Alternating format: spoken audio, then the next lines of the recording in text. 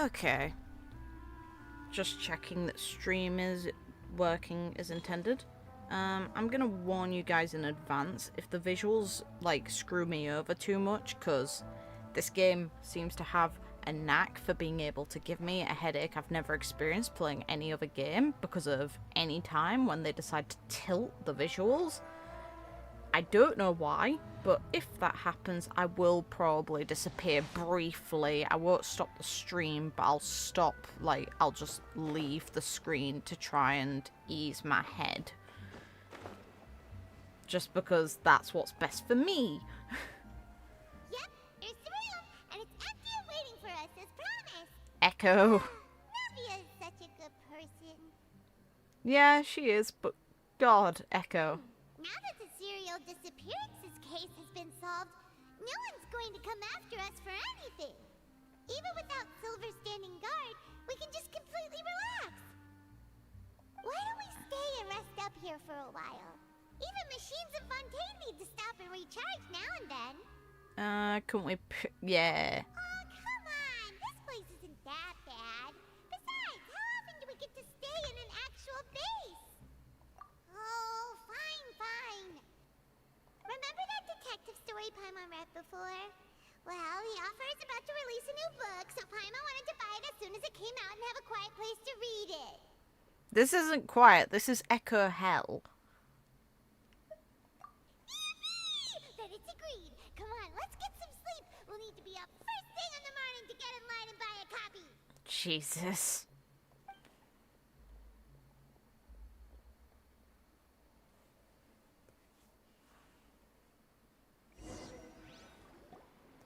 Paimon didn't expect that style at all. Even though it's a detective novel, it's also like a social documentary. Ooh, it's actually pretty good. Okay. No, Paimon just spends a bit more time sleeping than you, that's all.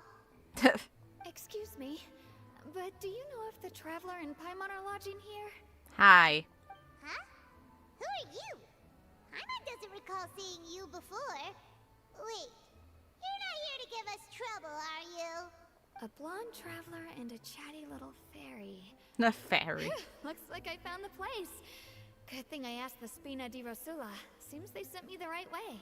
Hey, what do you mean by chatty? Paimon's always careful not to talk too much. Most of the time, anyway. It's an honor to meet you both. I was sent from the Palais Mermonia. Ooh. Monsieur Neuvillette wishes to see you. It seems he has something important to discuss in person. Works for me. Neuvillette? He wants to see us again already? Huh. We talked so much the last time we met. Has something happened since then? I am not privy to the details. It would be best if you came to the Palais Mermonia and asked Monsieur Neuvillette in person. If you say so, but Paimon has a bad feeling about this. Yeah, don't worry, we're just gonna be thrown in jail. It's fine. Now that I've delivered the message, I'll take my leave. Okay, bye. We haven't left the room for a few days, so we'll head over once we've freshened up a bit.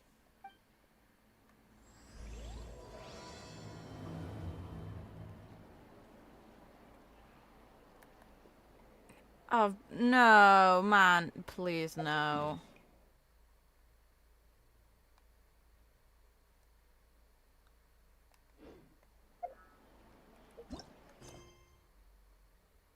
No, that's so annoying. Why? That shouldn't be allowed. That's absolutely infuriating. Why? They need to fix that. That's absolutely stupid. Alright, fine.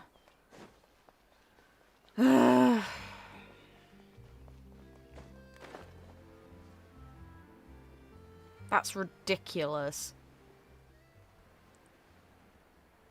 It's like the fact it can impede on main story is absolutely absurd.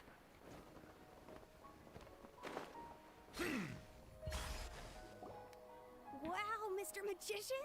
How did you know which card I picked? Oh, it's simple. Come closer and I'll let you in on my secret. Magicians have a special skill called telepathy, which means we can read other people's minds. Really? I thinking now? It's interesting I aim to record this separately to upload it as its own video. Now I can't because I've basically got to botch this up. Well, first you need to relax, because I can see that you're clenching your fist in your mind, as if to say, no, I mustn't let him guess it.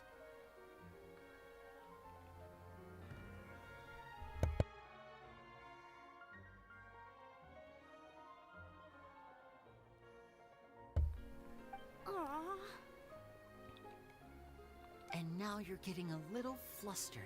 You're trying to find a way to empty your mind, to think of nothing at all. But the more you try to hide a secret, the easier it'll come out. You snuck out from home today, didn't you? You told your family a little lie so you could come out and play. Now, that's not a good habit. You can tell? Oh boy. You really can read my mind. Of course. Oh, and that's the end of my performance. You should really be heading home. Remember to apologize to your family, all right?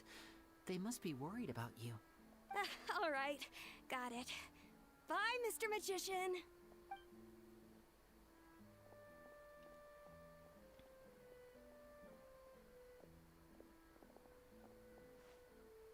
Hey, Linny?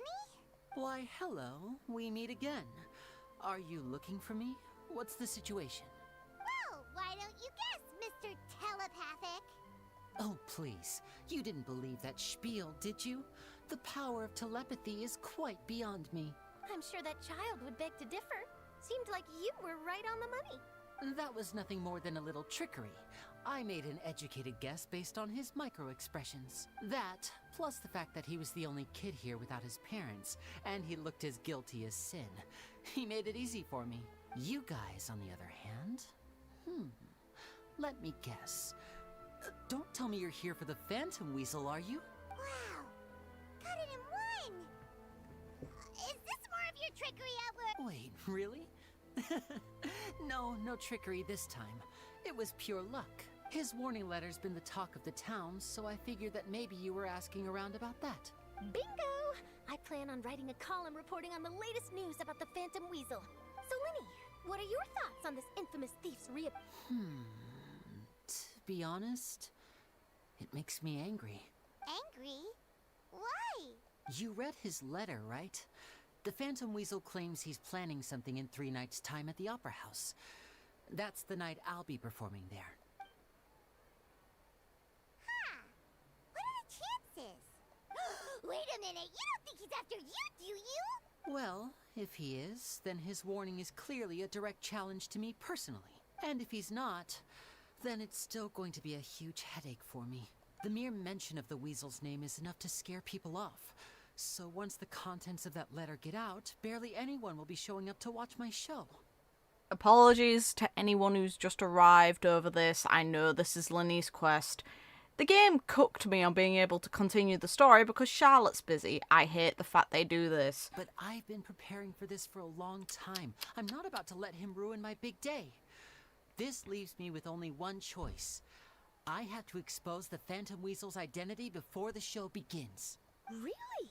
So what you're saying is, we might get to see a live duel between a famous magician and an infamous thief? Wow, this has exclusive written all over it. To be honest, I'm not sure if I'll emerge the victor. The Phantom Weasel is a notorious crook, infamous for his inscrutable methods. You're being far too modest, Linny. I think your magic tricks are even more inscrutable than those of a thief. Thanks for the compliment, though I have to say, I don't care much for the comparison. A lot of people liken magicians to thieves because we both have the ability to make things disappear without the person noticing. But there's an important difference that these people overlook. Allow me to demonstrate with a quick magic trick. Here, I have a flower, just an ordinary flower that was picked not long ago. Watch it carefully now. 3, 2, 1. It's gone! That's the question. Where did it go? Therein lies the difference between us. Thieves make precious things disappear, but only magicians make them reappear. If I could now invite you all to check your clothes, there might be a surprise in there somewhere. A surprise? Let me see! Oh, look, it's on us.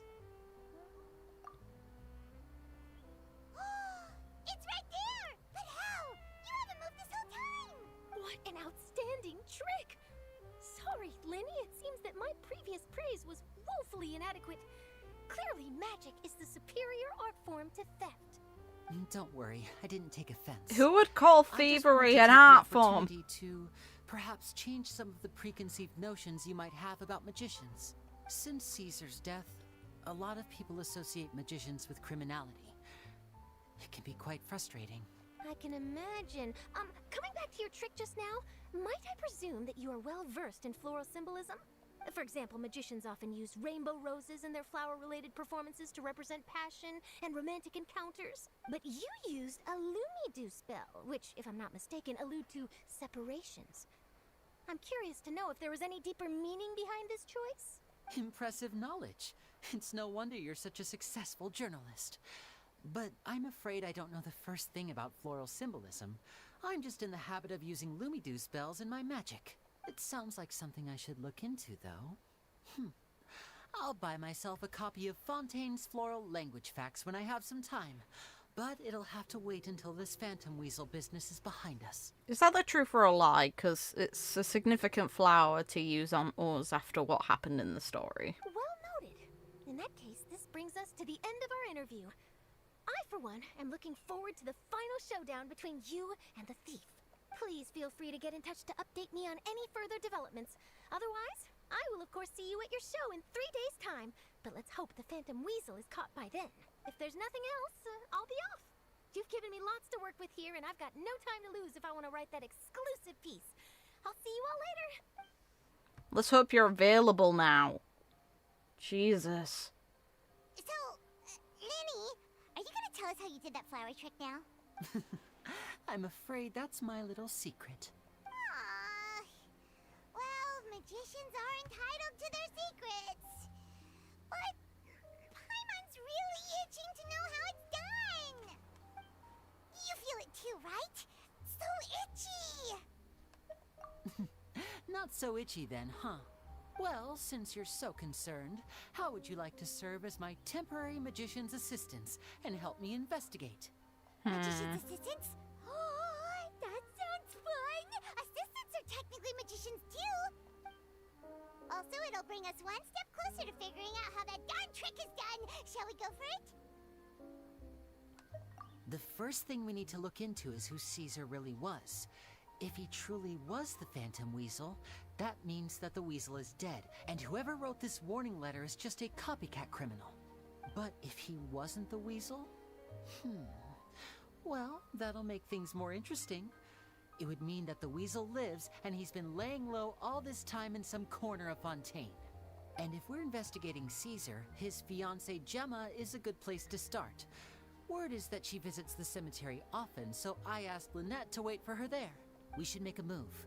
Let's go and rendezvous with Lynette.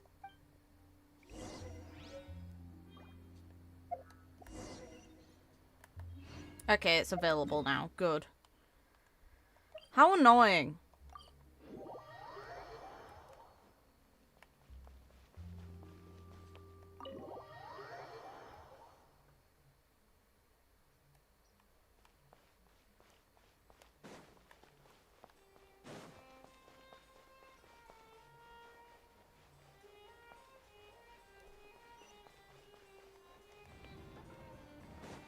Hello, boy.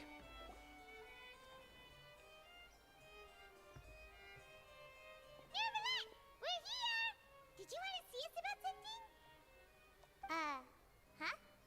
Why were you just standing there? You daydreaming or thinking something over? Yes, I did send someone to fetch you. But as for what I'd like to discuss next, well, I still have some reservations. Okay. Given that we've already made the trip here, you should just tell us. Bet you need us to help you with something, right? I do indeed have something I'd like to ask you to do. However, you should wait until after I tell you the details, then decide for yourselves whether you'd like to help or not. Sure. The situation is this. It has come to my attention that the Snezhnayan harbinger known as the Knave wants a diplomatic meeting with you, correct? Farina's just like, God damn it, why do I have to meet with Crazy?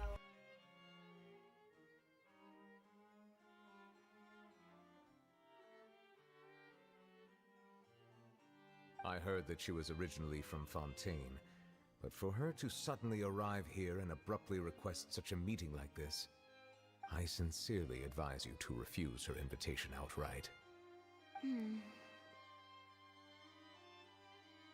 I'm sure you're aware that her purpose is most likely related to Childe's recent predicament. We convicted one of the Snezhnayan harbingers in a court of law, but we have yet to provide any form of detailed report on the matter. This does indeed provide an opportunity for Snezhnaya to put pressure on us. I believe we should adopt an evasive stance until we can provide a proper explanation and have a preliminary plan on how to deal with the matter. I agree with him. But that's not how it's going to go, is it? Because we actually see in the special program them sat together, so... No, we shouldn't. I think we should agree to the meeting. Huh. But why do you think? I was expecting you to be more avoidant than him. Oh? Well, you see, we are the ones that owe an explanation. If we keep putting off the meeting, it could easily result in the problem escalating, right? She is right, but it's still. like a fight between two friends. If they don't agree to see each other and talk in person, isn't it possible that the friendship could end entirely? Though diplomatic relations between Fontaine and Snezhnaya could be considered as friendly, it is only superficially so. You wouldn't go so far as to say that our nations are friends, as you did in your example. It was just an analogy. An analogy, okay? Fair. Moreover, even if we were to talk in person, if we don't have sufficient information prepared, it is quite possible the result wouldn't be restored relations, but a complete falling out. I don't think we should overthink those possibilities yet. Even if the logic of the divine is not immediately apparent, its wisdom will only be revealed with time. Besides, you'll be at the meeting. If any problems do pop up, you'll have no problem navigating them. I must clarify that interacting and communicating with people outside of court is not my cup of tea. It seems you think too much of me. Oof. But more importantly, when did I agree to join the meeting with you? You mean you won't come? No, that won't do. I can't go to the meeting alone. You have to accompany me. I must take you with me. Oh, is he a comfort for you? That's cute. Lady Farina, could there be something else regarding this matter that is being kept from me? No, not at all. Look, I am the Hydro Archon of Fontaine, Focalor, the god of justice who is loved and adored by many.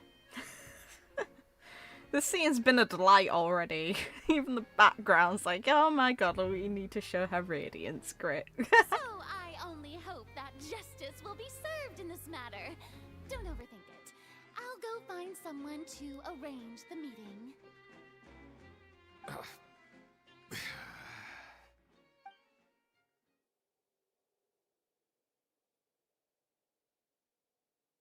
Though it could officially be considered a diplomatic conference, I prefer to see our meeting today as an ordinary tea party. You're the one that even Scaramouche just alluded to being crazy. That says a lot. So. I assume you see it the same way, Miss Farina? Oh, 4. Okay. It's the top 3 that are meant to be the level of gods, so she's just under the mark. Lady Farina? Whoa, the red. Yes, that's right. Just like you said, a tea party. I should thank you for providing the pastries. They look delectable. To make this tea party even more lively, I've invited someone else to join us today. It's a pleasure to meet you, Monsieur Neuvillette. I was born in Fontaine, so naturally, there's no need to introduce the nation's revered Eudex to me. Hello. The pleasure is also mine. First, I would like to thank the two of you. I'm often away on business outside of Fontaine, and I'm told that the children of the House of the Hearth have been well taken care of by you. Oh, I'm not referring to when my children, Linny and Lynette, were falsely accused by you. Please don't misunderstand. The children of the House of the Hearth are often misunderstood, perhaps due to the reputation of the Fatui. There's no getting around that. All I meant to say is that Fontaine has been stable in recent years. The people are well off and the children lead happy, fulfilled lives. That is something truly worth cherishing, and no one wishes to disrupt such peace. Okay. Now then, you have come regarding the matter of Childe, correct? Well, yes. It appears the ever-busy Eudex Neuvillette doesn't wish to waste time with diplomatic pleasantries, and hopes that we can get straight to the point of our talk. Yes, as you surmised, understanding Childe's situation is indeed one of the goals of this trip. One of. As we are both diplomats from Snezhnaya, as well as Fatui harbingers, Childe and I have always been colleagues. Were anything to happen in Fontaine, each of us would serve as the other's attorney to resolve the issue. So now, in my capacity as his attorney, I request that Childe be turned over to Snezhnaya. We have a responsibility to cooperate with Fontaine and resolve what has happened to him together. The rules governing attorneys only apply before a trial has concluded. Since a verdict has already been rendered, we see the case as settled. I apologize for being unable to grant your request. An outright refusal. Very well. I respect all the rules of Fontaine's courts, just as I respect you as Chief Justice. Okay, why don't we back up a step? You don't need to transfer Childe to us. I only request to enter the fortress of Meripede to see Childe and confirm his condition. It's not like you couldn't even manage to fulfill a simple request. You're getting like that. closer there. Right, Miss Farina. About that. The fortress of Meripede has always been completely autonomous. Even we have no authority to interfere there, and diplomatic issues do not suffice as an excuse. However, if you absolutely must confirm the situation of the Harbinger, I have a proposal. So, yeah, we're being used The as the knave showed up already? Well, Lenny did say that father will be returning soon. We didn't even know that Lenny was from the House of the Hearth at the time, so we kinda overlooked that information. Yes, thank you for your kind advice. I'm well aware of the situation. I also noticed that Lady Farina acts a little odd and unnatural whenever I bring up matters related to the Knave. Could the knave be threatening Lady Farina or something? If that were the case, then why wouldn't Lady Farina inform me? And what means could the Knave possibly have to twist the arm of an Archon? Interesting. That's not very likely. Even though Farina can act a little weird at times, she's still an Archon. In reality, this problem is even more thorny than it appears. According to reports from the fortress of Meripede, Childe recently disappeared under mysterious circumstances. The details are still unclear. We cannot rule out an escape, but there have also been no reports of him outside of the fortress of Meripede. Oh, great. Special guards oversee the fortress, and its internal systems are extensive. Combined with the special characteristics of the surrounding terrain, an escape should not be possible. I suspect that there's something else behind Childe's disappearance. Well, people who aren't vision holders would realistically drown. I was only willing to share this information with you because you are friends of Childe, and it is my duty to see justice done. So this is what you wanted to see us about before. Yes. I would like you to go to the fortress of Meripede and investigate Childe's disappearance. Sure. This was my proposal during our meeting with the Knave. Rather than allowing her to intervene, I offered to send someone to find out about Childe's situation and report back to her in detail. The knave did not seem satisfied by my proposal, but she still agreed to go along with it for the time being. Her words were, "We will talk more once we have that report." So that means we bought ourselves some time.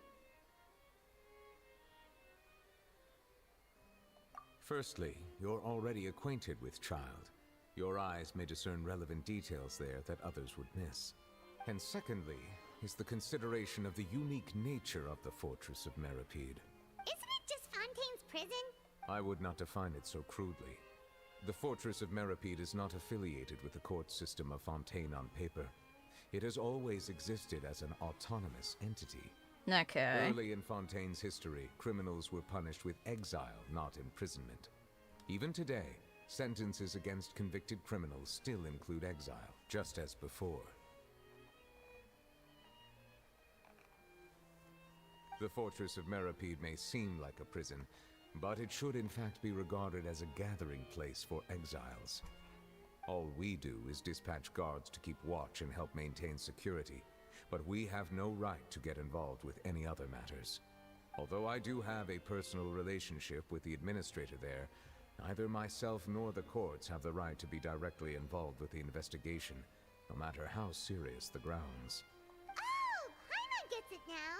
That's why you need us to conduct our own investigation as a third party, right? Correct. I will arrange false charges against you Excuse so that you may you. secretly investigate inside the fortress during your detention. Excuse This will you. save us a lot of unnecessary trouble. So, are you two willing to accept my proposal? Yeah, no matter how you look at it, it seems we're the best choice. Alright, we hereby accept this difficult task. Reluctantly. Yes. You two have my sincere thanks. This matter is of critical importance to Fontaine's current situation. Also, I hope that both of you can keep this operation a secret. Sure. We will rendezvous at the Fortress of Meripede's entrance on Erenius once you've prepared yourselves. I will arrange for someone to take you inside. Prepared ourselves? Is there something we need to prepare? Perhaps you could enjoy a good meal and have a nice bath. I'm afraid that living conditions inside the fortress are nothing like those on the outside world. Wonderful. Oh, right! Even though we'll be there on trumped-up charges, we'll be in prison for real. On second thought, is it too late to back out? Please do not worry. Since you are sacrificing both your time and quality of life for the sake of delivering this report, you will be compensated according to the highest standards permitted to legal staff, regardless of the outcome. Now that's more like it! Come on, traveler, let's go eat the best meal we can find! We'll eat so much that we won't need to eat another meal for a whole month! Your treat! Why my treat? Are you leaving now? In that case, please take this cake as a token of my personal gratitude. If this is the one from bloody the Knave, I don't want it. It could be like, it could be laced. I don't trust it.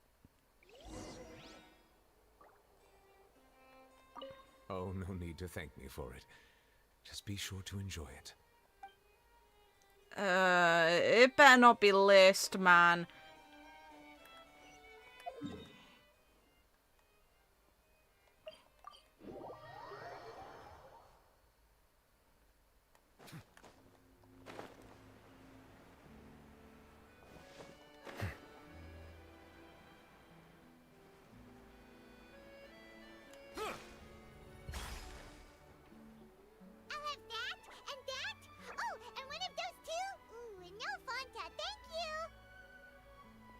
Jesus. That cake was pretty good. But as soon as Paimon remembered that we were about to go to prison, Paimon's stomach suddenly became completely empty. Now that Paimon thinks about it, we've always been super careful ever since we arrived in Fontaine. Just to avoid breaking any strange laws here. But here we are, about to willingly send ourselves off to the Fortress of Meripede. Maybe this is what they call fate. I don't want it to be my fate to go to prison. Shut up, Paimon. Let's just try our best to investigate everything quickly once we get there. Paimon doesn't want want to stay in prison too long. Oh, what is that I hear? Bloody hell, Is what? it the taste of a breaking story? Get lost, Charlotte. Hey, you can't hear a taste. And what are you doing here, Charlotte?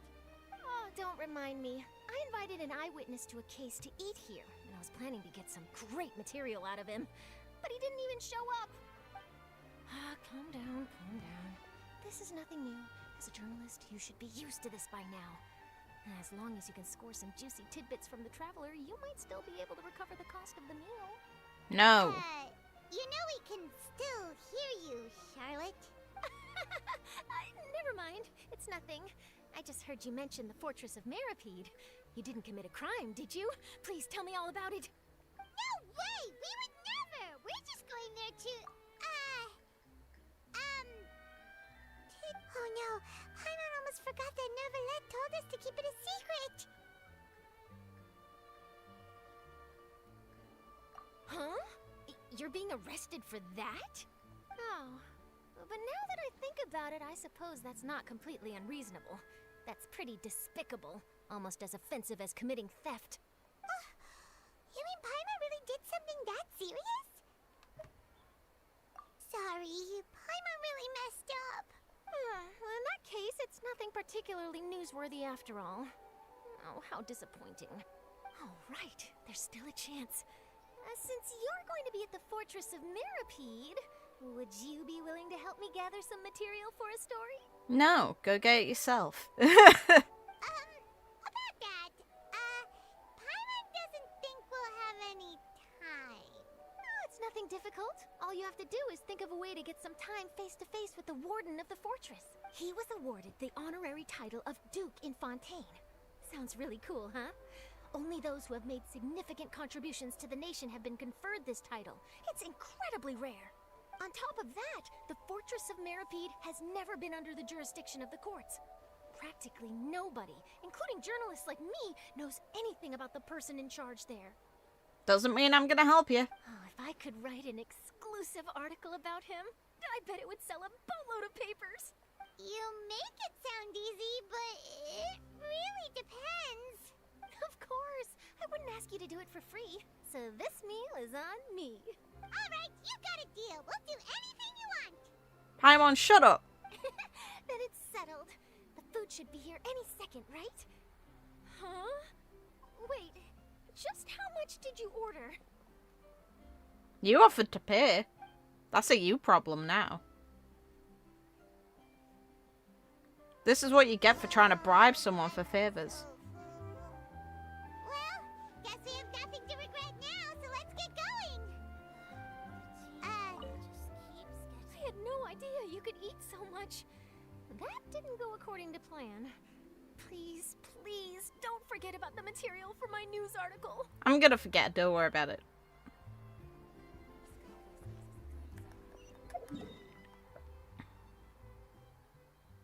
Oh, okay.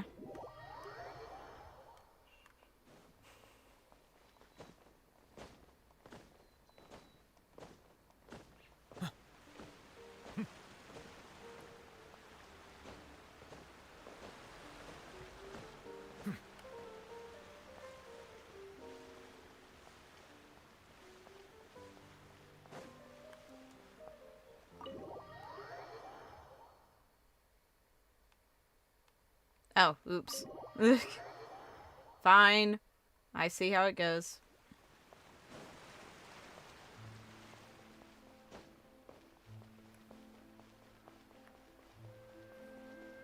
Oh, there he is. Huh. It's probably under the bridge. Another time.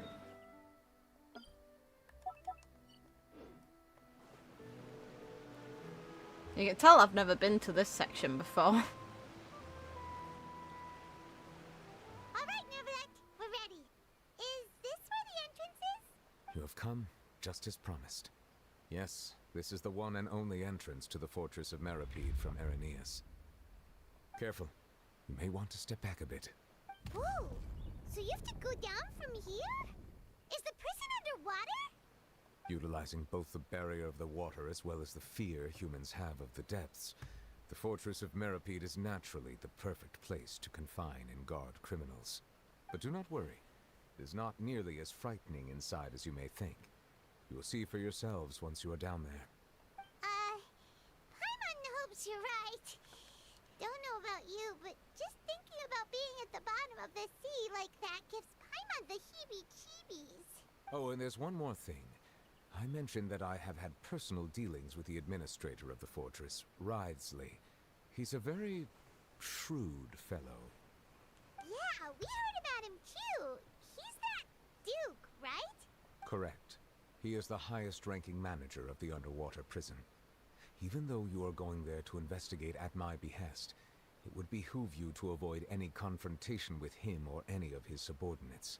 The Duke rarely ever leaves the fortress of Meripede, but that does not mean he is not privy to all that is happening inside and outside the fortress. He is quiet, but not unaware, so please bear that in mind. Okay. All right. It's about all the time that we have to talk privately. I'm counting on you two. Don't worry, we won't let you down. Good. I'm here, Monsieur Neuvillette. These two are the newest convicts, I presume? Don't worry, they won't escape on my watch. Like we would try. Please follow me, you two. I'll process your paperwork for entering the Fortress of Meripede.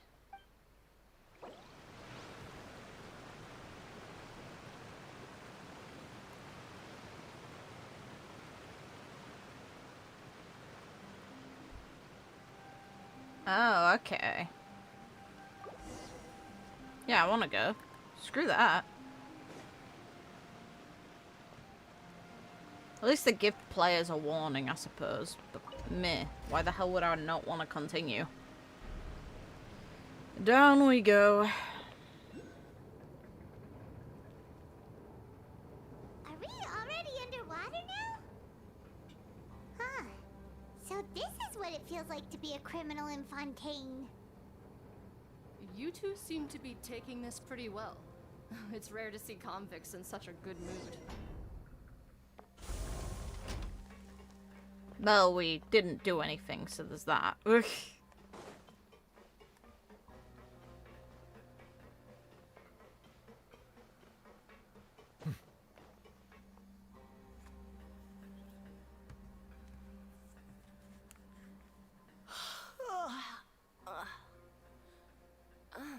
It's you, Madeline. Why'd they make you make the trip down here today? Monsieur Neuvillette personally requested I escort these two convicts. I suppose he was concerned others might not be up to the task. Well now, aren't you the lucky one? Must be nice to be on good terms with the big shots like the Chief Justice. The only people I get to see every day are the new inmates. Well, have you tried service with a smile? Who knows, it might help your professional reputation. Yeah, right. As if. Every criminal comes through here looking miserable. How can I smile with such a toxic work environment? Fair point. And even if I did smile at them, the convicts would probably just think that I'm some freak getting some kind of twisted enjoyment from their pain. Oh, she's got a point. Well, I've finished transferring you. You two will register here, and Mirette will guide you through the remaining procedures. Yep, I'll take it from here. You head on back to that bright and sunny world above. Okay, let me see. You are the Traveler and Paimon, correct? That would be us. Let me confirm your charges and sentence. Let's see.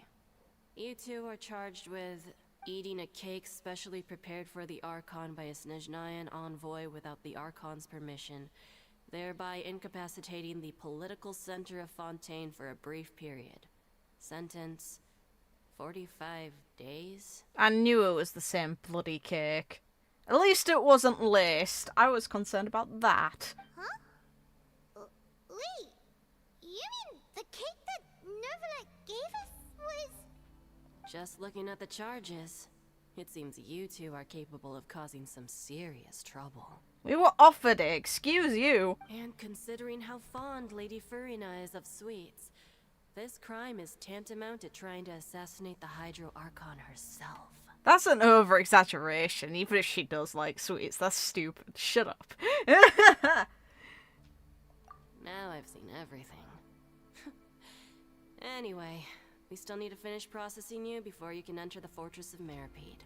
Please stand in front of the board over there. I'll take your mug shots with my camera. Oh, all right.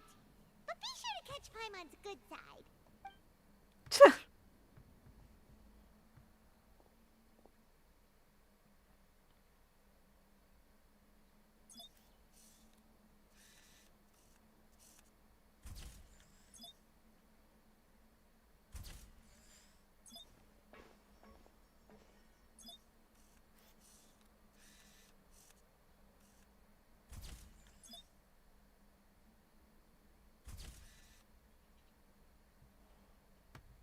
You're not meant to actually, like, fold your arms or anything in official photos. You're meant to have your arms straight to avoid And we're obstruction. done. Thank you for your cooperation. Next, someone will be along to guide you inside the fortress. Please be sure to cherish this opportunity for rebirth. Huh? Rebirth? Isn't that a little much? We're only gonna be here for 45 days! You two are the new inmates, right? Follow me. Oh, okay. Paimon is Paimon and this is the Traveler. Save it. Not like I'll remember your names. Move it.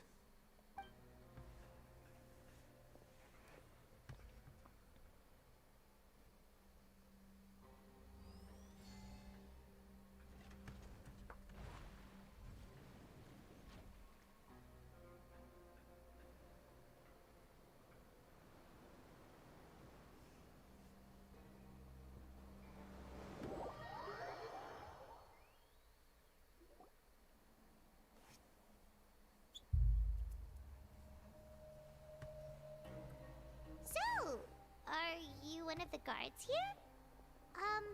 Is there anything we should be careful of while we're here?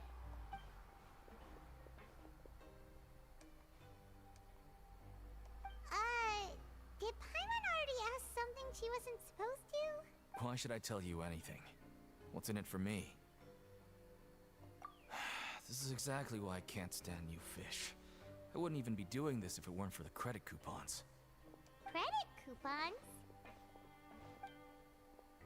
Alright, seeing as you're not the annoying kind that's getting dragged in here crying and blubbering, I guess I can tell you a few things. But next time, it'll cost you some coupons. Piss More off. means nothing here. Here, we use credit coupons. Coupons can get you almost anything in the Fortress of Meripede. Desires? Fulfilled. You want power? No problem. Coupons can even change fate itself. So, credit coupons are a currency that can only be used here? It's not as simple as that. Like Moret said, everyone gets a chance at rebirth. No matter how much money or power you had before, it means nothing once you set foot inside the Fortress of Meripede. You have to start over and earn your coupons. Everyone starts from the same place, and you have a chance at a new, less terrible life. I guess that's the real purpose of the coupons. They symbolize true fairness and true justice. And this is also exactly why so many criminals choose not to return to the outside world, even after they've served their sentence.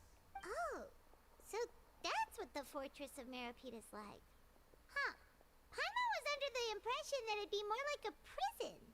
It certainly ain't all sunshine and roses here, but it's also not the worst place to be. You'd better take a good look at the scenery now. It'll be the last chance you get for a while. After being away from the sunlight for so long, even the terrifying depths of the sea start to feel like home. It just stops feeling oppressive, you know? Oh, I'm actually an inmate like you two. Welcoming newcomers is a job I've picked up to earn some extra coupons.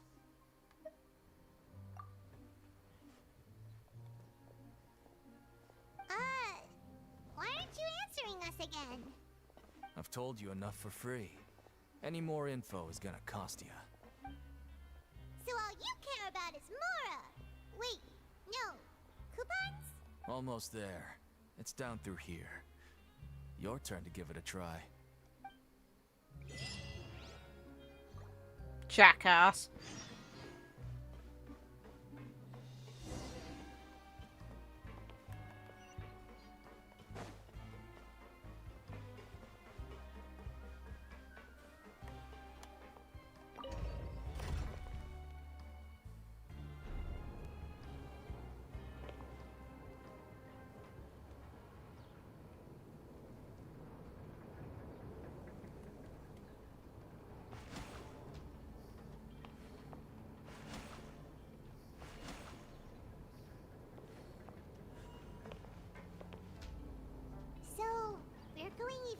over now?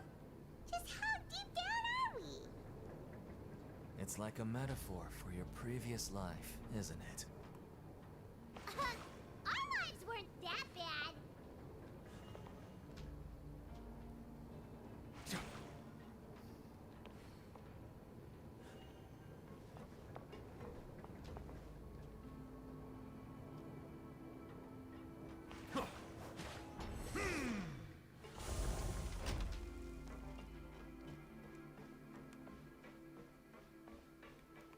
Oh, great. Dank hellhole.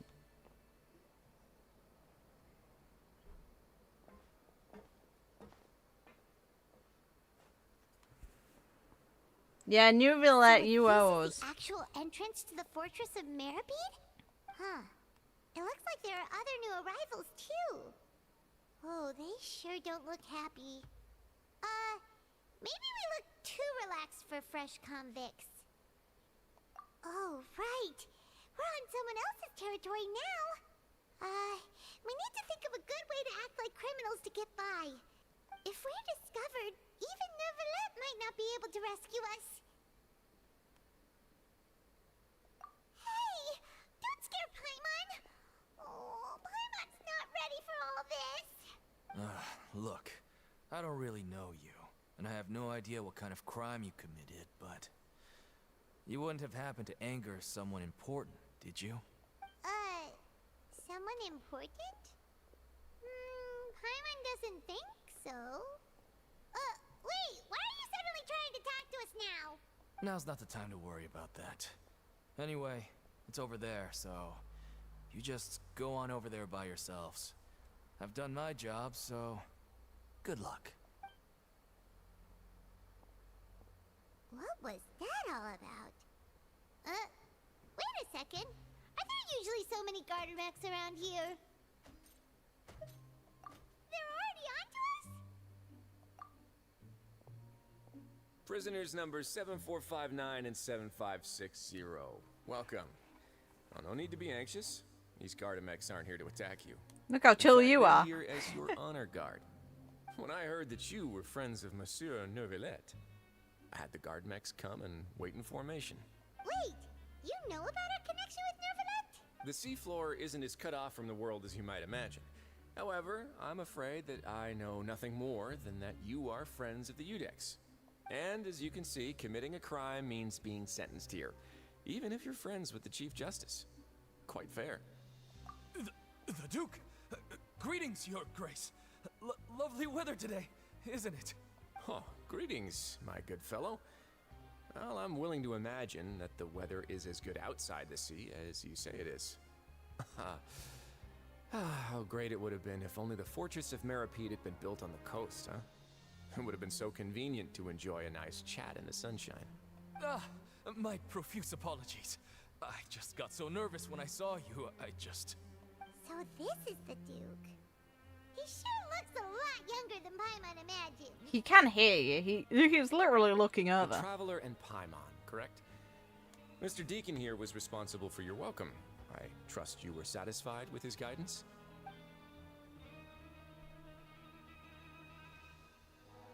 Ah, I see. In that case, I regret to announce that Deacon here has just missed the best opportunity in his prison career to be promoted. I admit that I was only thinking about the coupons. I'm sorry to have disappointed you, Your Grace. I once hoped for a chance to do some higher level work. I had no idea you two were big shots who were worthy of speaking with His Grace. Losing out on such a big opportunity because I couldn't see past my own nose. Bye! Plenty of time ahead, Deacon. There'll be more opportunities. Well, I believe that concludes the introductions. We've already taken enough time here. Deacon, if you would. Yes, Your Grace. I'll take my leave now. Yeah, bye! Please, follow me. To make you feel more welcome, I'll show you around the various facilities of the Fortress of Meripede. I hope it'll help you adjust to life here. He's going to personally give us a cure? Huh. Paimon can't figure out what this guy's thinking at all. No wonder Charlotte's so interested in him. He's one of those mysterious types. Alright, let's keep up with him.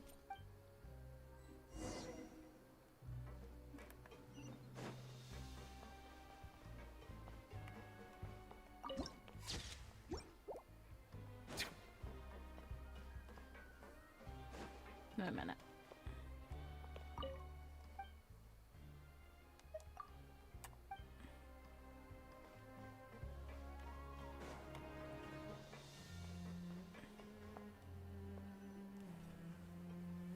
There's no need to be so reserved. The label of criminal is nothing but one of many identities. And being criminally inclined here at the fortress is just one of many ways to survive. Is it really okay for the warden to think like that? We're real criminals, you know. What if we're too difficult to handle? Well, then maybe you'll be able to carve out a name and a place for yourselves in this underwater world, But before you go in swinging, please remember that in the Fortress of Meripede, it's better to not cause trouble for yourself or for the guards.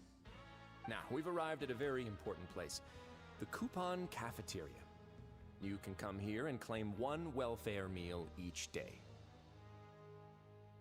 Welfare meal? You mean it doesn't cost anything? That's right. Criminals are essential to fortress operations, so we must guarantee that they at least have the basic means to survive. But that's not how it was. Back in the day, it cost your reward coupons just to get a cup of water here. For fish like you who just arrived with nothing, you'd have to go to work hungry until you earned enough coupons to eat. It was only after His Grace became the administrator that we got the free meal rule. Now everyone gets a square meal every day, even no-good slackers who've never picked up a wrench in their whole lives. Nobody starves to death here. In the Fortress of Meripede, credit coupons are the only currency, and everything must be purchased. In some sense, you could say using the coupons is a form of trade. But trade is always conducted by people. So if we want trade here to prosper, we need everyone to work hard and live their lives.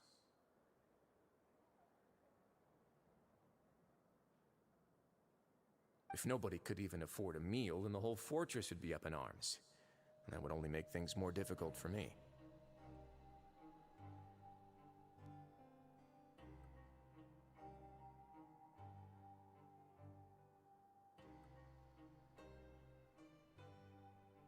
So, rather than saying that we're giving everyone a free meal here, you should say that everyone's hard work has improved the living conditions in the Fortress of Meripede. Fair enough. Your Grace's reasoning is correct, but what I said is also true. Whatever the case, hard work is rewarded here. You'd be hard-pressed to find anywhere else as fair and reasonable. Right! Pilot sees your point. By that logic, this place doesn't seem so bad after all. Oh, wait, no. We shouldn't drop our guard so quickly. But it seems the inmates really respect the Duke because of his attitude, right? We should still try to verify the truth with our own eyes. Let's continue this way.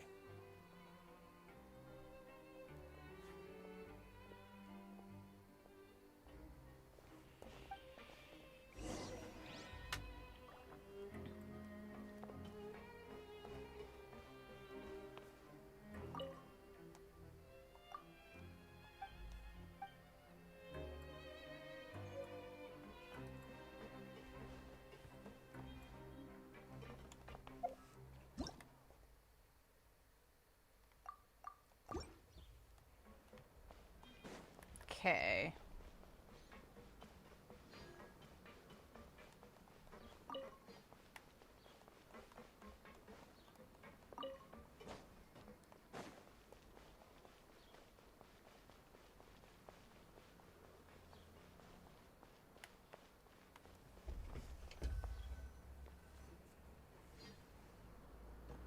This place is known as the Pancration Ring. Do people brawl here? Sometimes we have criminals who have more energy than they know what to do with. Their daily work alone isn't enough of an outlet for them. So, instead of leaving them to their own devices, we've provided them with this dedicated venue. This way, nobody will get involved unless they want to be. Pancration matches? And you can earn extra coupons? Oh, what do you think, Traveler? Interested? So we're just beating on people who don't have visions. It's a bit mean. But I must warn you that your sentence will be extended if you fail to restrain yourself and end up seriously injuring or killing your opponent. So, did you set this place up too? No, actually. I just granted approval for the organizer to use this area to build the ring, and I collect a portion of the proceeds in return. Fair. Of course, the fees are also quite useful. Oh, do you mind if we ask what they're used for? Sure. Ensuring personal safety, maintaining the arena, and resolving any conflicts that arise. Why? Are you interested in how to manage a pancration ring? Oh, no. I'm always just wondering if that's how you paid for everyone's welfare meals. A reasonable guess. I see you have a talent for entrepreneurship.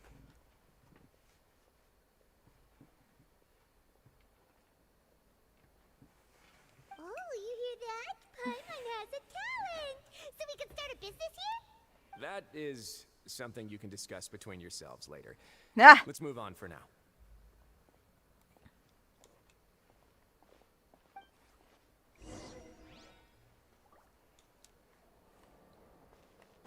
I just want the starfish to enhance this boy. He's currently weak as hell. I can't even ascend him once, which sucks.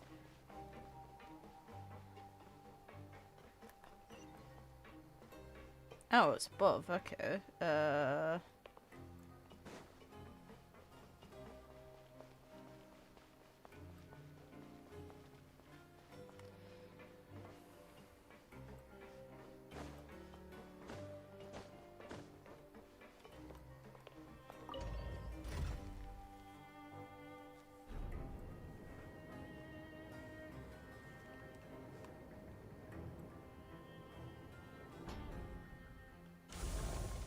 Oh, sweet. Give.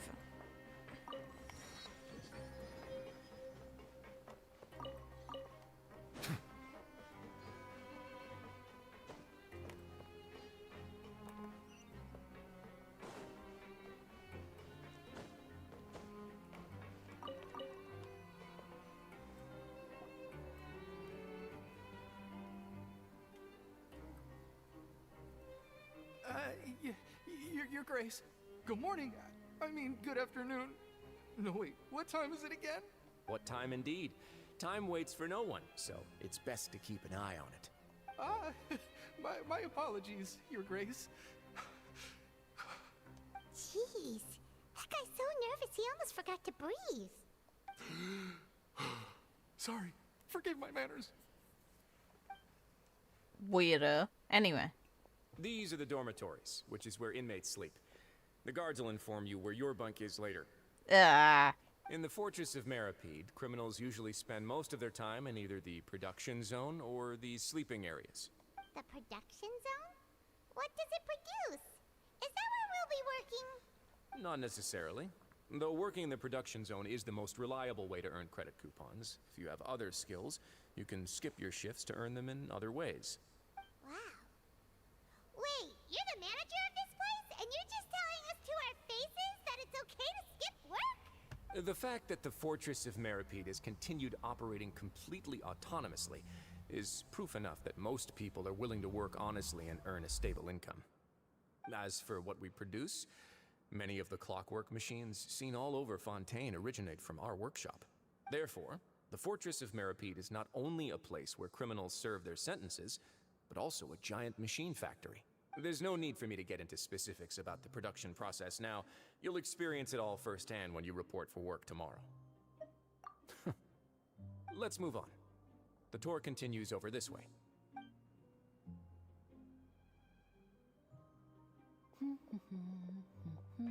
The hell are you doing here?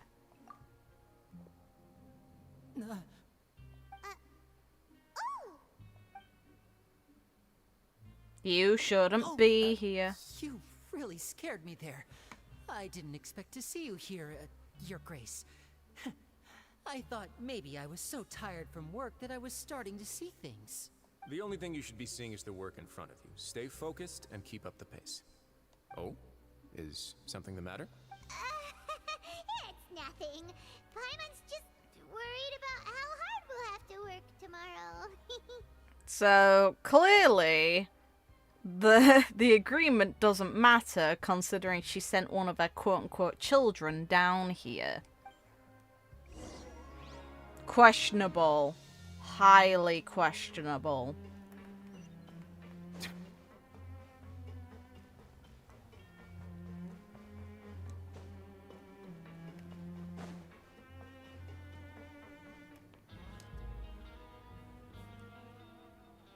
Oh, there's a small one. I want to know your deal, since you're a catch between human and Melusine. I need to know what you are. What are you doing in the infirmary at a time like this?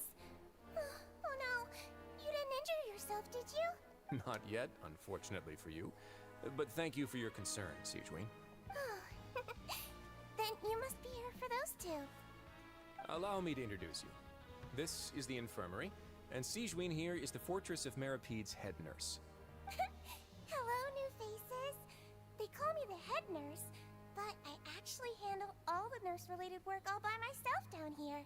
Since you seem to have some rare downtime with no patients, perhaps you could find the time to join us for dinner? Oh, then these two must be some important convicts. Sure, I'll join the welcome party. Thank you. Your presence will be the pièce de résistance for today's tour. Oh, so the tour part is over now? I believe I've already covered the primary aspects of life here in the fortress. As for your work, there'll be someone else to guide you through the details. I seldom conduct tours, so why don't you just ask if you have any questions? Well, this is our first time here. Paimon's not sure what to ask. Then let's head back to the coupon cafeteria. Maybe a meal will help you think up some questions. You're so chill. I appreciate you. You should at least try to be excited.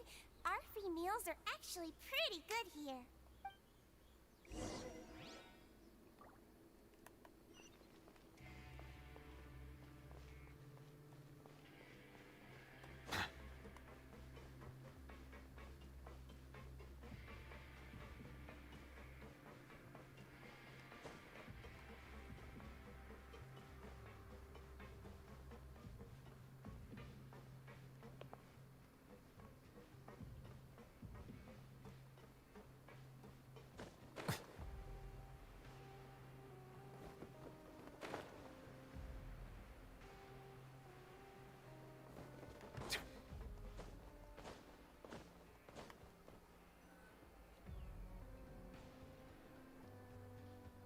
What do you think of the food?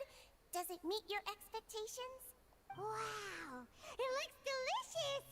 Neuvillette made it sound like living conditions in the Fortress of Meripede wasn't very good. Who would have guessed that criminals get to eat tasty food like this every day? Oh, isn't that the meal box that only super lucky people manage to draw? Seems like you two are quite fortunate. Huh. It actually has nothing to do with luck in this case. I had a word with Walsey, so you didn't have to draw lots like everyone else. Oh, you mean the meals are random? Yes, what you get to eat depends completely on your luck. You could say that it's a distasteful little game that Chef Walsey likes to play here in the cafeteria. Fair enough. Whatever keeps him entertained, I guess. Paimon knew it! If criminals got to eat tasty food like this every meal, the crime rate in Fontaine would skyrocket for sure. Excuse me, did I hear you mention Neuvillette just now? I've been wondering how he's doing. Is he busy with work? Has he been taking care of his health? I still want to know what your deal is. He seems healthy no matter how you look at him. But he works so hard all the time, so it must be really tiring. Sounds like he hasn't changed a bit. Looks like you can stop worrying so much, Sigewinne. Oh, that's good. But I still feel like it's been too long since I've heard any news about him. No news is good news. Maybe True. next time I've got something to discuss with him, I can invite you to accompany us. But isn't the Fortress of Meripede independent from Fontaine's court system? Well, we provide Oops. all kinds of mechanical products for official use, and some essential goods have to be obtained from the overworld, so we naturally have to stay in touch about this and that. Monsieur Neuvillette's character is unimpeachable. No matter the question, you can discuss it openly and freely with him. Talking with him feels quite effortless. In light of that, I am quite willing to go out of my way to show respect and accommodate him.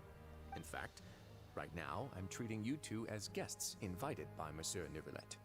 But unfortunately, I can only do so until the end of this meal. After this, you two will just be inmates here. You're very welcome. Well, your new life awaits. Are you finished eating? Then I recommend that you return to the dormitories and rest. You have work to do tomorrow. Perhaps you were hoping to ask for some special privileges? Sorry, you'll have to use credit coupons like everyone else. It's not as comfy here as you might imagine. Now that I've gotten a good look at you two, I think you're very cute. Ha! After all, heavy is the head that wears the cutesy crown. I guess I just want to say, just take care of yourself and don't get hurt. Okay. Strange way of saying it, but okay. Ugh.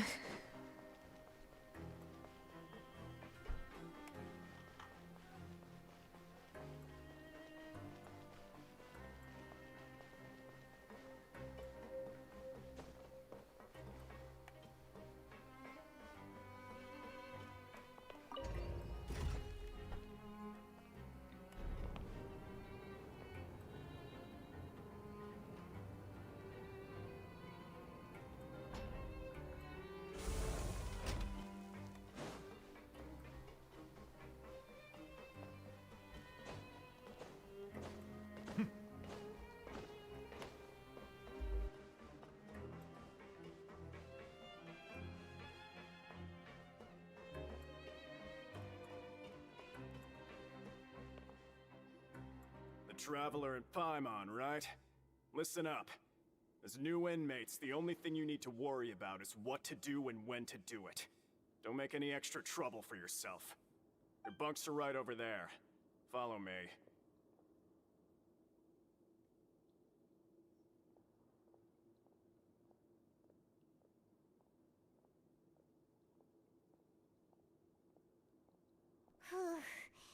So this is where we'll be sleeping from now on.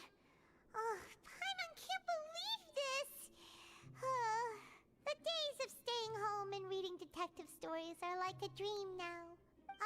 By the way, Traveler, we saw a lot of things worth investigating just now. Even though the Duke didn't say it too directly, judging from what he said at the end, it seems that he was only welcoming because we know Neuvillette.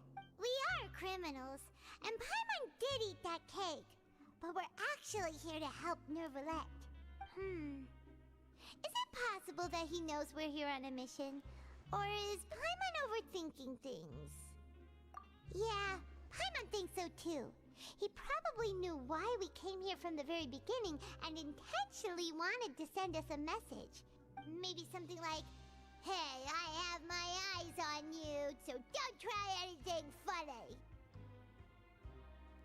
That voice just hurt. Yeah, you're right. It's not like we can go back to Neuvillette empty-handed and say, "The dude looks scary, so we gave up." And besides, the Duke said that he was willing to go out of his way to show respect for Neuvillette, right? So, we at least need to try. But Paimon hasn't gotten a clue where we should start our investigation. You mean...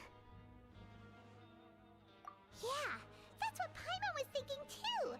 Paimon almost spilled the beans when we ran into him.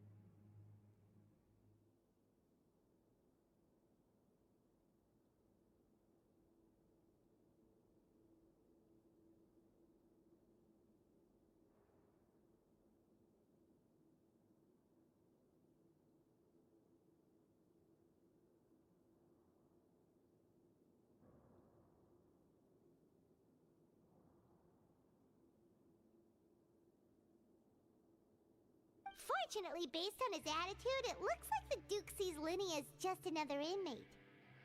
We worked so hard to help clear Linny and Lynette's names, and yet we turn around and bam! He's in prison anyway! Oh, right! Linny and Lynette are from the House of the Hearth. They work for the Knave, so they could be here to investigate too! Huh? Oh, it's a card! Paimon didn't notice it earlier.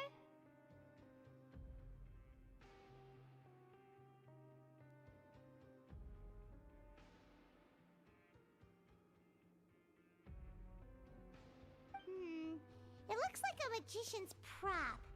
Lenny must have left it here. He's in prison and still doing his little tricks, huh? Let Paimon have a look. It was nice to bump into you again. Let's catch up in the production zone tomorrow. What in the world? It's written like he's greeting a buddy on the street. Paimon thought he'd write something important. If you say so. We can ask him what's going on tomorrow. Let's get some rest now.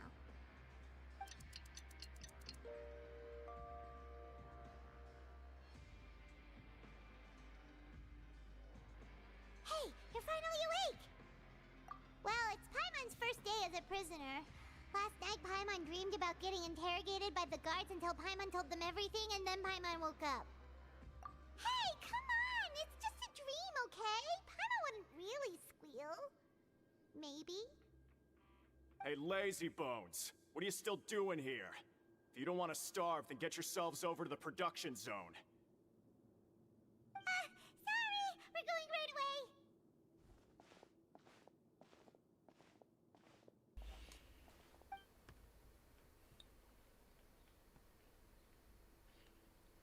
away! Time to find a magician.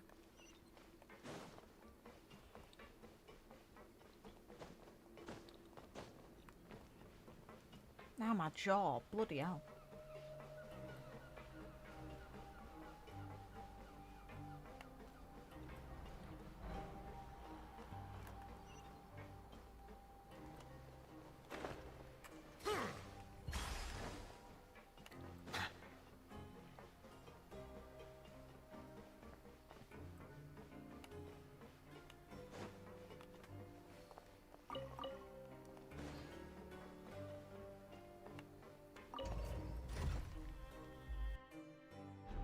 Settle down.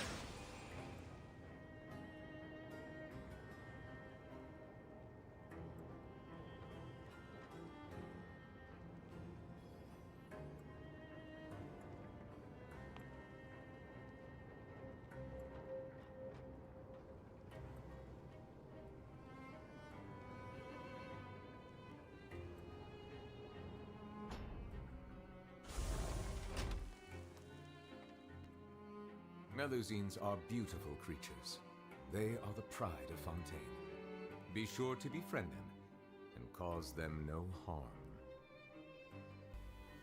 It's cute to imagine this big dragon just really liking these little slug creatures. Such a big softie, crying enough to make a bloody folks tale about the idea of the Hydro Dragon crying and having to shout up at the sky to cheer him up. Ah, you must be the catch of the day. Looks like you've got some luck getting assigned this space. Not to say that obviously showing emotions is a bad thing, it's just very cute. Yep, we just arrived yesterday and... Don't interrupt me when I'm speaking. You wanna go? Yes, sir. Listen carefully to my instructions. I don't want any mishaps. Every machine here is worth more than the both of you.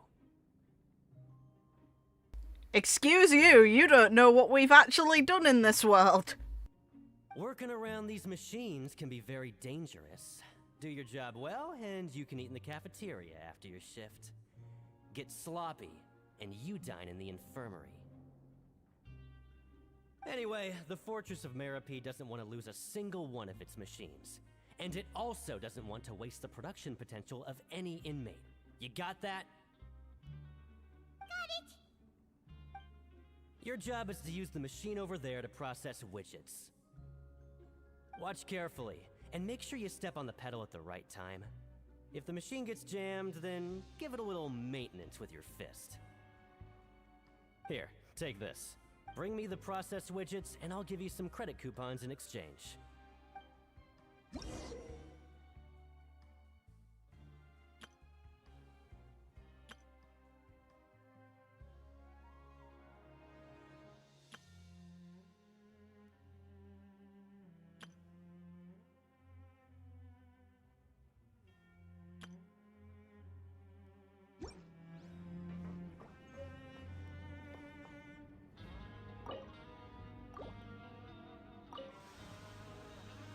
Once the widget is hot enough to glow, jump to step on the pedal and hit the widget.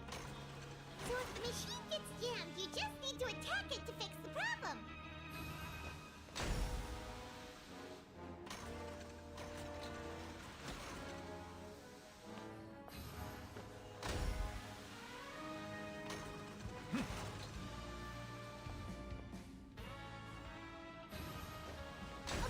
You got it! Great! Now we can report back to the foreman and give him the processed widgets! This one is tolerable. Though, since the processing is done by machine, the product is all pretty much the same anyway. Alright, I'll pass you for now. And we'll count up how many credit coupons you've earned.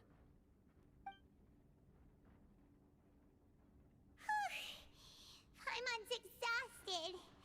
We're done now, right? Oh, that foreman. He's so scary that Paimon couldn't even speak. Ugh.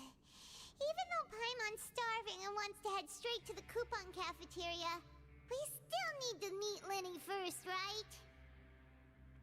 He probably just finished up his work, too. He should be around here somewhere.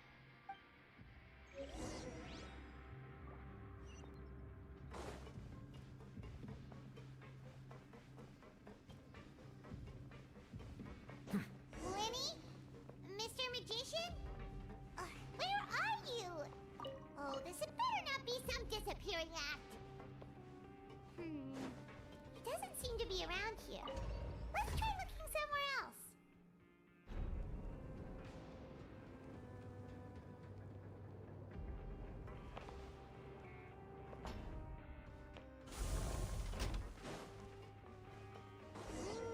Where could he be? Did it...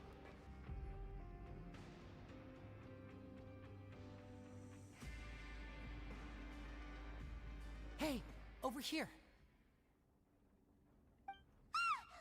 Oh, you scared Paimon! How did you appear out of nowhere like that? Oh, you scare so easily now? Is there something worrying you these days? You little... The only thing we're worried about was trying to find you. Sorry. Come over here and keep it down.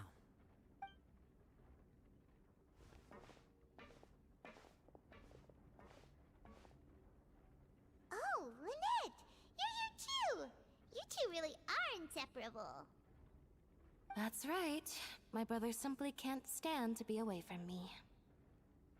It's not just Lynette. Fremine is also here. Do you still remember him? Oh, you mean that diver from the House of the Hearth, right? Paimon remembers seeing him in the Court of Fontaine before. Now hurry up and tell us, how did you end up as criminals this time? We fought so hard at court to prove you were innocent, but now it looks like our incredible court battle was for nothing! Sadly, even the teeniest of things can land you in prison these days. I put together a street performance and used the popularity we gained from the Opera House incident to attract a big crowd. And then? Next, I invited several audience members to participate in the show. And then, with the entire audience watching, their wallet suddenly disappeared. My brother was charged with theft, and I was charged as his accomplice, having assisted him in his crime. It really isn't that bad. The missing wallets are all in the leftmost drawer of the Maison Gardiennage's big filing cabinet. We just need to see how long it takes to discover them. Yep, we should be released then. In terms of the magic trick itself, I think the performance went perfectly. Leave it to Lenny to magic himself into prison. Indeed. Last time I hid my identity from you, I promised that I'd tell you absolutely everything if you were angry about it. No more secrets. So I don't plan on keeping anything from you this time either. At the moment, the House of the Hearth's interests don't conflict with yours at all. We were instructed by the father of our house, the Knave, to come here and conduct an investigation. Told you so! See? Paimon guessed right. As for what we're investigating, perhaps you haven't heard, but the fortress of Meropide hides a secret. Some even say that the entire fortress exists just to protect it. The House of the Hearth has been investigating this for a very long time, trying to uncover its mysteries.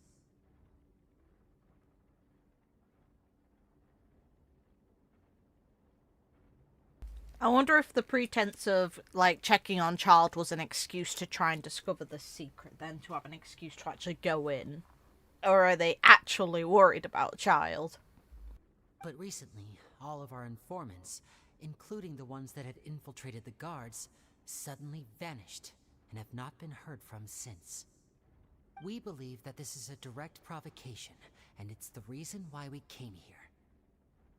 Father has somehow managed to confirm that Focalors does not have Fontaine's Gnosis. Interesting. So I guess last time that was in the Oratrice, and it probably is. Like, let's be real for a sec, it's the most logical place it would be. Huh? How did she manage to learn information that important? Father has her ways. Many of them are beyond our imagination, and we've never had the chance to see her at work. But we trust her conclusions. It was this information that led us to suspect that Fontaine's Gnosis might be in the fortress of Meropide and is related to that secret. Yeah, but that would go against... Then what the fuck is the Oratrice? What? So... If it's in Meropide, then what's going on with the Oratrice? Because you even heard a voice from it, and clearly it's using the energy related to Fontaine in order to produce energy for the city. So my assumption was that the Gnosis was inside of that. But if it's somehow in here, then what's going on with the Oratrice and how does it work? So it's all about the Gnosis again. Of course it is. Well, that's about it from our side. How about you two? Did Monsieur Neuvillette send you here? Yes. Bingo! The Knave has been applying a lot of pressure. She wants to know what happened to Childe, so we came here to investigate. Traveler, are we allowed to tell them? You don't need to worry too much about that. She's just asking for a report on Master Childe's predicament as a means of pressuring you. See, she doesn't give a damn. Father used this situation as a pretext to negotiate with two high-ranking officials in the court of Fontaine. She actually just wants to be able to make concessions on this matter for gains elsewhere, almost like a bargaining chip. Sometimes you need an excuse to do things you otherwise couldn't. And a harbinger is more valuable than you might imagine. Of course, it's not a complete farce. If we do manage to find out what happened to Master Childe too, then diplomatic relations with Fontaine could improve, and Snezhnaya might even be able to adjust its stance a bit. Is it just Paimon, or does it feel like we're the only ones who actually care about Childe's situation? The relationship between the Harbingers must be as bad as ever. I wouldn't go that far. Father just has different standards than we do when it comes to what can be sacrificed for an advantage. By the way, I have a suggestion. Why don't we team up? Even though we have different objectives, we're both here to investigate the fortress of Meropide. It would be more efficient for us to work together. As you know, the House of the Hearth has many reasons to seek the Gnosis, but our highest priority remains resolving the prophesized crisis. You can trust us on that.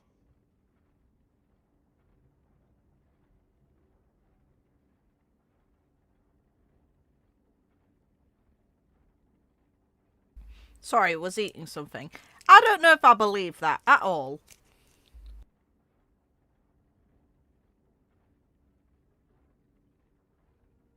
Like, put into consideration, the Wanderer slash Scaramouche slash Kunikuzushi, whatever you want to refer to him as, mentioned she's bloody nuts. It can't be trusted. Even Childe says the same thing. So why the hell would I trust that she cares about Fontaine? See, I told you. Is that so? Sure enough, it won't be easy to convince them to cooperate with us.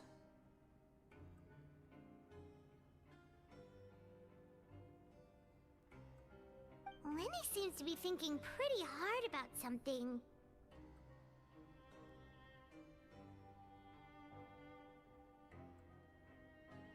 Of course he is. Lenny has been looking forward to a chance to reach an understanding with you ever since last we met. Or, I should say, we were really looking forward to teaming up with you this time. Lynette, just tell them everything, why don't you? It's okay to open up a little.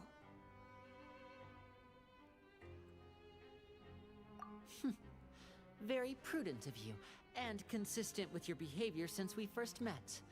That's reasonable enough, and I agreed to cooperate on these terms as well. Good, let's go. I was prepared for the worst, but you were actually more agreeable than I anticipated. All right then, there's no time to lose. I have some information to share, so listen carefully. Since Lynette and I arrived here, our investigation uncovered the fact that the Fortress of Meripede has a forbidden zone. Most people just clammed up and wouldn't talk, but after asking the right questions, we were able to confirm the existence of the forbidden zone from the guards. You should be aware of that while you're investigating. A forbidden zone? Could that be where Childe disappeared to? You're right, we'll definitely keep that in mind. Good. That's the most suspicious thing about the fortress that we know of so far. We have a few other unanswered questions, and we'll be investigating those as quickly as we can. Anyway, I hope you find our information useful at least. Oh, look at the time. You two must be hungry. You should go to the coupon cafeteria and get something to eat. I'll use my cards to get in touch with you again in the future. Oh, that's just what Paimon wanted to hear! Paimon's starving after all that work today. We can talk more about the investigation later. Let's go get some grub!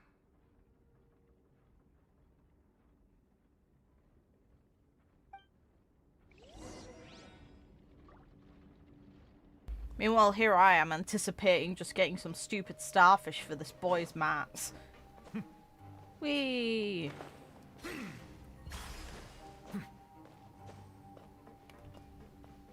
Oh, is it up top? God damn it. Fine.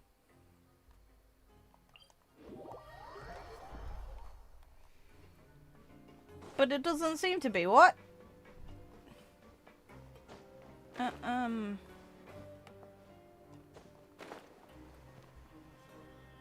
Interesting.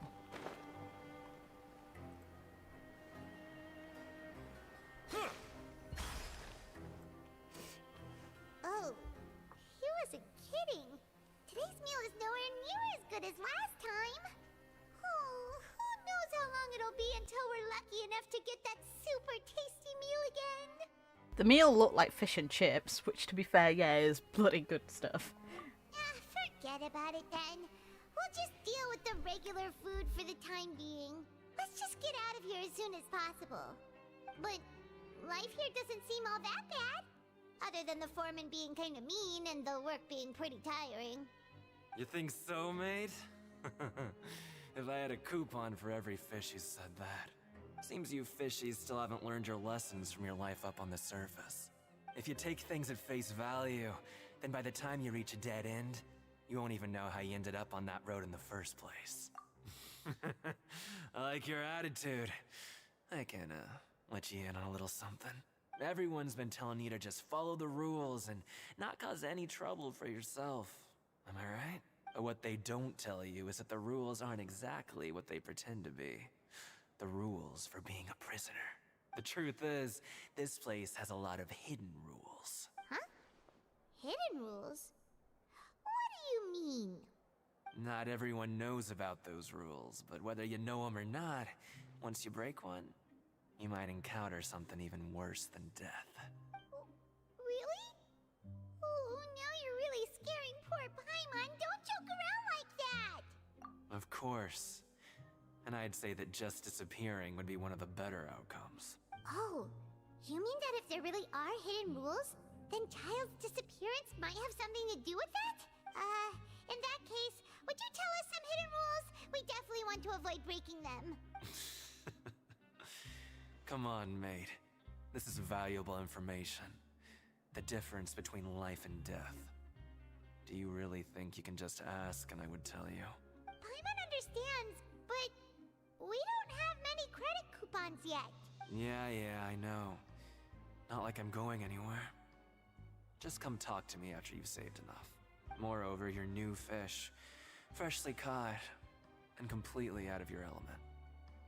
What'd be the point in even telling you anything before you've gotten a handle on your new lives? Come and find me once you've been here longer. I'm usually around the Rag and Bone shop. Just call me V-Doc. Bye-bye now. He left. Just like that. Huh. Do you think he's just trying to scare us into buying fake information from him? Yeah. It might be a good place to start in our investigation. Hidden rules, huh? But, like he said, we don't have any coupons and we're still not familiar with this place. Oh, there's nothing we can do about it now. Ah, we were so busy talking we almost forgot to eat. Even if it's not the best, it's probably better while it's warm. Come on, dig in before it gets cold.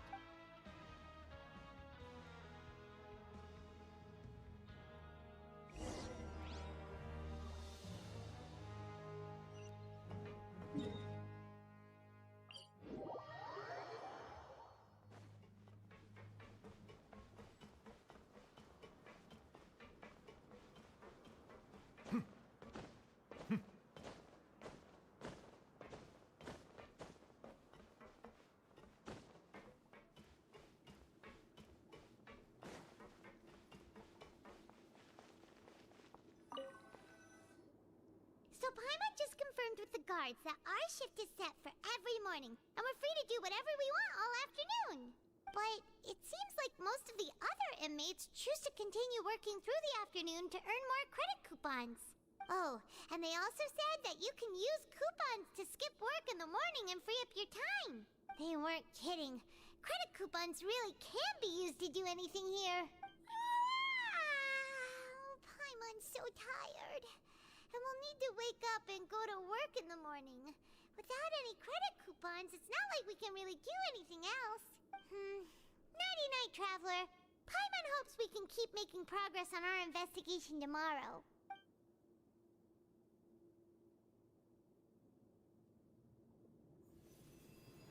Oh. Oh, it's Childe's vision. Okay. Neat.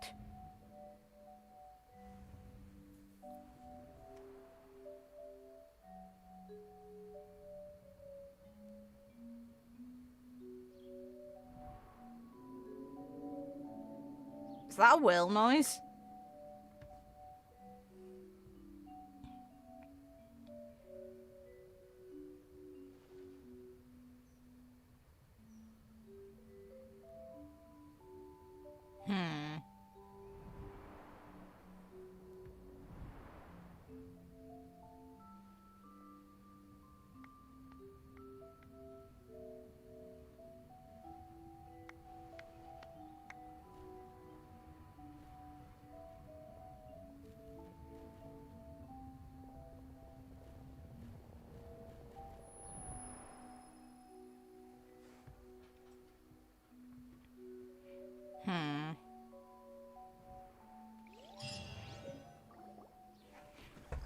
Are you awake, Traveler? Yep. What's wrong? You seem to have something on your mind. Did you dream about something last night? Is that even possible? Unless it wasn't an ordinary dream? It'd be convenient if Nahida was here. Actually, that's something I need to think about. So you had it with you this whole time? Maybe the vision connected Childe's consciousness to yours. And our investigation has its first major breakthrough. Good thing you brought the vision with you here.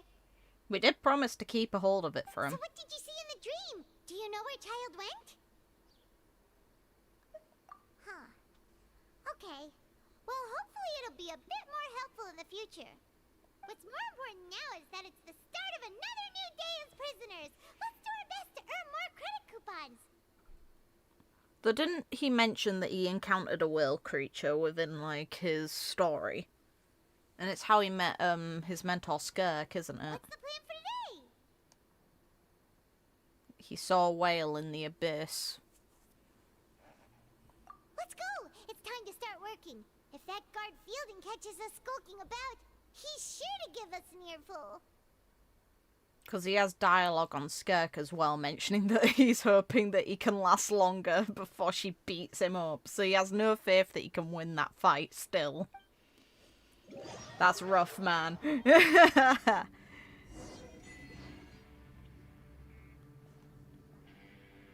Look who decided to show up. Get your butts in gear and get to work. Time's a-wasting.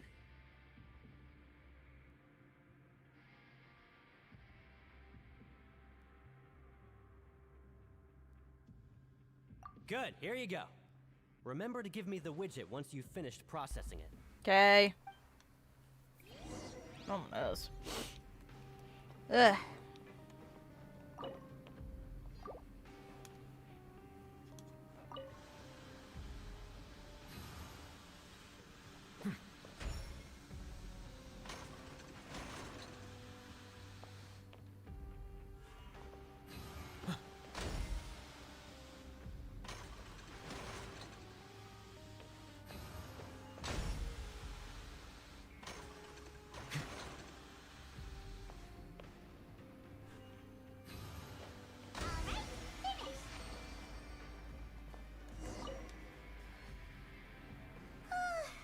I'm on speed.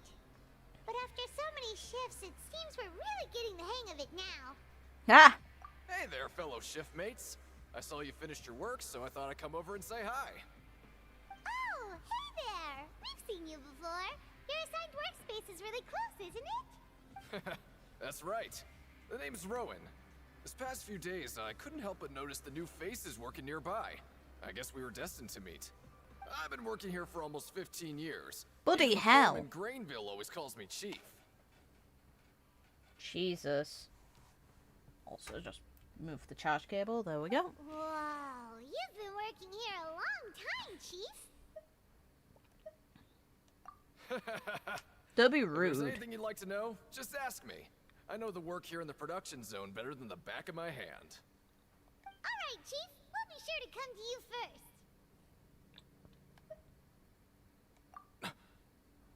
Did you just ask about the rules? Pretty sharp for newcomers. You've already heard about the rules, huh? Who'd you hear it from? Alright. Seeing as I'm the one who came over here, you're already calling me Chief. I guess I can tell you a little. Truth is, you two keep working like this, you might be putting yourselves in danger. Why? Huh? Wait, there's even a rule about that? What would have happened if you never told us about this? Well, it's usually not that easy to break one on accident. The conditions of the hidden rules are usually pretty specific. But once you do break one, bad things happen. If you work continuously in the production zone for 3 days, and if all you do besides eating and sleeping is just work, then something bad will happen during lunch on the 3rd day. Huh? Like what? Oh, don't scare Paimon! If I knew that, then I wouldn't be standing here talking to you, now would I? You mean, even you have never tried working 3 days like that before? There's actually a legend about this rule. They say that there was a worker who worked way harder than me. He was both efficient and eager on the job, and most other workers couldn't hold a candle to him. One time, he tried to test his limits and worked as long as he could. Then during lunch on the 3rd day, he disappeared into thin air, as if he'd evaporated. Later, some people went and asked some of his past friends about him, but they said, Never heard of the guy. What the? How could that happen? Unfortunately, we were assigned different production zones. I never saw for myself what he looked like. Interesting. Wait, are you thinking that it was... Ah! You... Listen, kid. This ain't the kind of thing you should be curious about. Let me tell you, you're better off forgetting about it and looking after yourself. Now I kind of regret ever telling you. Yeah, I agree with Chief here. Do you really want to try? Alright, if you insist. Sweet. What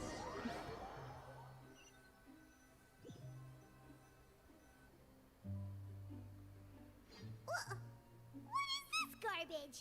Ooh, it looks disgusting. Oh, Paimon misses your cooking now. Excuse you, are you saying I'm a bad cook? This afternoon.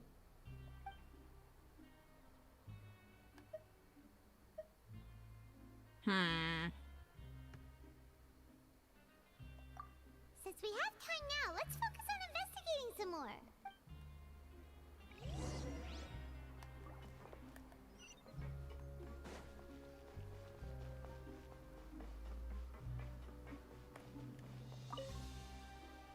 Oh, hello. You two are the ones who were with His Grace. No need to be so nervous. Sorry, I couldn't help but think of His Grace once I saw you, and well, it's hard to say. Maybe I am. He's got a very overwhelming presence. It makes me feel like I'm just some insignificant little bug. Wait, seriously?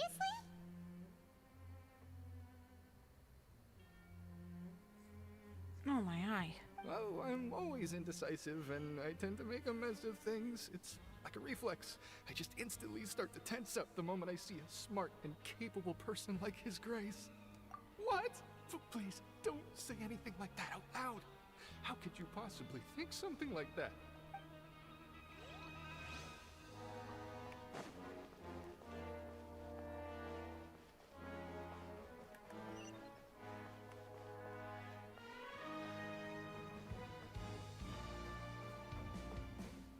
Looks like it'd be upstairs.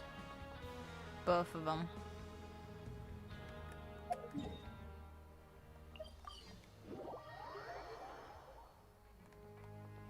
Nope, one of them isn't. That's annoying.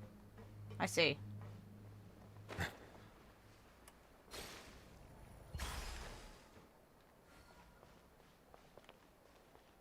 Is it even further down? Huh. Not possible.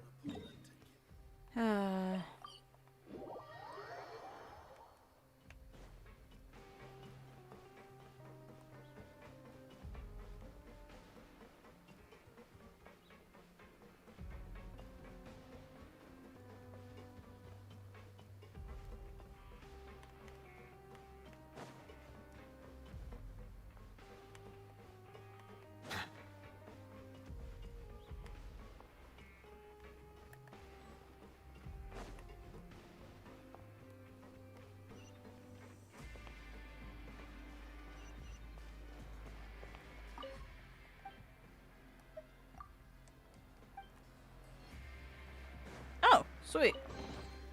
Is it what you wish to find?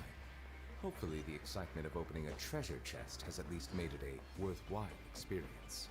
Better than nothing.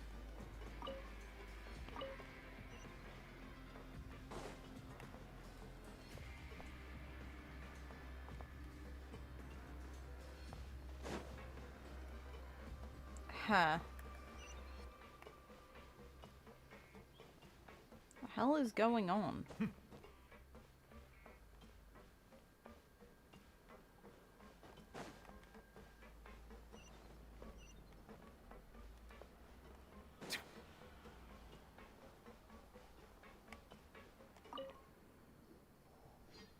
Oh, wonderful. I was worried that you'd be busy trying to earn reward coupons all the time, but it seems like you haven't neglected your investigation work after all. Of course not. Paimon likes having more coupons, but no one wants to work all the time. Have you also been investigating the area, Lynette? No, I was just slacking off, and you happened to catch me. My brother is still obsessed with anything remotely related to the Forbidden Zone. But knowing him, it won't be long before we get more leads. Fair. Oh, before I forget, this is for you. Huh? Credit coupons? Why are you giving us these? I've been here longer than you. Coupons aren't a resource in particularly short supply. What is in short supply are interesting people to talk with. Aw, that's so nice of you, Lynette. We'll be sure to make good use of these coupons then. Thanks a bunch! Hey. Helpful.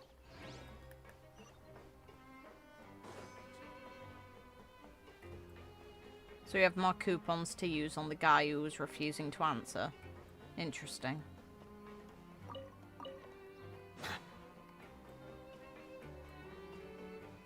Seems like it's encouraging me to go down the lift, but the thing is nothing came up before.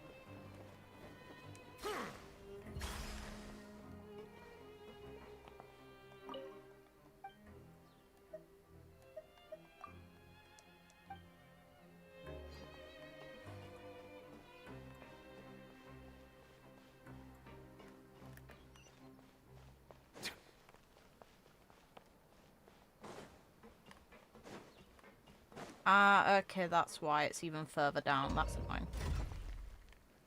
Let's go.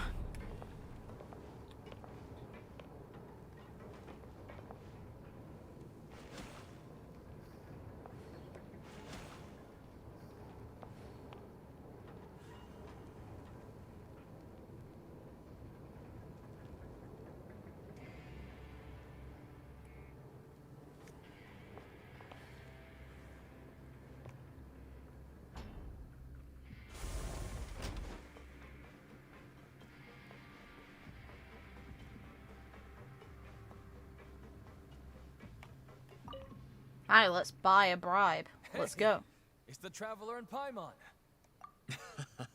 No need to tease me, okay? I won't trip on the same step twice. Yeah, you better not. Just like His Grace said, paying attention to every little detail is the key to prosperity.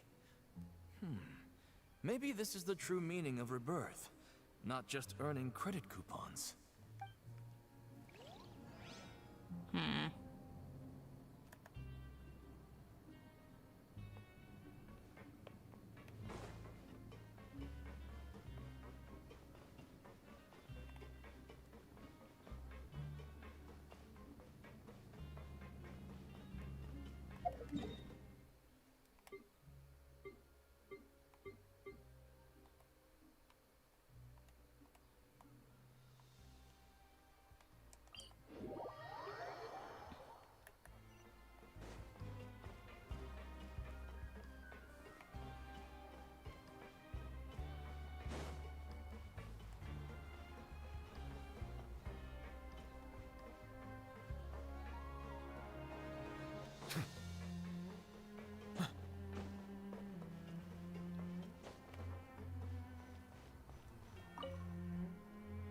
Oh, you want to stop investigating and go rest? Okay, you should rest up. We'll be back at it tomorrow. Seems we had a productive day. Hope we can make even more progress tomorrow. Same.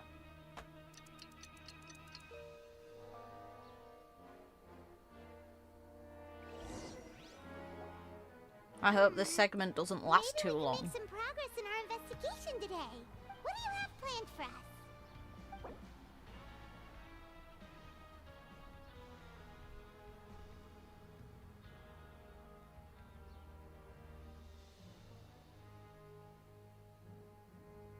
Okay.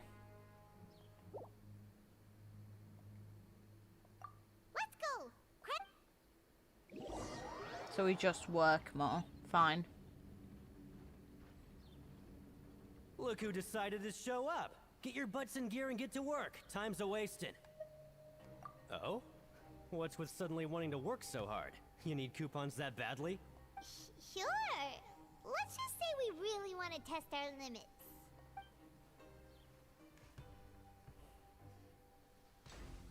Okay, good. They don't make us do it.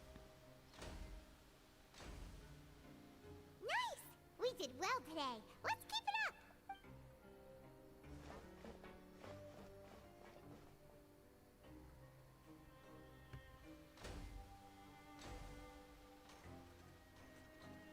Ooh, Paimon's had it. Who knew that processing these widgets would be so tiring?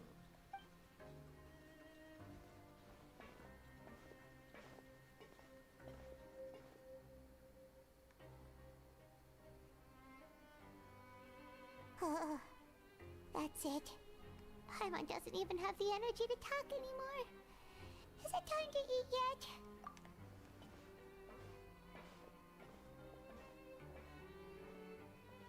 Ah.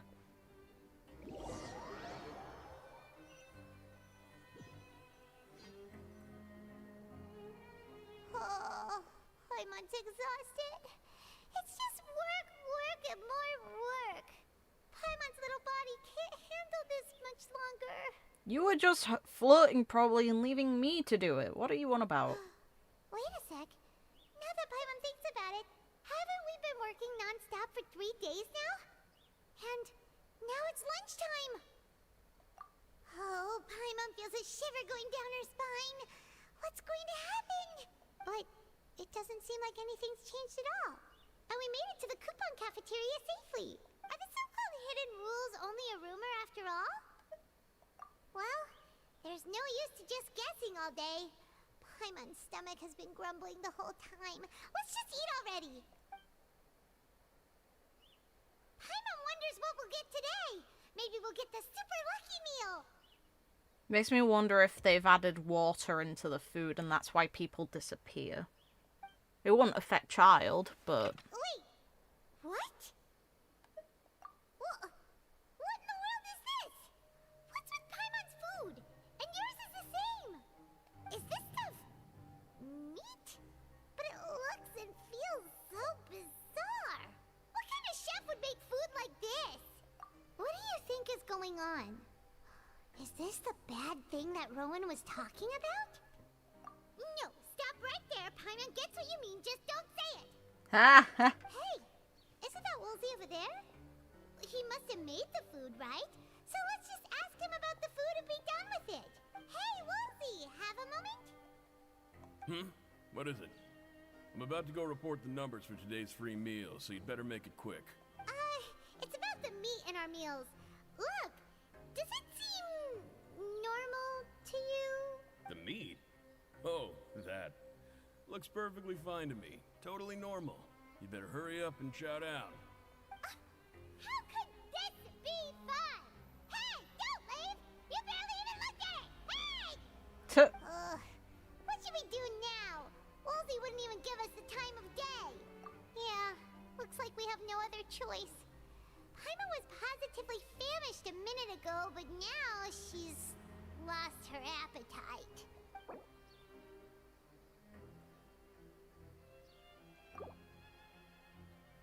What would you like to do this afternoon? Investigate. Since we have time now, let's focus on investigating some more. We've got to investigate Mystery Food X. Wonderful. Because that's the way we want it. Jesus Christ. Right, one is up here, the other's further down. In a moment I'll have to disappear for a minute.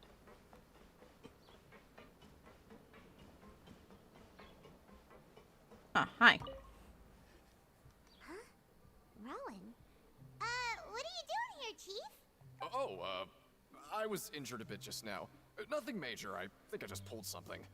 Little mishaps like this are unavoidable at work, you know? Huh. Paimon wouldn't have thought someone as experienced as the Chief would still get hurt on the job. I just knew you would say that. This is pretty embarrassing. Where is Siegeweed when you need her anyway? The one time I need to make a quick trip to the infirmary. Oh, you mean she wasn't in the infirmary? Yeah. The rumors say that there's never anybody in the infirmary in the half hour before lunch. and nobody knows where Siegewing gets off to. Huh. That's actually really strange. Siegewing's always super dedicated to her work. Where else would she possibly go? Forget it. I can take care of a small sprain like this on my own anyway. No need to trouble her.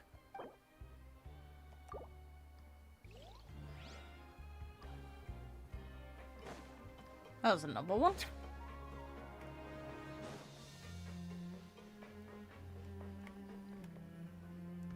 Hey, look! There's something here! Looks like a research notebook. That suspicious guy peeking into the infirmary just now. Are they a fan of Siegewing? He must have dropped this. Let Paimon read it real quick. The Melusine perceive the world very differently from humans. There are significant deviations. As a result, their sense of aesthetics and beauty is also very different from that of humans. This must be taken into consideration when giving gifts. Ooh, this all sounds pretty serious. He sure did his homework. And as for the notebook, let's take it. Ah! Still, how has she come to look so human?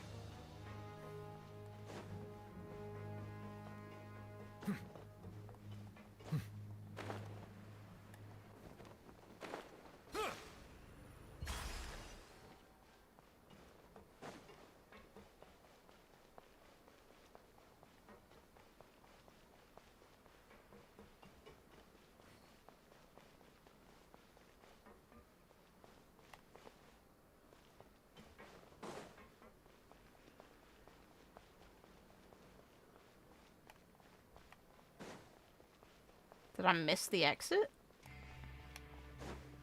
Yeah. I should have gone the other way. Oh well. It works.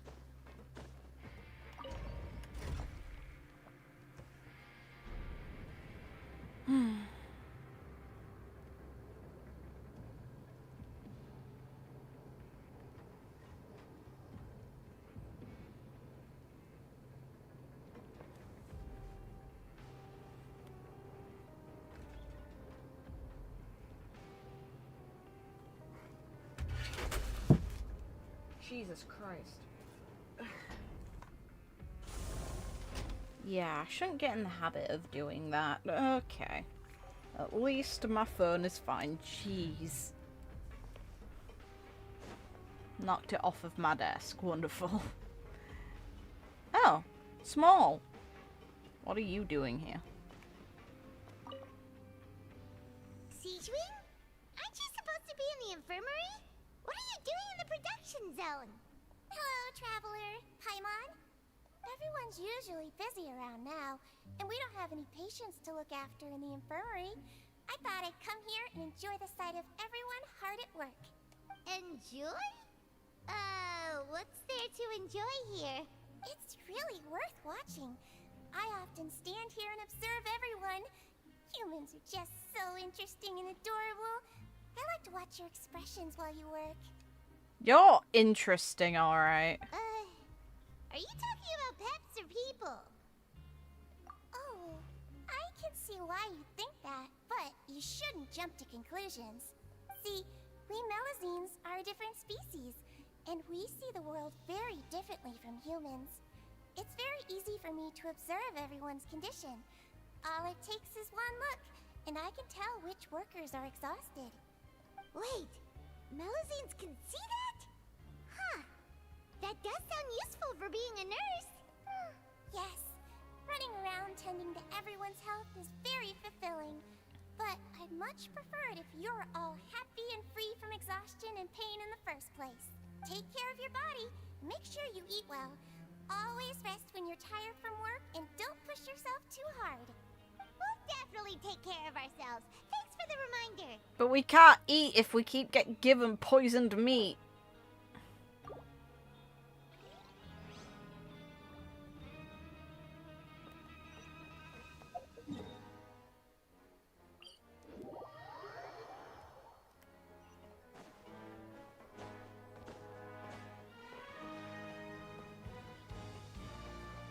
It's not a matter of us deciding whether or not to be healthy. Someone else is making the decision for us in that case.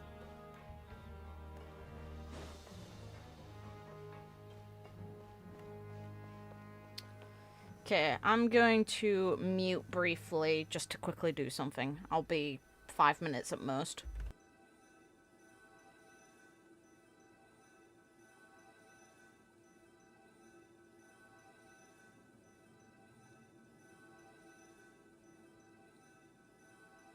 I see the value in my own work, but I also see the meaning in all the endeavors of the people of Fontaine. I believe I will continue to take pride in fulfilling my duties.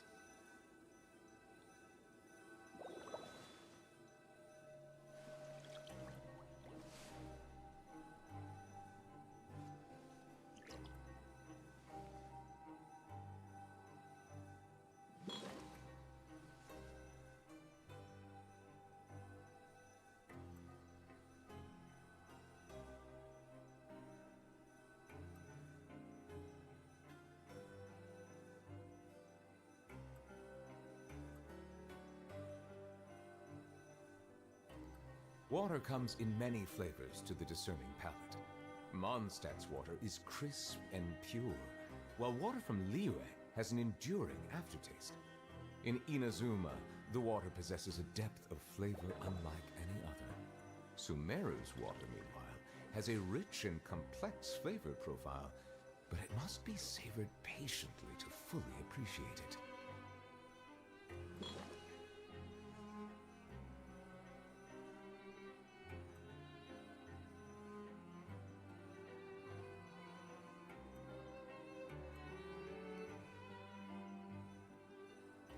Melusines are beautiful creatures. They are the pride of Fontaine. Be sure to befriend them and cause them no harm.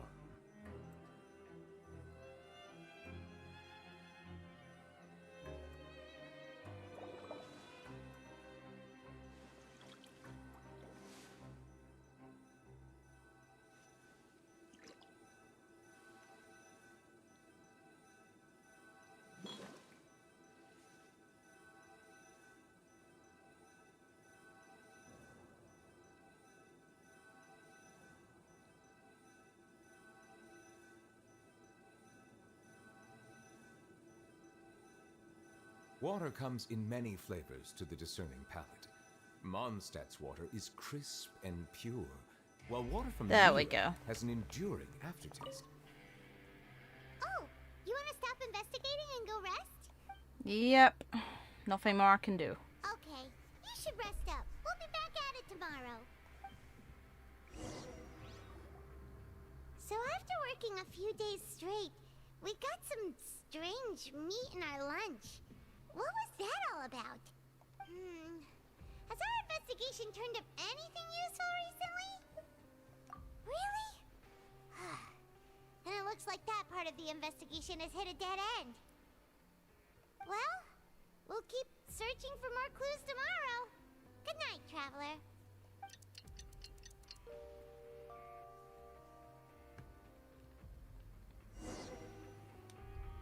Oh, Paimon doesn't want to get up. Paimon still feels completely exhausted from yesterday. What do you have planned for us? Oh, okay. We get to fight.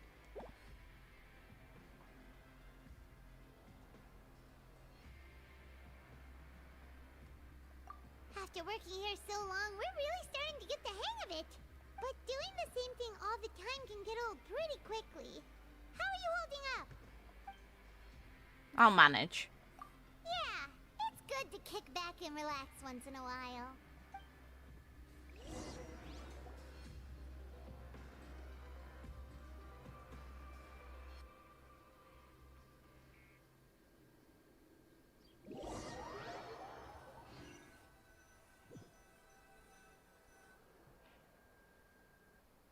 Oh, just a regular meal set. Guess Paimon shouldn't get her hopes up. What would you like to do this afternoon? Sure! If we're not going to work, then let's kill some time at the Pancration Ring. You have to be careful not to kill anyone, otherwise our sentence gets extended. Great. Wonderful.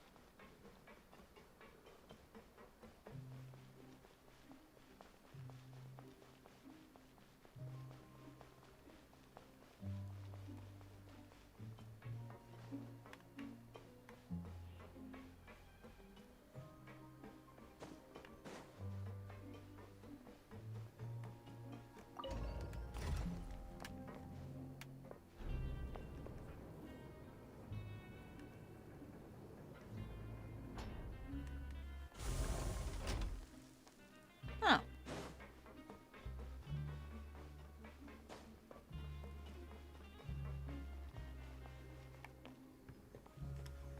Oh, you must be the Traveler, huh? Sorry, mate, but competitors as strong as you are prohibited from participating. I don't make the rules, mind you, but I was given very specific instructions. Excuse you? Even convicts value their lives, don't they? I hope you can understand. But we have a game here that'll let you show off your strength, and you'll even earn some credit coupons in the process. What do you think? Interested? And if we lose the game, will it cost us credit coupons? Of course. That's the cruel reality facing every competitor in a place like the Pancration Ring. Okay, great. Let me walk you through the rules. The targets in front of you will pop up one after another. You'll need to hit the targets in the same order that they popped up. If you can complete a few rounds in a row with no mistakes, then you'll win credit coupons. But the second you mess up the order, you'll lose. Game over. Okay. The game costs 300 credit coupons to have it go. Thanks for your patronage, mate. Now, let the game begin.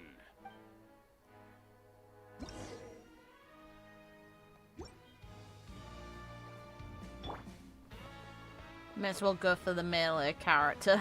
Okay, do your best to hit the targets, just like Colin said.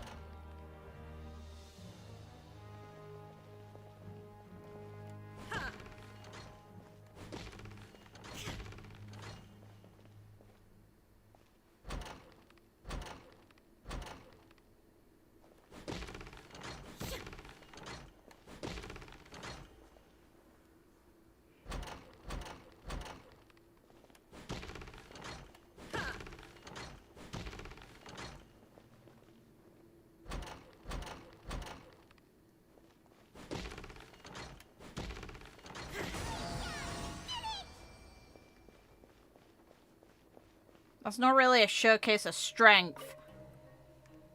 Your strength really shouldn't be underestimated. Now I get why you're prohibited from participating in any official fights. Nobody who values their life would be willing to get in the ring with you. However, you two haven't tried betting on the outcome of a Pancration match yet, have you? Just go talk to Rusimov. Buy a ticket for whichever fighter you think will win.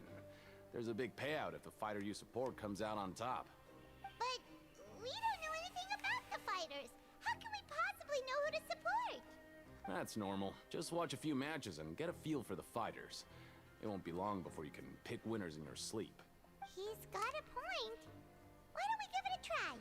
If we have enough coupons, we could probably bet at random until we figure everything out. Bet at random, huh? Well, how should I put it? It's not like you can't do that, but I'd advise you to give it some more thought first. Huh? We shouldn't get too carried away. What's the problem? What? I never even picked a boxer before, and you already know about the rules? You're not just strong fighters. Seems you're pretty perceptive, too. Might as well tell you about it, since you already know that much. Plus, I think you've got the potential to be one of my greatest customers. I think I can let you in a bit. Besides, I don't want to risk ever losing a customer like you. Is it that serious? Okay. The hidden rule here is, if you buy both boxers' tickets and support them both, something bad will happen the next morning. So the rule is that we shouldn't pick both boxers in the same fight. But if anyone actually did that, wouldn't they be guaranteed to lose coupons? Who would do that anyway? And me. What do you mean by something bad will happen? How would I know? Not like I'm stupid enough to do that. But I've heard a story about the rule. According to the rumor, there was a masked boxer who possessed incredible skill and power. None of his opponents even stood a chance against him. However, in the final match, the organizers told him to take off his mask. He refused and never showed up to the fight. And after that, he was never seen again. Some say he died, or that he was taken care of by the event's organizers. But everyone remembers that he was someone who cherished honor above all else. In his eyes, supporting both boxers in a match would dishonor the competition itself. So you mean it's like a curse? He'll take vengeance on anyone who does that? No, he was always wearing a mask, like he was intentionally trying to hide his identity. I don't even know anything about his past. Traveler, do you think that boxer was... Huh? We will? You're not serious, are you? Of course I am. Look, here I was just trying to be nice and warn you, yet here you are trying to break it on purpose? Yeah, it sounds pretty scary to Paimon.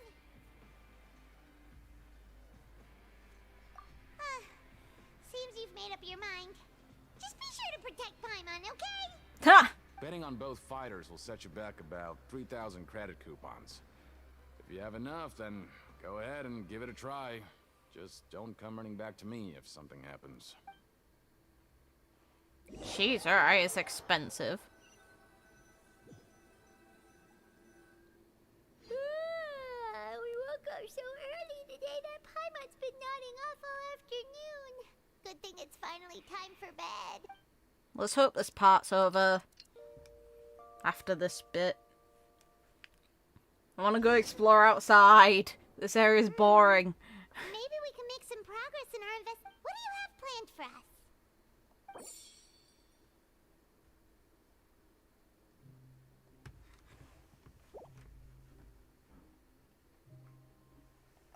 After working here so long, we're really starting to get the hang of it. But doing the same thing all the time can get old pretty quickly. How are you holding up? Yeah, it's good to kick back and relax once in a while.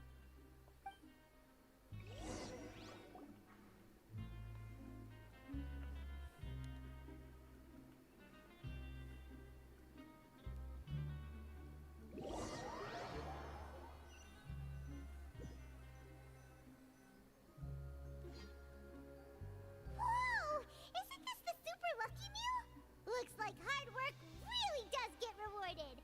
Paimon's gonna take her time and savor every bite. Yeah, it is fish and chips. What would you like to do this afternoon? With some sort of like garlic bread. Maybe we'll be able to find some leads there.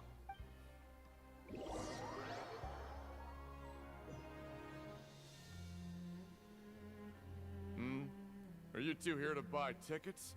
Better be quick about it. Another match is about to start. Who are the boxers in the next round? We have the reigning champ, Le Grappler, versus a contender from the Eastern Prison Block, Demon Horde.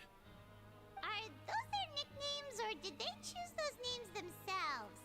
Either way, super weird. Since you're new around here, I'll help you out and give you a little suggestion. Even though Le Grappler is the crowd favorite, Demon Horde is a first-class dark horse with incredible potential. Anyway, for this match, I recommend that you pick... Huh? For both fighters? I can tell you're new to this, but I didn't think you were completely clueless. Maybe you don't quite understand the rules, no? Let me try to explain again for you more clearly. You see... Oh, no need. We're aware that we're going to lose coupons. All right then, if you're absolutely sure. Remember, no refunds once you buy the tickets. Yeah, we got it. Just shut up and take our coupons. Bloody hell, Paimon!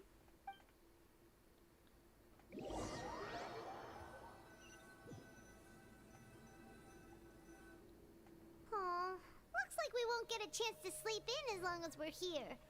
Let's get to bed early. And then something should happen this morning.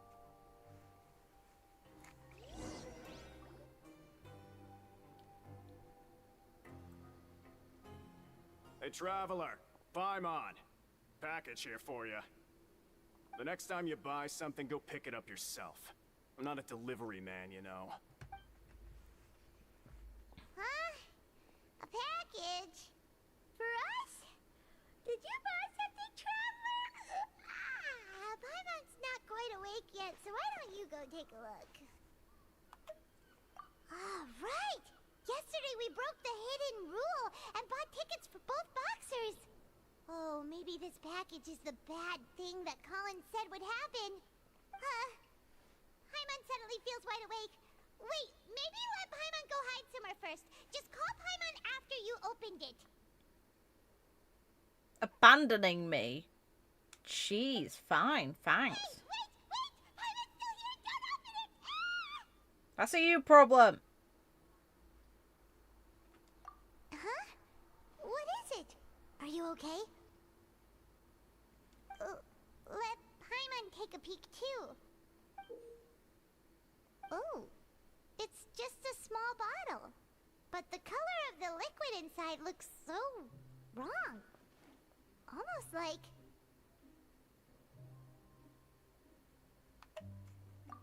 Alright, that's enough of that. No need to say it out loud. Paimon already knows what you're trying to say. Ugh, no way. Get that stuff away from Paimon.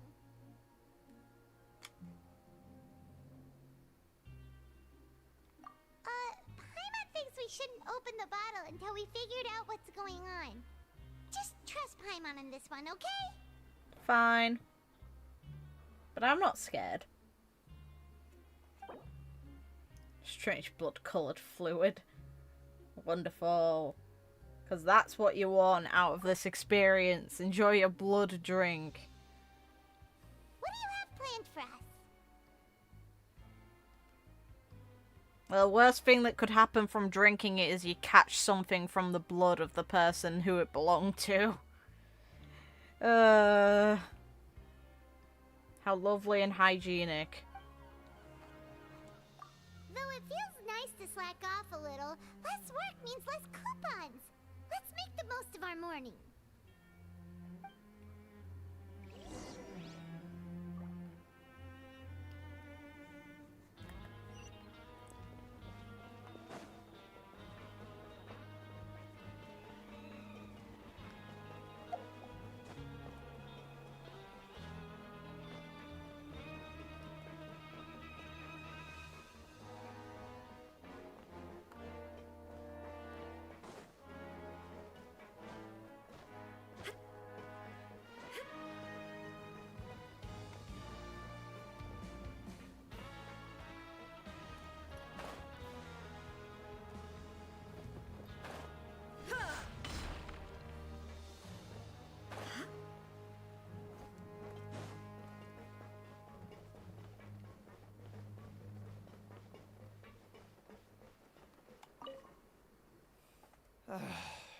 If there's no way to send it all out, then maybe I'll never get a chance to leave.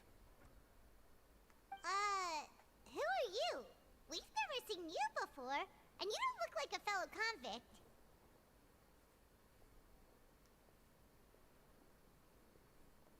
I'm not! Of course I'm not. Please, don't mistake me for a criminal. I'm a good, law-abiding citizen. Then what are you doing here? You sure seem anxious about something. I'm a promoter for Fontico, and I'm usually responsible for promoting our drink products. I thought I could complete my task here quickly and return to headquarters, but I've been here way longer than I anticipated. Why would... Oh, a promoter from Fontico? So what kind of problem did you run into?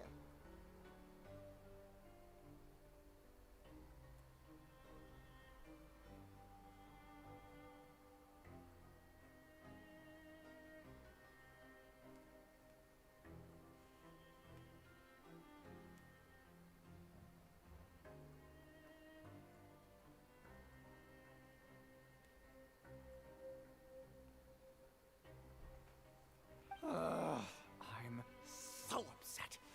It's all because of that Duke. Why? What's wisely done? After discussing the company's promotional plans with him, he told me outright that my project was worthless. Them's the breaks. Unfortunate, I guess.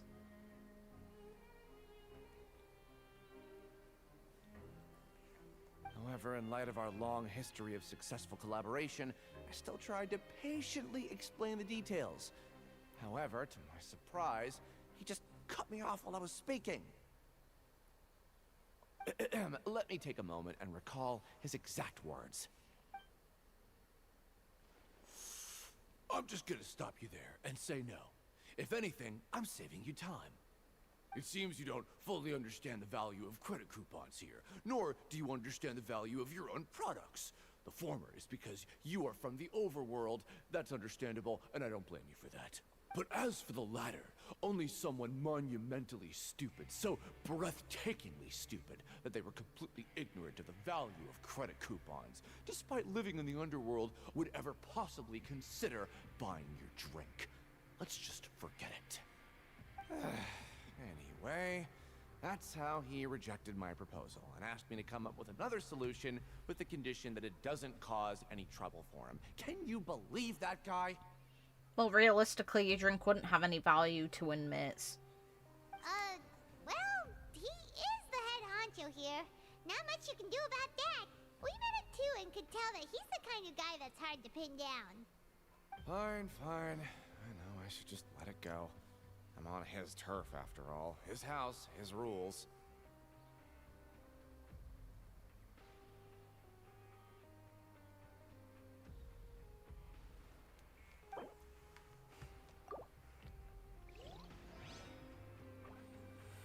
Okay.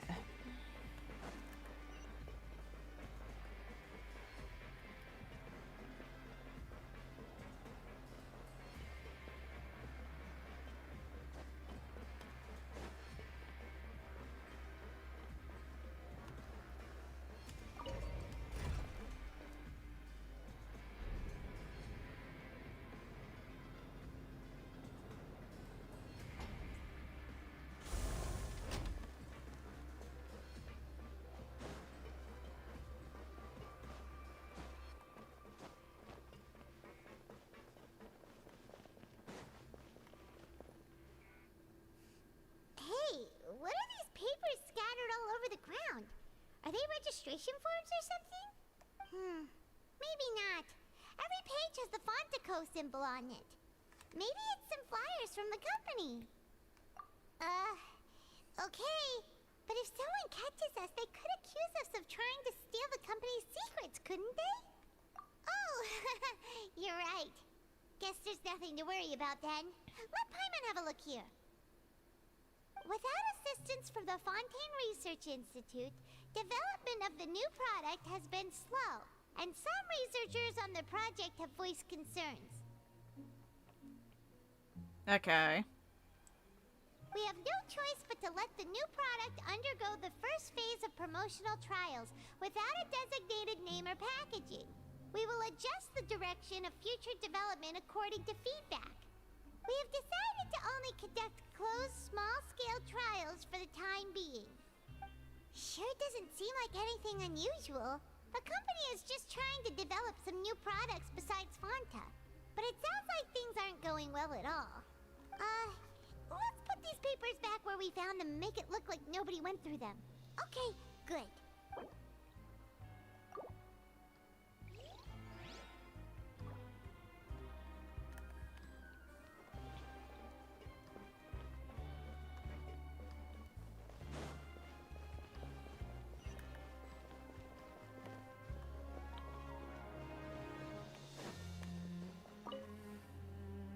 Hey, I heard you crazy fools really did it.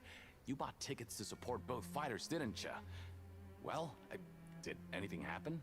Well, the next day we received a mysterious package, but we still haven't made any sense of the contents. So it is real. You didn't become cursed or anything like that, did ya? Are you both still okay? Wait, are you sure that it's still you controlling your bodies right now? Don't be an idiot. Paimon's not sure. What do you think, Traveler? Is Paimon still Paimon? Oh, okay. Well, that's good. Yeah, you two don't seem to have changed at all. But I wouldn't let your guard down just yet. Still, I didn't expect you would actually do it. You'd actually throw away coupons like that just to satisfy your curiosity? Even if we bought tickets like everybody else, it's not like we could hope to earn any coupons. When it comes to things like this, it's always the organizer who makes the real profits. Hey, just what are you trying to imply? The Pancration Ring is an honest business, and we really don't make much from selling tickets. We make so little that even the current tournaments can only be held thanks to funding from the producer of Fanta. Oh, so it's the company that manufactures Fonta sponsoring the events? Paimon thought all of this was thanks to the Duke's support. Let's just say it's a mutually beneficial arrangement. They reached out to us first, hoping to promote Fanta products in the Fortress of Meropide. Anyway, you try and take extra good care of yourselves these next few days, you hear?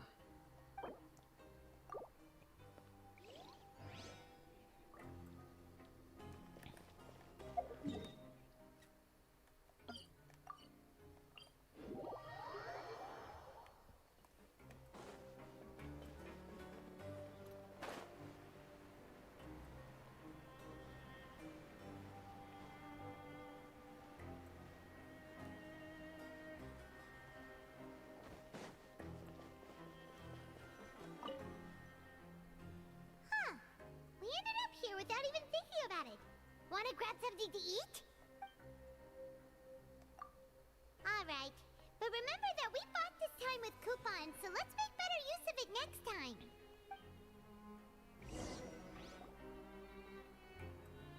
Oh, just a regular meal set. Guess Paimon shouldn't get her hopes up. What would you like to do this afternoon?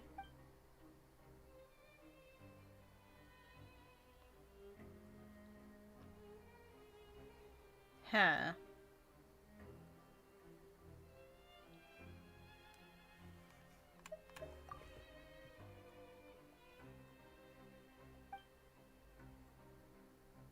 After working here so long, we're really starting to get the hang of it. But doing the same thing all the time can get old Yeah, it's good to kick...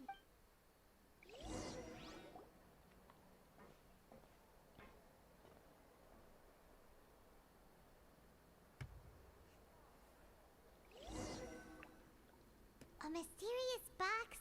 A bottle of crimson liquid? Paimon still doesn't know what to make of it. Do you have any ideas, Traveler? Really? Then it looks like that part of the investigation led us nowhere. Well, maybe we'll have better luck tomorrow. Good night, Traveler. Hopefully we get through this part now.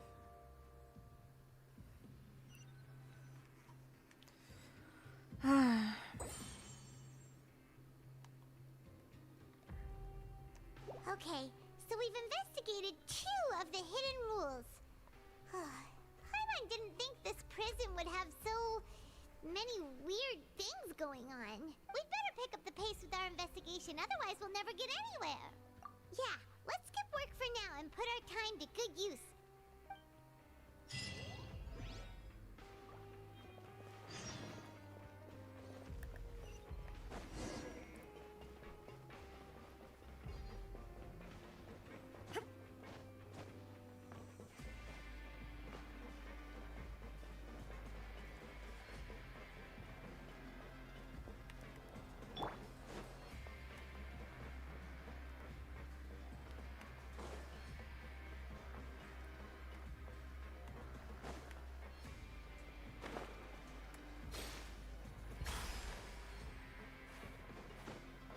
Get on.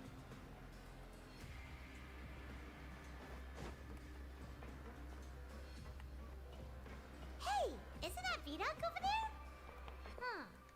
Is it just Paimon, or are there fewer people than usual here today? This is the guy we can buy off of information off of, isn't it? Ah. Seeing you at this time must mean you've already saved up a lot of credit coupons. Or at least enough to skip work. Seems you're getting into the swing of things around here. Impressive. Very impressive. So, now can you tell us about the hidden rules you know? If that's what you want to know, I guess you couldn't have come at a better time. Huh? What do you mean it's a good time? Leonid and those other pesky broke urchins have all gone to work in the production zone. I wouldn't want them listening in without paying up. We get it! Just tell us already! So, you know those pipes that make strange sounds? Don't ever, ever go near them at night. Even if you manage to avoid the guards, you might find something even more terrible there. Something even more terrible? What? A group of cannibals. Huh, fun. Cannibals? In the Fortress of Meripede? Bring it. Every month, they meet a few times in the dead of night. Rumor has it they might be connected to the people that have disappeared here. But what's even scarier is that they have a special proclivity. Since they have no way to dispose of the leftover remains, they have ways to transform them into other forms and keep them in the fortress forever. Paimon might already know what you mean by other forms. So that's what's going on here. Oh, Paimon's stomach doesn't feel so good. You two look pretty skeptical. No matter, learning the truth behind dark secrets isn't necessarily a good thing. I've got things to do too. I suggest you just act like I never told you anything. Fun. Let's go. Traveler, can we just trust him on this one? No. Paimon doesn't want her blood and flesh entombed here for all eternity? Oh, so that's how you see the situation. Huh. You know, Paimon does feel a little better about it now. Bring it. When will all the secrets end? Good question. Who knows?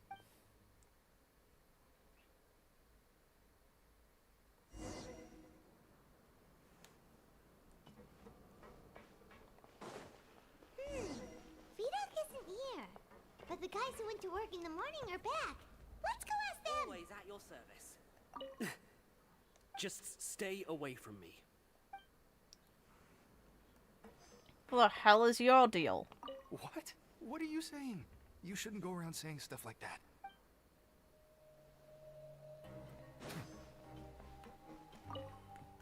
What are you talking about? Listen, you should keep your nose out of other people's business. Their attitude sure is suspicious. Like they're trying to avoid us. But if they're being so obvious about acting weirdly, do you think they might just be trying to lure us in? Could be. Oh, this is all getting way too creepy for Paimon. So you mean we still need to investigate some more? Okay, if you say so.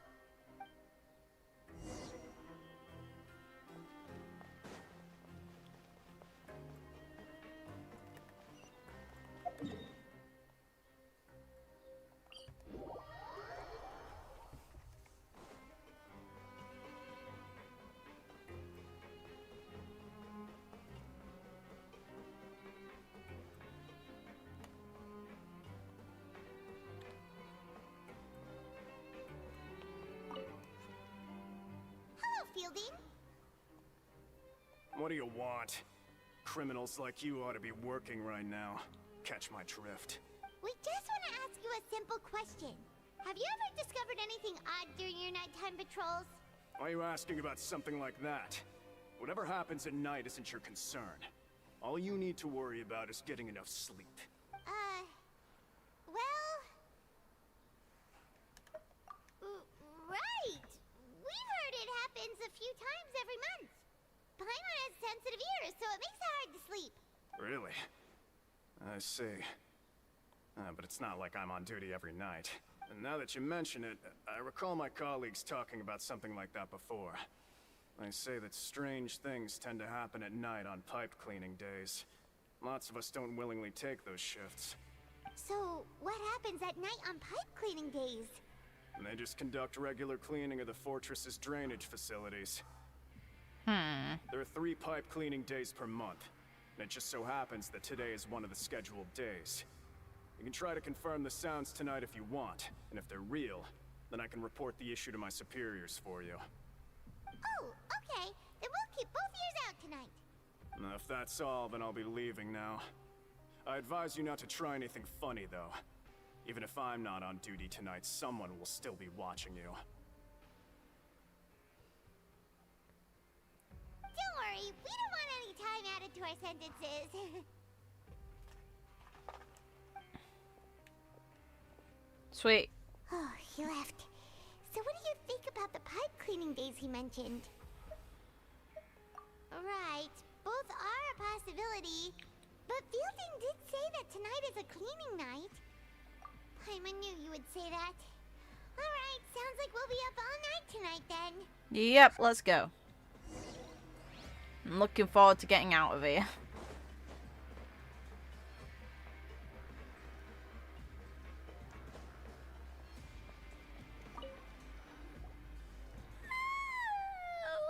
I'm so tired.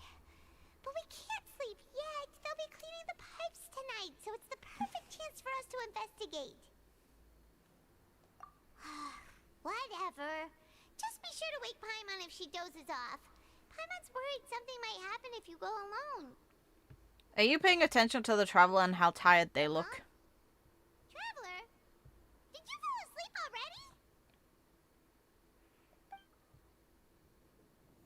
already? Oh. Hey, fun.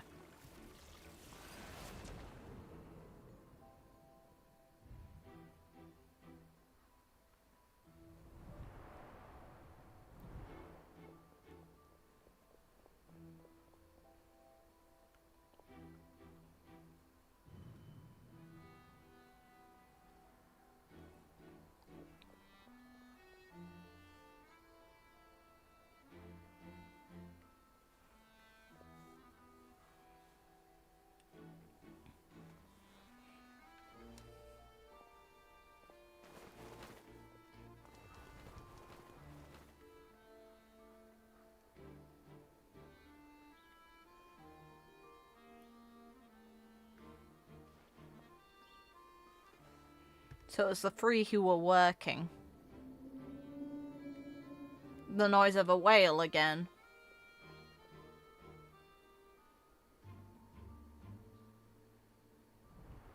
Traveler, come on, wake up! Oh, it looks like you were just peacefully sleeping to Paimon. Well, what did you see this time?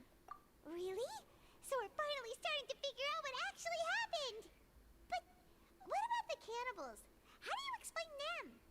Okay, well, it's about time for us to get moving. Just be careful to avoid the patrolling guards.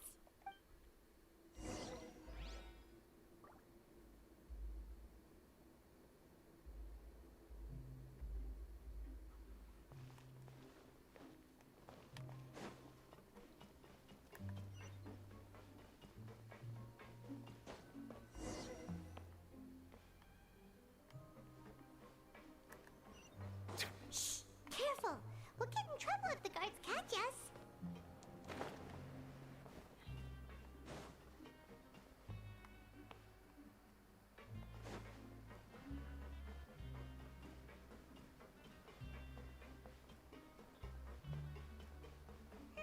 This should be the place.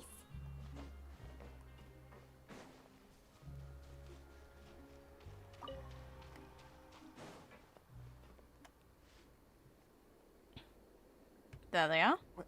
I know you. You were the ones we saw. Huh. You've got guts showing up here. You know who we are, right? You'd better leave now. Ain't nobody coming here to save you. What'd you say? Yeah, so what if they were? If you push us, we can make those rumors a reality at any time. Bring it. Hey, what's the point of all those rumors anyway? What exactly are you trying to do? I don't have to tell you anything. If you turn around, go back to the dormitories, and act like you never saw anything, then I'll pretend that you never showed up here. Ha! Yeah, scram. Nothing worth seeing here. Huh? What did you say? Isn't that exactly what Boss said when he left? Hey, Boss. Do you know our boss? Whoa. We had no idea our boss was such a big deal. He always kept his identity a secret. So, did he have you come here to find us? Oh, so you're Childe's crew here?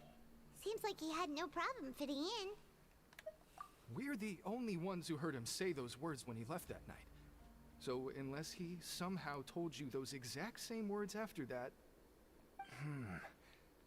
All right. I guess that's proof enough for me. I believe you.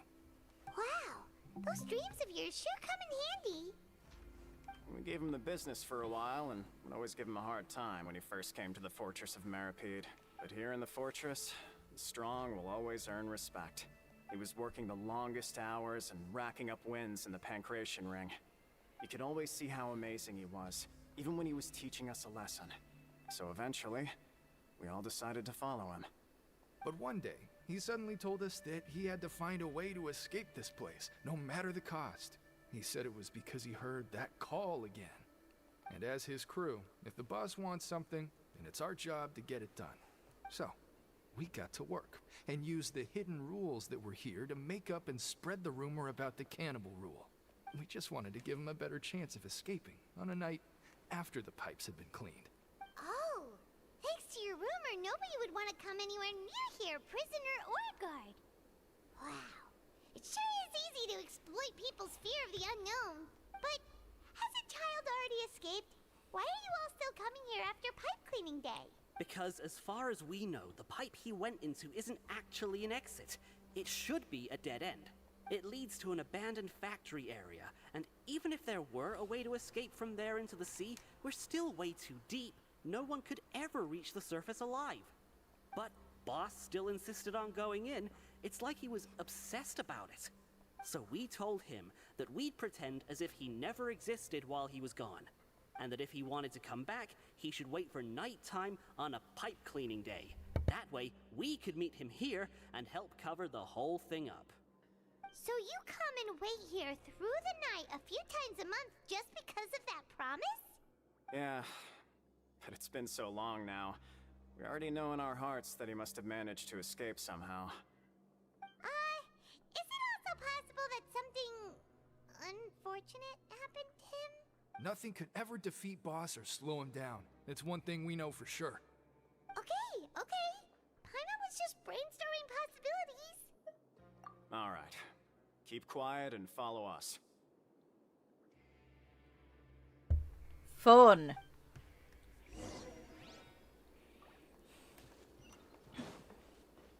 Let's go. It's like we keep hearing a whale call, so it makes me think it's the creature he saw in the abyss. The way up from here has been sealed off. It's impossible to get through. Just thing is, what is that thing doing Boss here? left by going down from here. It wasn't full of water at the time. Later, we came back hoping to have a look. That's when we found out it had been completely flooded. It's impossible to navigate unless you're an extremely skilled diver. Do you think Childe got trapped by the water? Not likely. We all know that Boss was an incredible swimmer. Really? Then have him come investigate, pronto. Just be sure to tell us if you get any news about Boss. It's getting late. We should leave before the guards come this way. Yeah, we learned a lot about what happened to Childe here. Let's get going.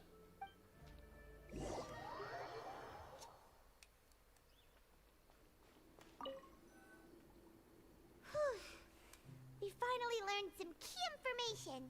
Seems all of our investigative work has finally started to pay off. When you said you knew a diver, you were talking about Fremine, right? If we ask Linny, he'll definitely have Fremine help us. Ugh. Why is Childe like this? What was he doing going into the pipes? Not making our jobs easier, that's for sure. Fortunately, though, it seems like it's only a matter of time now before we find out what really happened. Now that we can finally relax, I'm starting to feel super sleepy. Let's try to get some rest while we still can. Nighty-night, traveler! Okay. Sweet.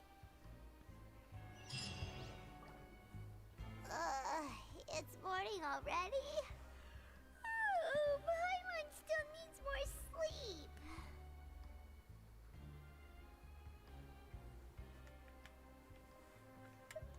Huh? Wait, look over there! Isn't that... It's one of Linny's cards! Let Paimon see what's written on it.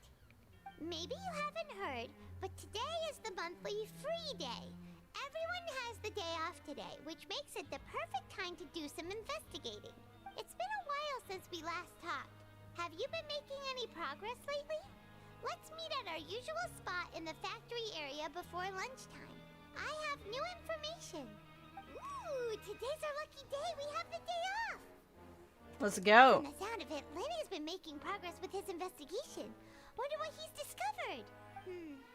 We still have some time before we meet up. Let's talk with the people here for a bit more before we go. Why? Let's just go. That's a name for a chapter.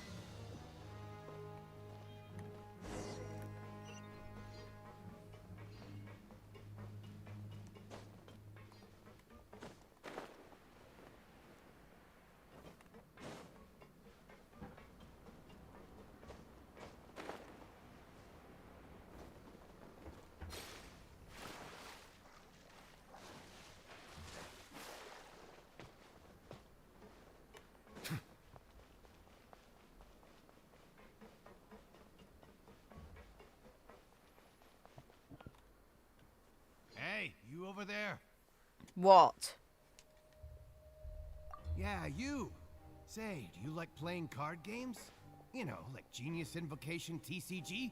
Yes. You TCG players are like mint in the wild, literally sprouting up everywhere. Hey, come on now. What's wrong with finding fellow Invocation aficionados? Anyway, care to join me for a game? To be fair, I'd rather play, yeah. All right, no pressure. God damn it. But why would you be looking for people to play Genius Invocation in a place like this? Don't people usually come here to fight? Whether you're throwing down cards or throwing punches, it's all a competition, isn't it? It's all the same in my eyes. There are lots of card players here in the fortress. When I saw you, I immediately thought, hey, even outsiders from other nations play cards. So I came over to say hi. Sure. Great! Since you've been here longer than us, you need to flex your seniority a little bit, right? Maybe you could start by telling us newcomers some stories about this place. I thought you would have already heard everything by now. All right, then. Did you have anything specific in mind? Or do you want me to just pick a topic? Why don't you pick? We'll let you know if we've heard it already. All right. Have you heard any strange rumors since you've arrived? Then, did you know that there are some people who are always gossiping over in the corner? There are two guys who are always skulking around in the corners of corridors gossiping. The bigger guy is Quisto, and the skinny one is Lavaroon. People call them the Bombshell Bros. I never really found their gossip very mind-blowing. And it's pretty much just the same stuff that I hear about when I'm at work every day. If you're interested, you can go talk with them. They tend to talk a lot of nonsense, but they aren't exactly bad. Good to know. Do you have anything else to tell us? Let me think. Sounds like you want to hear something a little more tantalizing. Oh, did you know that the Duke was also a convict in the fortress of Meripede before? That's not a surprise. Huh? Wait, are you serious? That's right. The Duke was an inmate just like you and me. Seems he was exiled here for committing some crime. Who knows how he ended up rising up to become the warden, though. To go from an ordinary inmate to becoming the manager of the whole place? I'm not gonna lie, I kinda respect that. A forbidden zone? Sounds like something that someone just made up. I've never heard of that. Where did you hear about it? It's just a rumor we've been hearing, but no worries if you've never heard of it. Do you have anything else you can tell us? Anything else? Not that I can think of, but I'll be sure to tell you anything interesting I hear next time. You'll have to play a game of Genius Invocation with me first, though. Bring it. See you later. Hey, let's play a game if you ever have time. Come on, game. That sucks. Let me play. I like the card game. Let me play it.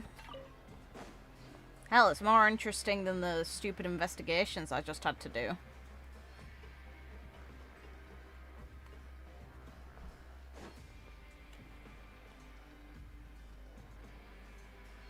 Look! There are some people talking over there!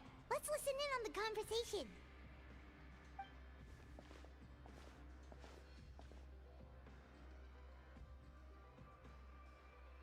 If you ask me, those pompous parasites on the surface act like they're all a bunch of aristocrats. Do any of them give half a hoot about a bunch of dogs like us? Hey, speak for yourself, mate. I'm no dog. Oh, you think you're special or something?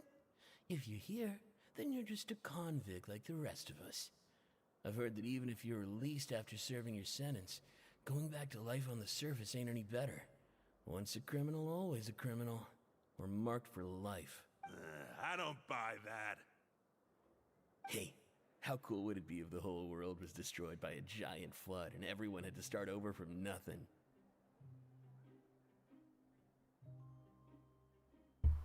Well, that doesn't sound suspicious at all. Not like the story that Farina would be the only one left. What kind of filthy bilgewater are you spewing? I have family up there. You best shut your sewer hole with talk like that. Listen, things ain't so great on the surface, but who says that you have to leave? I've heard that you can still stay here and work even after you've served your sentence. Not bad if you ask me. Who wants to live in the ruddy overworld anyway? And what makes you think they want to hire someone like you? It's one of the great mysteries of the universe, how someone as useless as you is so confident. Whoa. Sounds like they're really unhappy about the overworld. Speaking of which, Paimon never heard anyone use the words overworld or underworld when we were living up there. Is it only something the inmates down here say? That's true.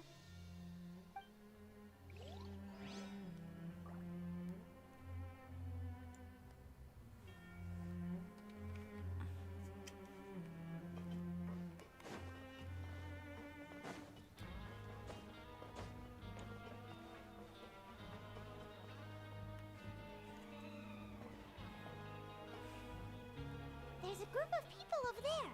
Let's go listen in. So I said, that's not a faucet. Hey, who are you two? Why'd you come over all of a sudden? Oh, sorry for eavesdropping. Sounds like you were talking about something private.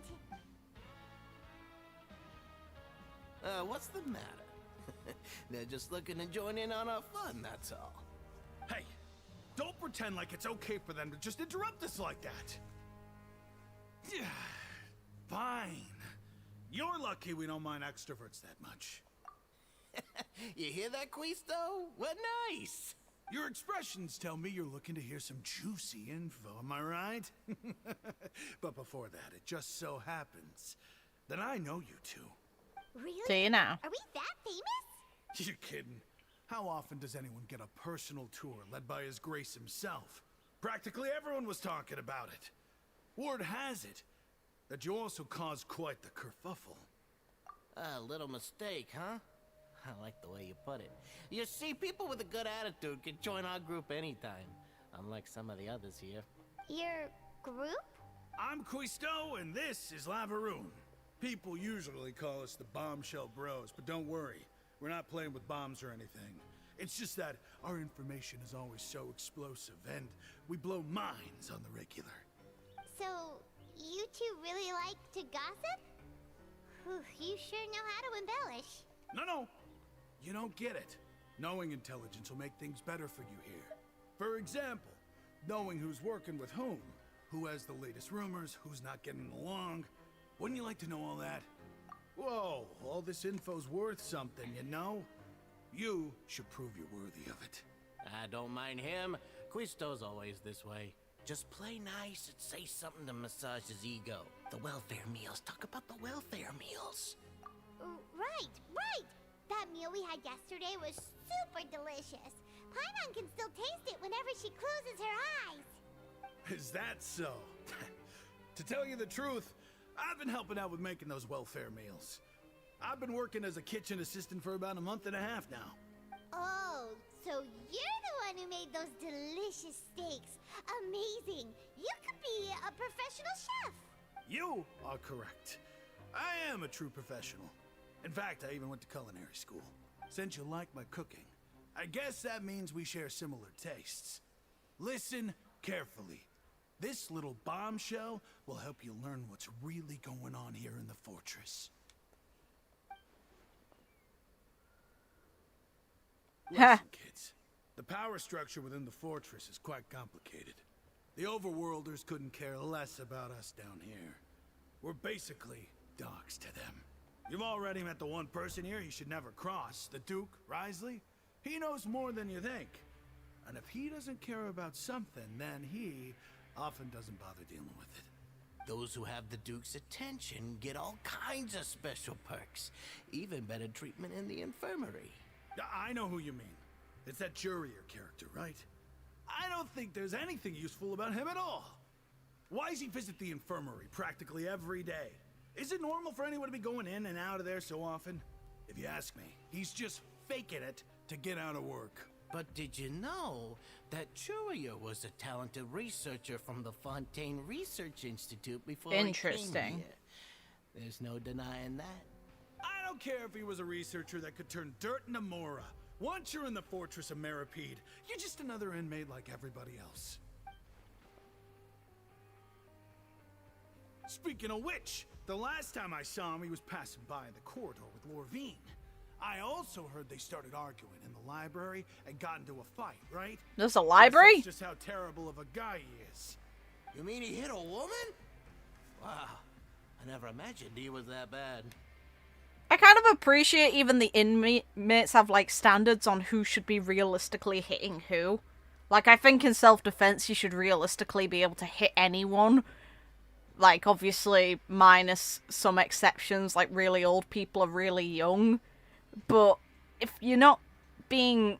if someone's not being aggressive, then you realistically shouldn't hit them. Let alone someone who can't defend themselves from you. But that Lorvine's also quite the odd one, you know? She's always gabbing away, got into a fight with a man, and she also got sent to the infirmary. Jesus Christ. Think of it. I always see her going to the sick bay every couple of days, too.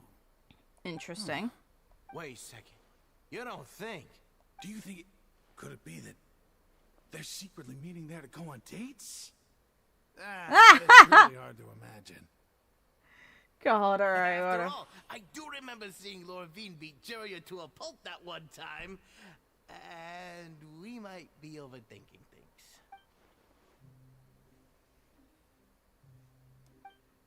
Interesting. We've talked to just about everyone, and it's about time for us to go meet Linny.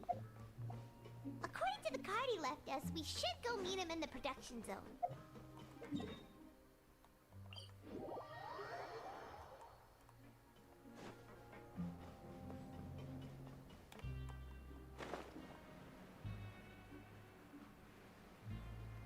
Ah, it's down this. Alright, fine. I see how it is, game. I see how it is. I just need to remember the way. Oh, sweet. Golden trail. What's for me?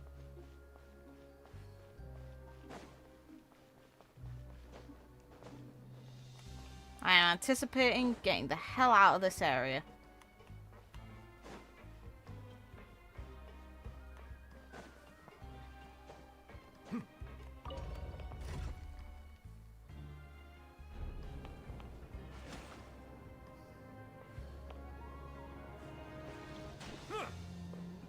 Alright. Holding shoots the laser.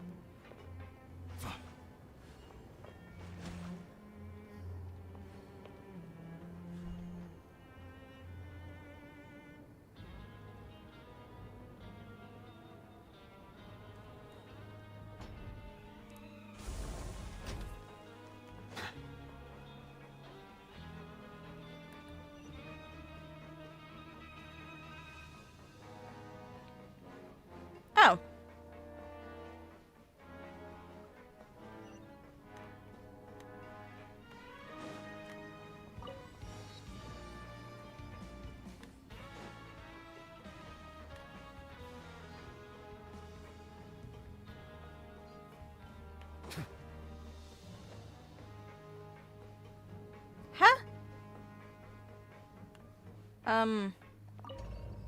Game, you just encouraged me to come down here. What?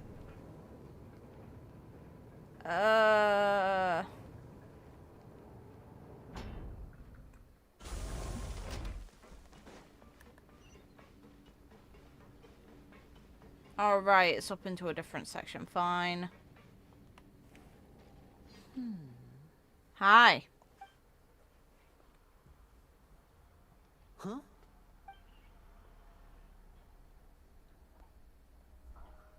That look in your eyes. You found something? Hey, this is no time to be modest. Just tell him we found a boatload of information.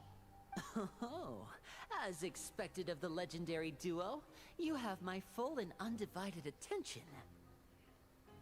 Oh my eye. Jesus Christ. Alright. Ugh, don't start weeping.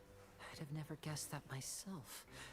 The rumors swirling about this place are unreliable after all, and Master Childe probably went missing because he found a way out. He is a harbinger after all. I suppose he's much more resourceful than I initially gave him credit for. Unfortunately, this isn't enough for our final report to Father. We need to find out Master Childe's exact whereabouts. Father told me that even though Master Childe said he was just coming to Fontaine for a vacation, he actually had some personal reasons. His agenda might be linked to his disappearance.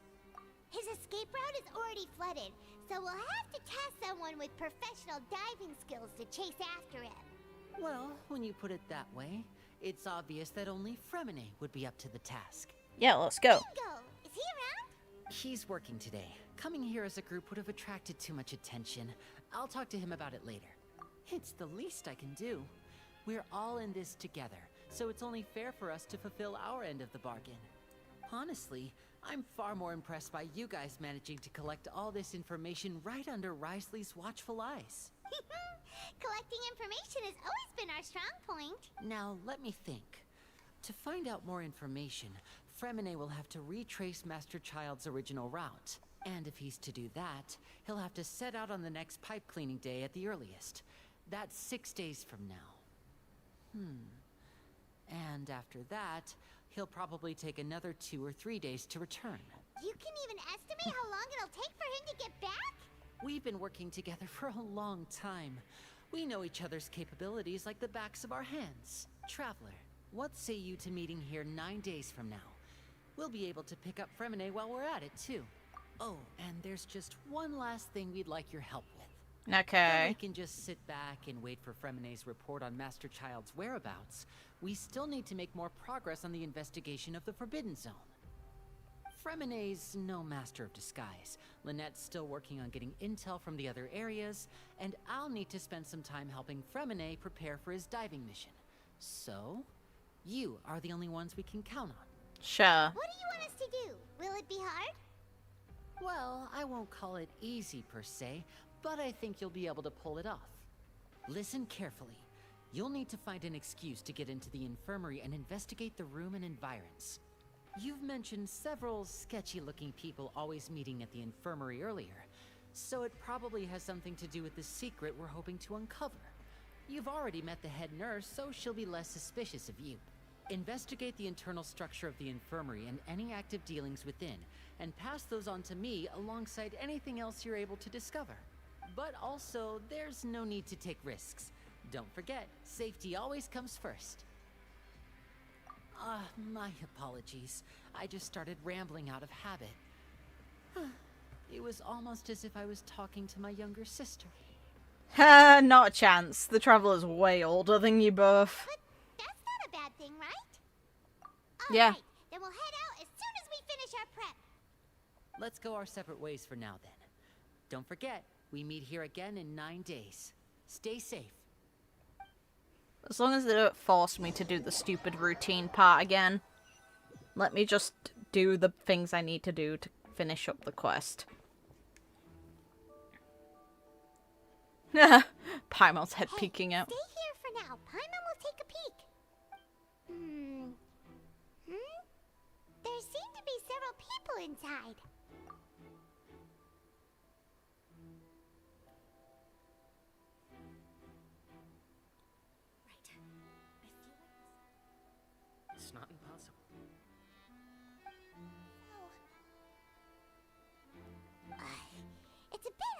understand them from here. So, why don't we just try to talk to them in person? Let's go as soon as you're ready.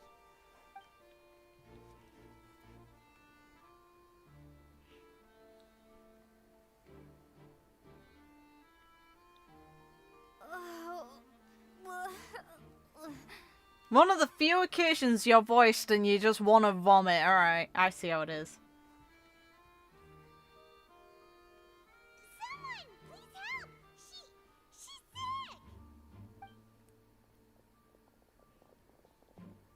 Whoa, are you okay? Oh my! What's wrong, little one? There's no need to panic. Take a deep breath before you begin. The traveler started complaining of a stomachache, and then nausea, and then collapsed onto the ground. Paimon doesn't know what to do! Freezing limbs, twitching fingers, and pale complexion? Could it be poison? Let me take a look. Please, lie down over here. Don't worry, I'll get you to the bed safely. Here, hold on to my shoulder and walk slowly. You're way too short for that. You can do it, traveler. Don't apologize. You're sick after all. Now, please relax. I'm just going to do a preliminary checkup on you.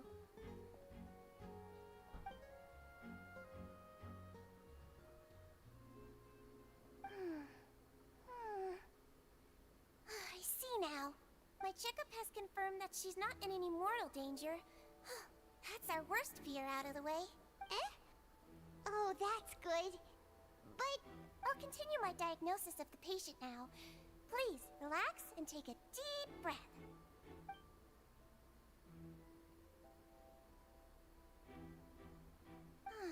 Don't sense serious damage to your organs either. Does it hurt when I press here? And here? Huh? But based on my initial checkup, there shouldn't be a problem here. How strange. What about here? Does this hurt? Oh. I understand. So that's what it is. Huh. I think you just ate something that disagreed with you. That's all. Nothing too serious. Outside of a pretty bad stomachache when it decides to act up. So that's what it is. Thank goodness it's not anything more serious. There have been other inmates complaining about the food recently. I'll inform our head chef, Mr. Wolsey, of this problem as soon as possible. Congratulations! The health risk is incredibly low, so you should recover within a couple days. Why don't you take a rest here while I go get some medicine for you?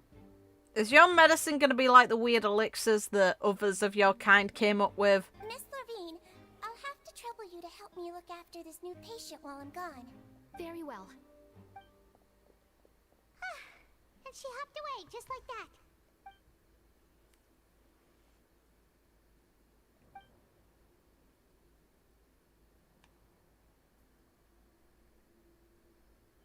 Hello. So how are you feeling now?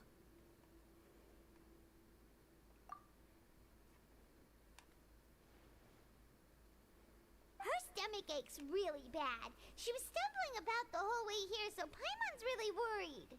If Miss Sijuin says it's not a serious problem, then there's no need to worry. She's the best medic we've got down here. But it also looks like she's the only medic you've got down here.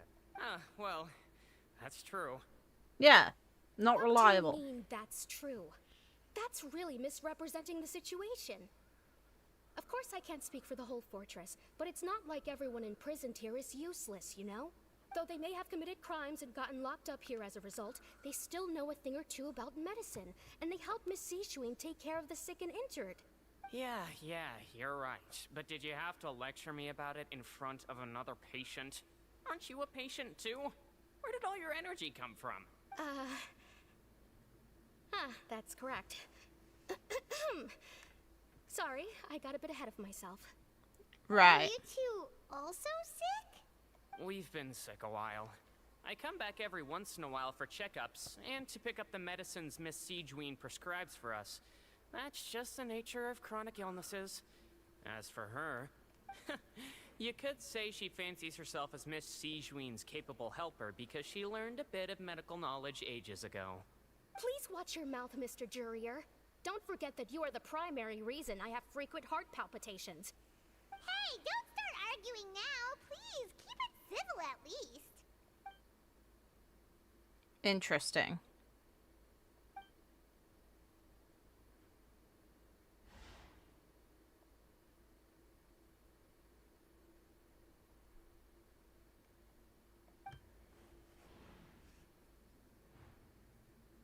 Huh. Hey, hey! There's no need to fight! Everyone will be released someday, so there's no need to argue over silly things like this! But... Release. It's way too early for us to even think about that. And who the heck knows if we'd even be able to continue our previous lives?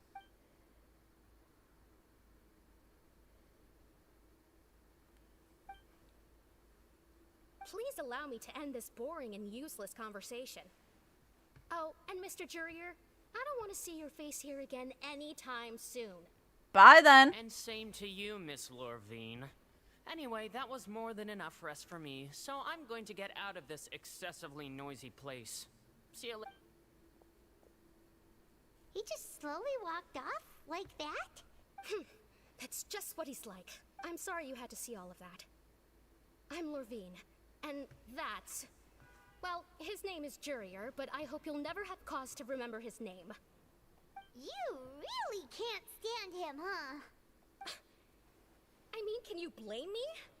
Who would like someone who's as arrogant and obsessed with weird research topics as he is? But there's no need to keep dwelling on him. I'll accompany you two for a while.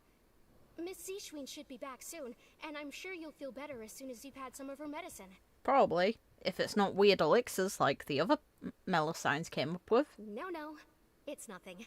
I'm back! Did you rest like you promised? Thank you for getting our medicine, Miss Sijuin. Did you all cooperate with your bed rest? I trust that nobody got up to walk around. Good. Here, this should be 2 days worth of medicine for you. Take 1 pill now, and then continue your bed rest. It's not a good idea to take medication when you're not sick and don't need it.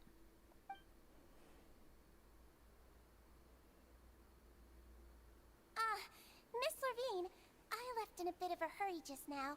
Do you still remember if we discussed the color of the pill that you should be taking today? I remember. You said it should be yellow. Yellow, huh? I understand. These are yours. Please, make sure to go to bed early after taking them tonight. You'll benefit from a good night's sleep. All right, then I'll also be on my way now. I hope you feel better soon, too. See ya! I'm going to fill out your medical record now. You're widely known as the Traveler, right? I just want to double-check a few details, if that's all right with you. Those two made quite the commotion just now, so why don't we let the Traveler rest? Paimon can answer the questions instead. So her primary symptoms are abdominal pain, with secondary symptoms of nausea. Is there anything else? That's it. All right then. Is there anything we should know besides to take the meds? No, her base constitution is quite good, so I'm sure she'll recover quite quickly after taking the medicine. Please, make sure to stick to bland or less stimulating foods. And don't stay up too late at night. Got it. Paimon will hold the Traveler to that for sure.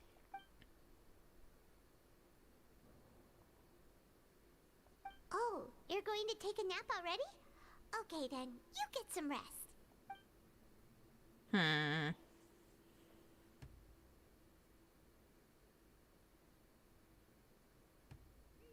We've been to lots of places together. She may look a bit under the weather now, but she's actually super strong. Aww. So you're the best of companions. Well, don't worry, she'll recover soon. Aww, that's cute. You're awake. How do you feel? You slept for a really long time, but we never left. Well, now you can go back without a worry in the world. Remember to take your meds regularly, and remember bland foods. Thank you, Miss Sijuin. What non-bland food are we getting? Seems like a lot of people have been coming down with an upset stomach lately. I'll need to address that. It's like we know that the rumor created was false about cannibals. So, what the hell is the meat that was put on our plate?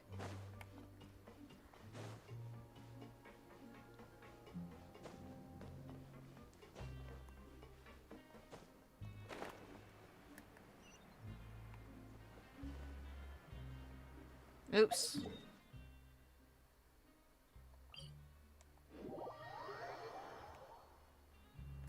Nope.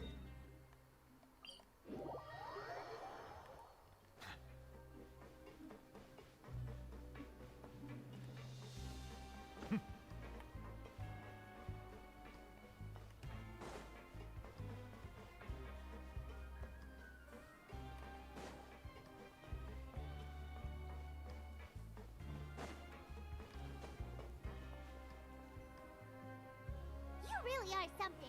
To be able to fall asleep like that and even sleep talk the entire time, you scared Paimon half to death.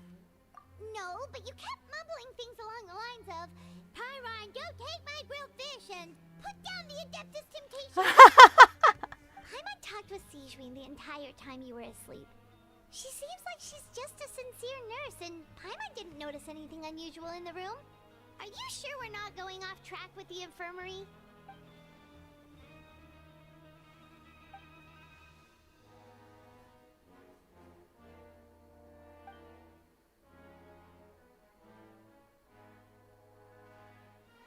Whoa!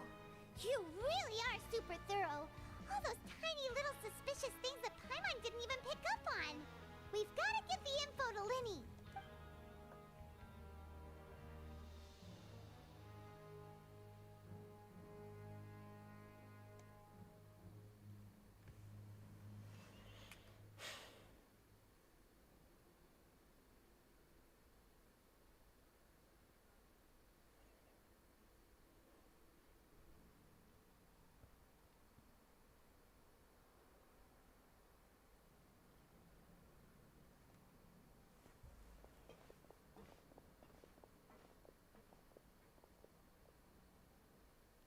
Fair enough.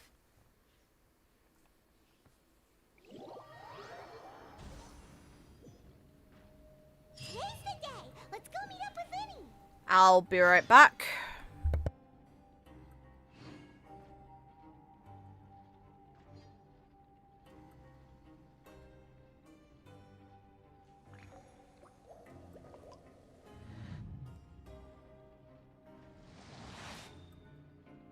Learn the safety rules by heart. Wait, what was the second part?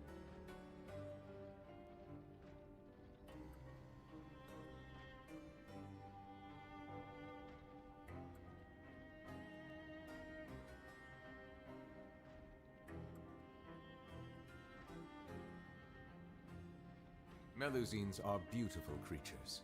They are the pride of Fontaine. Be sure to befriend them and cause them no harm.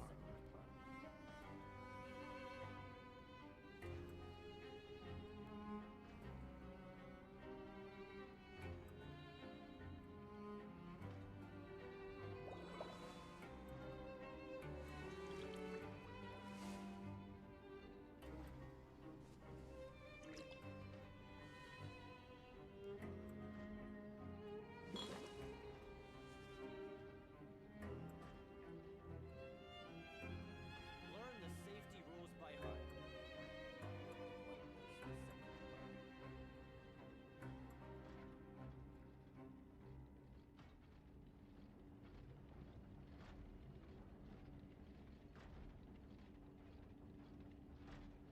Water comes in many flavors to the discerning palate. Mondstadt's water is crisp and pure, while water from Liyue has an enduring aftertaste. In Inazuma, the water possesses a depth of flavor unlike any other. Sumeru's water, meanwhile, has a rich and complex flavor profile, but it must be savored patiently to fully appreciate it.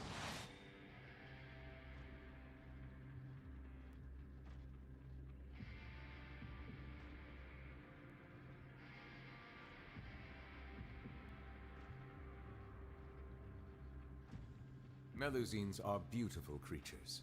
They are the pride of Fontaine. Be sure to befriend them and cause them no harm.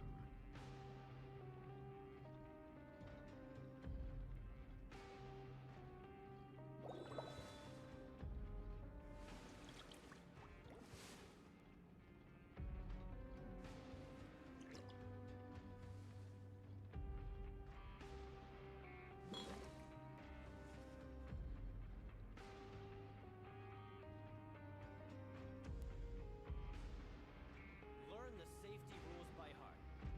Wait, what was the second part?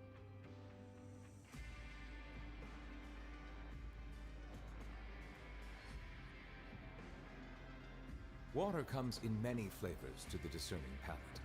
Mondstadt's water is crisp and pure, while water from Liyue has an enduring aftertaste. In Inazuma, the water possesses a depth of flavor unlike any other. Sumeru's water, meanwhile, has a rich and complex flavor profile, but it must be savored patiently to fully appreciate it.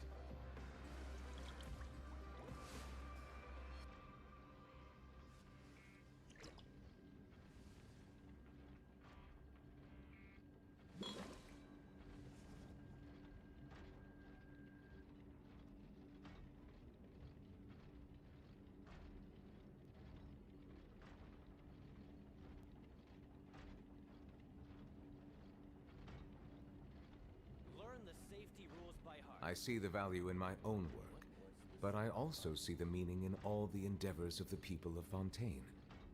I believe I will continue to take pride in fulfilling my duties.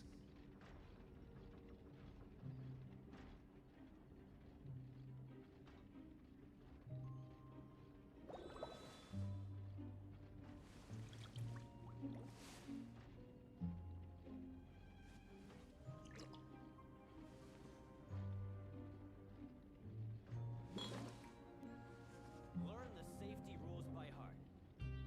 Wait, what was the second part?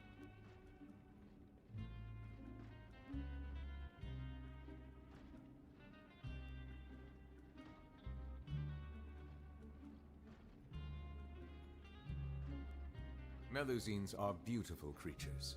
They are the pride of Fontaine. Be sure to befriend them and cause them no harm. Safety rules by heart. What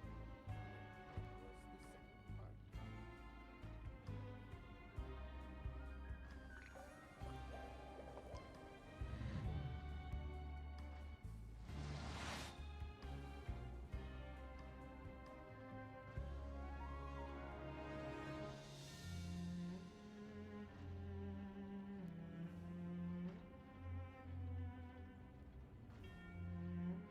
Learn the safety rules by Water comes in many flavors to the discerning palate. Mondstadt's water is crisp and pure, while water from Liyue has an enduring aftertaste. In Inazuma, the water possesses a depth of flavor unlike any other. Sumeru's water, meanwhile, has a rich and complex flavor profile, but it must be savored patiently to fully appreciate it.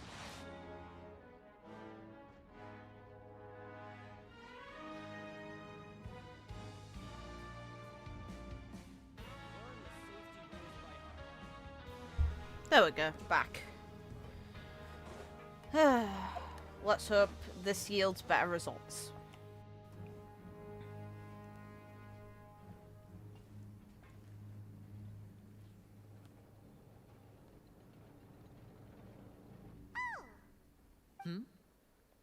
Hi.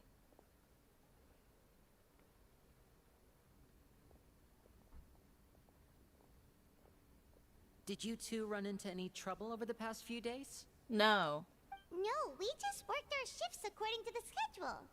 Nothing weird happened. That's good. That means you didn't raise any suspicions when you infiltrated the infirmary. We've taken a look at the slip you've sent. Fremine successfully left the grounds via the pipes 2 days ago, and as of last night, Lynette has also infiltrated the infirmary after faking an illness. Wait, why is she getting involved as well? You already went above and beyond when you scoped out the infirmary. To put it more bluntly, even if we were to view that as something you did in exchange for Fremine's help, you've already done more than enough. Infiltrating a guarded stronghold is a different kind of job from a one-off investigation. We want to avoid using the same faces over and over and reduce the amount of suspicion that will fall on any given person. Lynette also felt like you have already taken the first step for us, so she should be the one to finish the job. So that's what Lynette thinks. Oh, Paimon hopes everything's going well for her. Perhaps that's true. You're both very good people, and we've come to appreciate that more than anyone else. Unfortunately, there's still one thing that could get between us, lest you've forgotten. The matter of our respective loyalties. Yep. You've mentioned before that you've had some run-ins with the Fatui. I can understand that feeling, so I assume you're just helping us out of the kindness of your hearts? Well, everyone could use some more friends. We'll be counting on you to help us in the future, too. Since I see you as friends, then it's even more important for us to protect you from any peril. Fremine and Lynette feel the same way. Glad to hear it. Then, let's go check on Lynette before Fremine returns. If everything went well, then she should be wrapping up her investigation right about now. I can hope she's safe. A good time to go over? According to my observations, Sigewinne always spends around half an hour away from the infirmary right before lunch. Lynette knows this as well, so this should be a good time to meet up with her. Okay. Also, I'm her brother, remember? It's only natural for an older brother to care about his younger sister's well-being. Okay, then let's head over right away.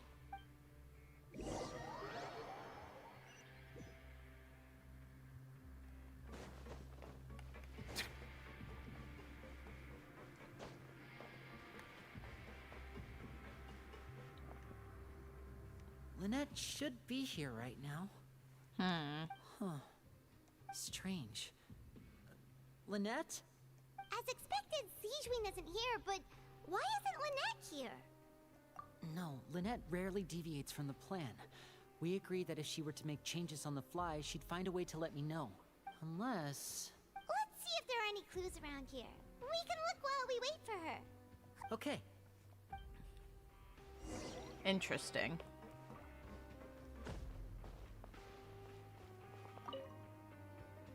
None of the beds have any signs of having been slept in. Except that one over there. That's the one Lynette must have used, right? You said she was pretending to be sick. She would have said her migraine was having a particularly bad flare-up. Generally speaking, the head nurse would then ask her to lie down and rest, while she left to retrieve the medication. Which means, either the head nurse didn't return the entire time from when Lynette laid down up until she left the bed, or the nurse intentionally left it this way.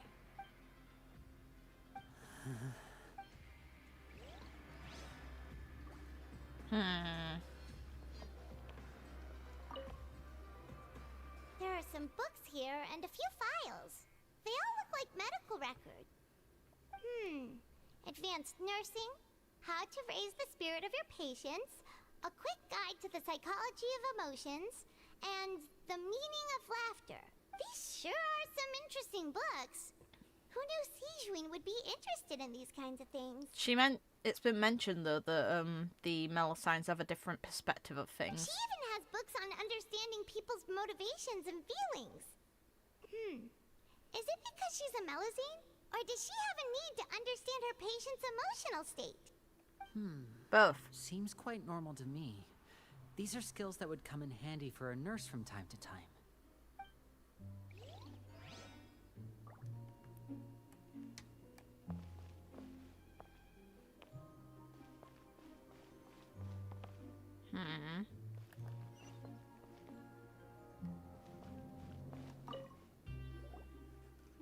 This is it! We saw it before! Wait, this thing? It doesn't look like it's been disguised that well. The space behind it is empty. From its size, I don't think it's an entrance that is meant to be taken apart. There's probably a mechanism around here somewhere. Could Lynette have tried to get inside? But if that's the case, she would have contacted me for sure. Let's look around here for some more clues. Don't panic, just take another look. Okay.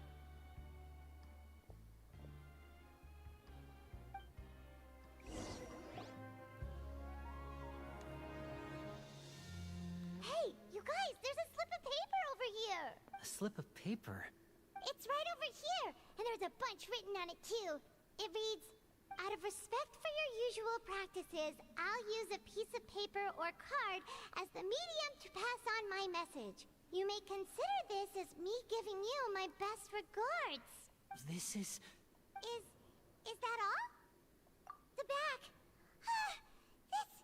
This is... Show me! Now! That look on your face. Paimon's reading it now. Would you care to guess where Miss Lynette of the Fatui could be right now? No. Could she have... Is she already... Wriothesley. Did he deliberately leave the infirmary unguarded to use it as bait?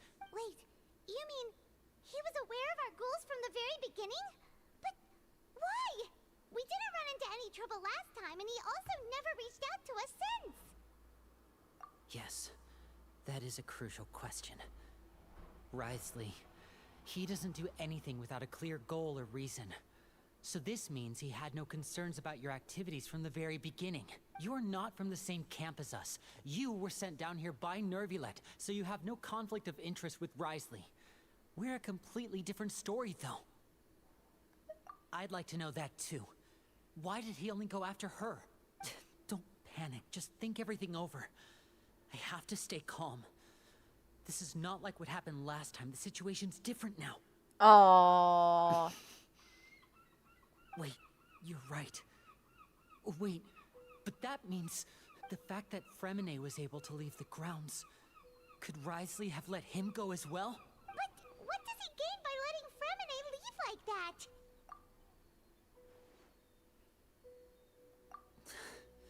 So he's challenging me and trying to provoke me, I'm sure of it. We never should have sent out Fremine.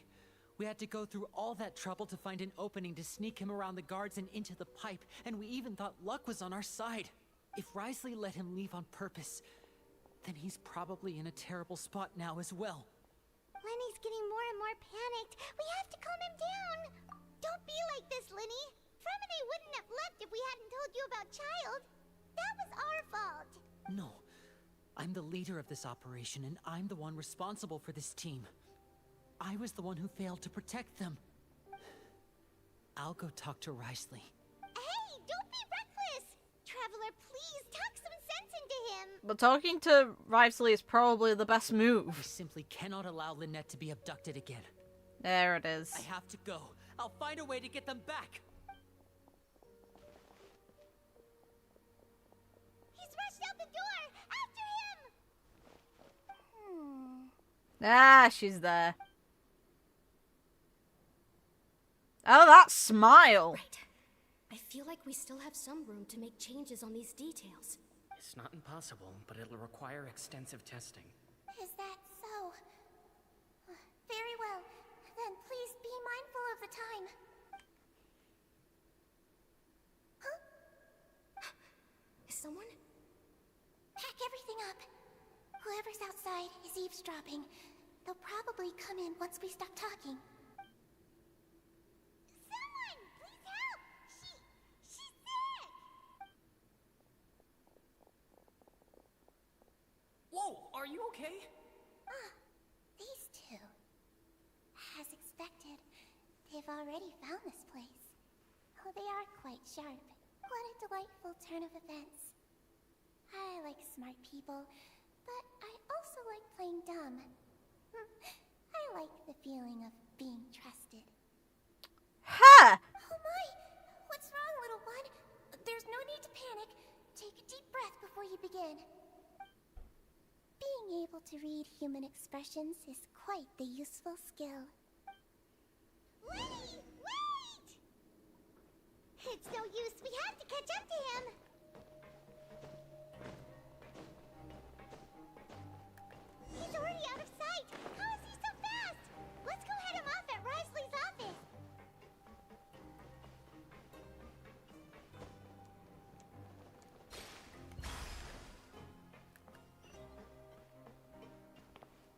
Oh, it's center. Okay.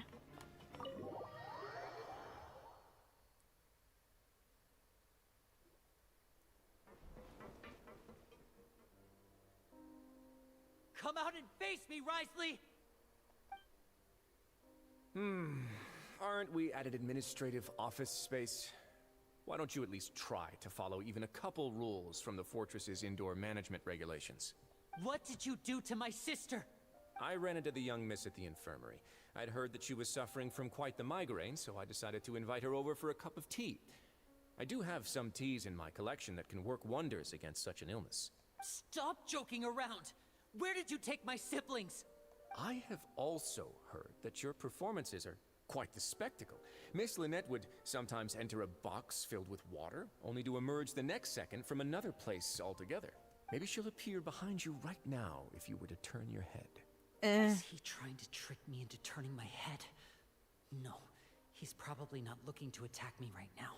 All of the hostages are in his hands, and he's even in the mood for small talk. That means Lynette is probably still alive.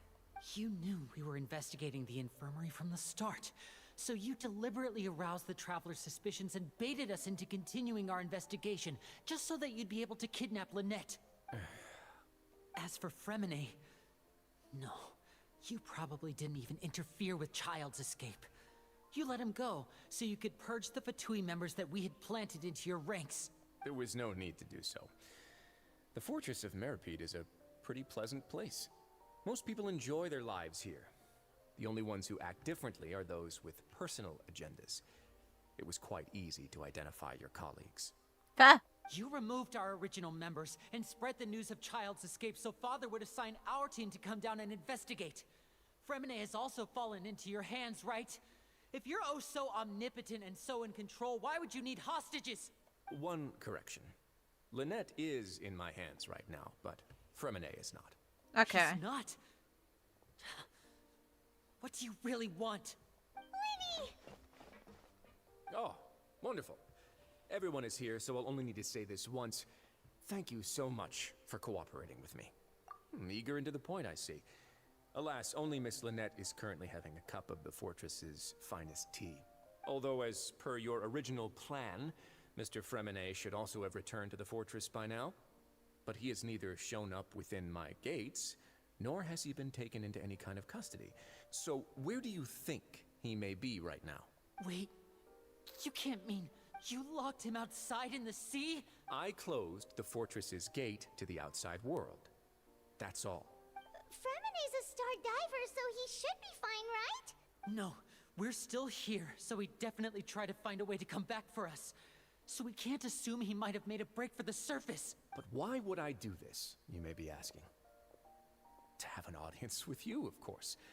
My intel tells me that Mr. Linney is a great magician, so it's only natural for me to want to have some cards of my own when it comes to negotiating.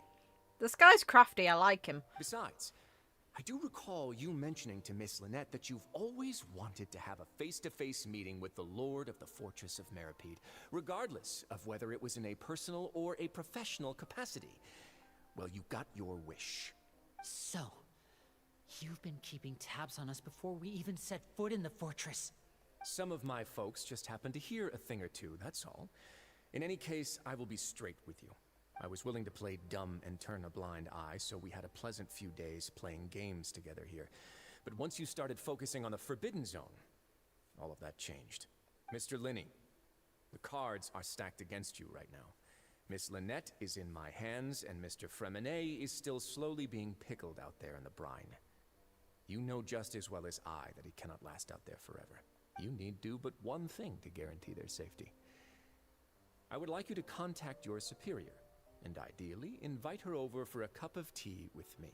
Jesus. Dude, don't get into bed with crazy. It's not a good idea. You want to see Father?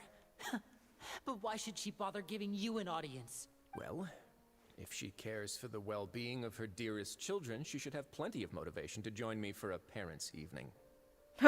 I've heard that the bonds between the members of the House of the Hearth are like the bonds of family. I don't see why she would refuse. Why did you think Father sent us to handle the Fortress of Meripede? This place is basically a no man's land. It wouldn't be fitting for anyone as important as a harbinger like Father to come here in person. Oh, I see.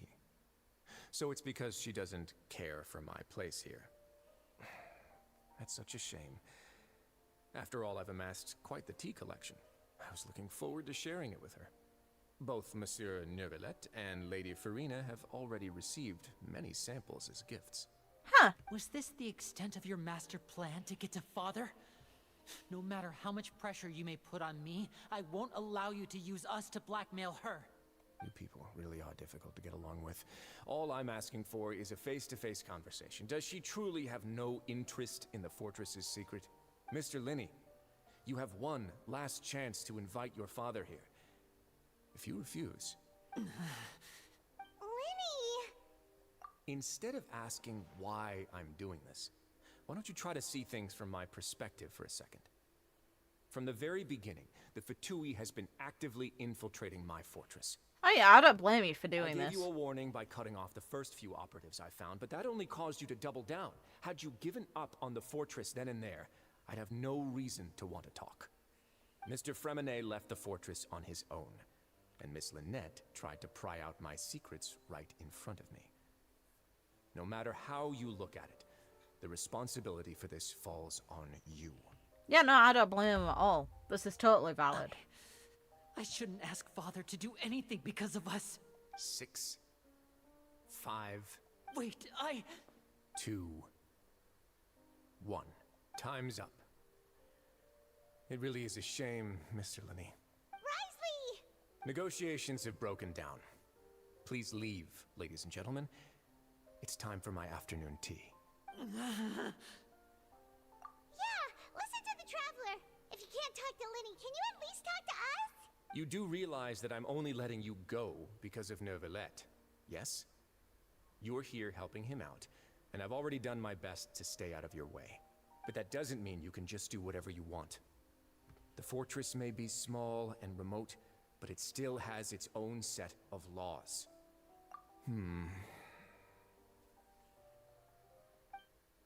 Then how about this?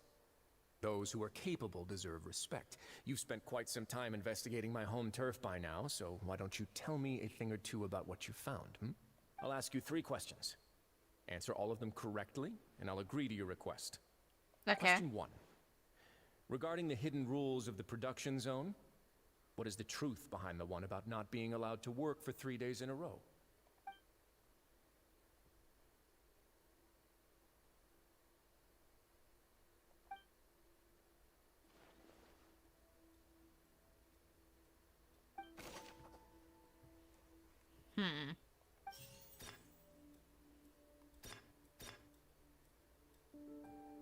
I've been told that the infirmary is always empty for the half hour just before lunch. But what could Sijuin be doing during...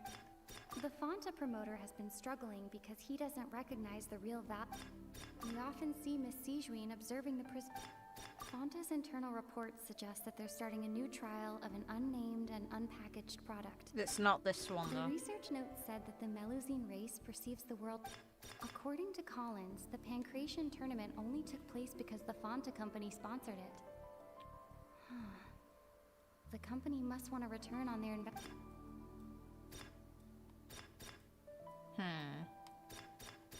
We often see Miss Sijuin observing the prisoners at work near the production zone. It seems... It'd be her.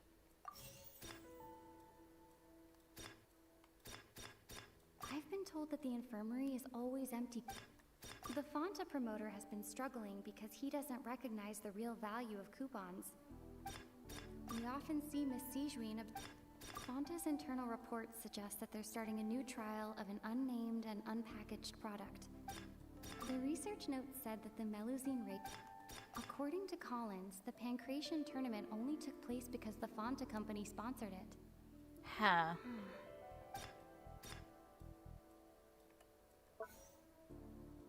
Yes.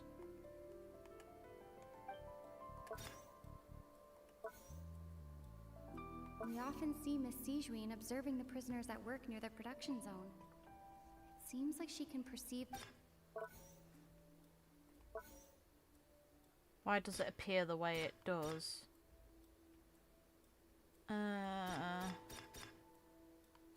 We often see Miss Sijuin. Fonta's internal reports suggest that they're starting a new trial of an unnamed and Why does it appear the way it does? I've been told that the infirmary is always empty for the half hour just before lunch. But what could Sijuin be doing during that time? Why does it appear the way it does? We often see Miss Sijuin observing the prisoners at work near their production zone.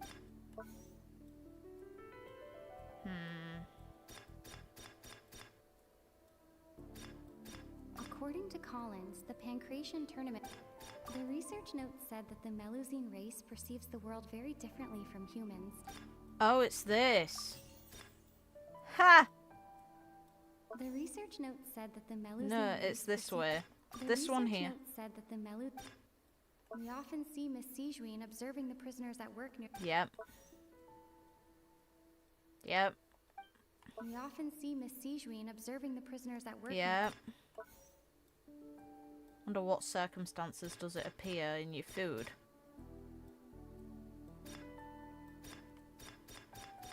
I've been told that the infirmary is always empty.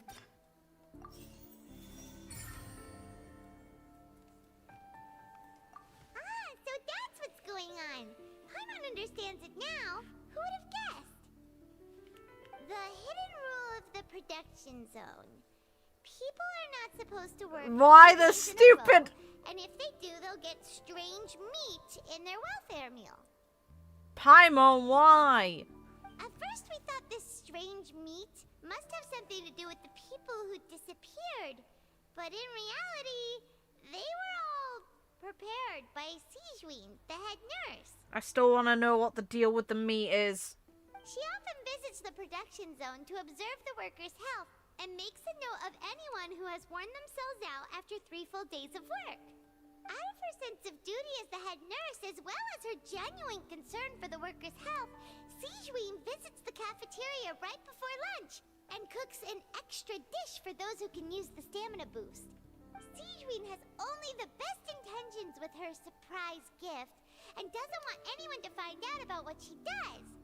However, unfortunately, Melusines as a race perceive the world differently from humans, and their sense of aesthetics is even more alien to us. Which is why he avoids her drink. The recipients of her lovingly prepared special meals cannot taste the care within and usually just freak out. Are we on the right track? Not bad. You've uncovered Sijuin's secret and even guessed her intentions correctly as well. It's nice to know that her efforts have not gone unacknowledged. Also, he has a massive scar, like, along his chest and along his neck. Jesus Christ, man. Alright, now for my next question. Alright. There are also some hidden rules in the Pancration Ring, including the one that you're not allowed to support both sides of a fight. Why is that? This is the one related to the Fanta.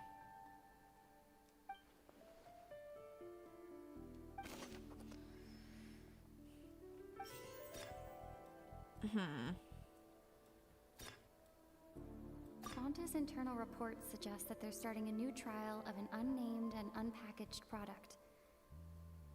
But the Fonta promoter has been struggling because he doesn't recognize the real value of coupons. Meanwhile, the Duke believes that only idiots who don't understand the value of coupons would spend them on Fonta.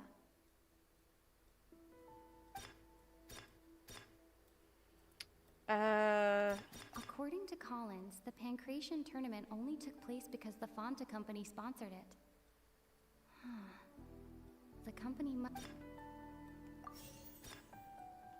why does it look the way it does? It's a trial one. Fonta's internal reports suggest that they're...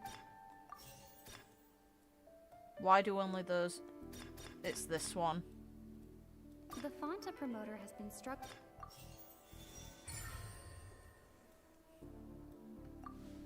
Paimon gets this rule too now, so there really was nothing to be afraid of.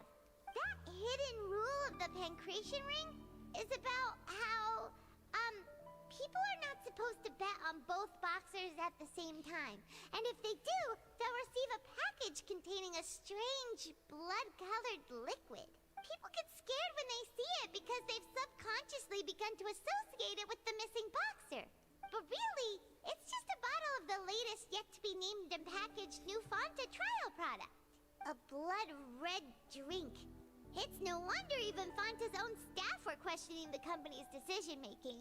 The company, facing backlash from its own staff, decided to try to trial the product on a smaller scale to see how it might be received by customers. They came to the Fortress of Meropide and offered to sponsor the Pancration tournament so they could push their new product. But the Duke completely refused to even entertain the idea. The Duke, knowing how valuable coupons are in the fortress, knew that only total idiots who didn't understand their true value would bother buying a Fanta product here.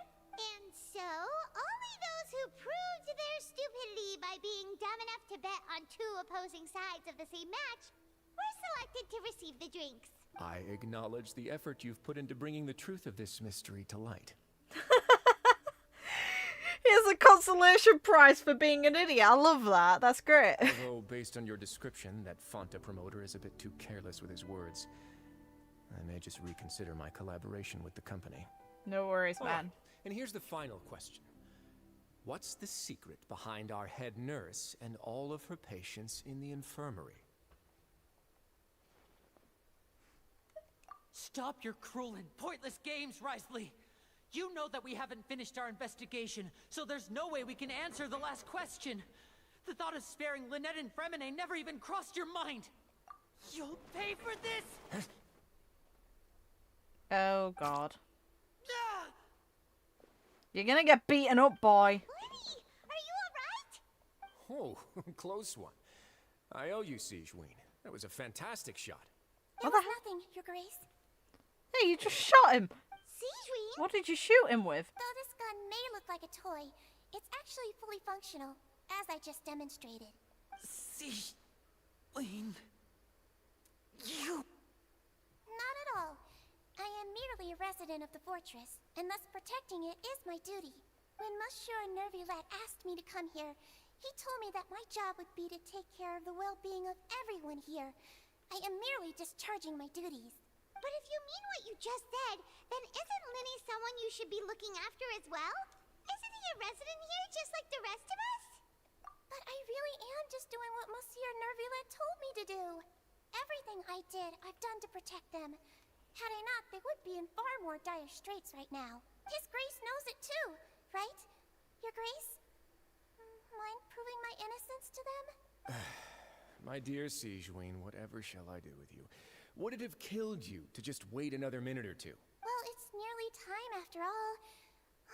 The way you do things can be truly frustrating sometimes, Your Grace. I figured I should try to talk some sense into you. What are you talking about? What time?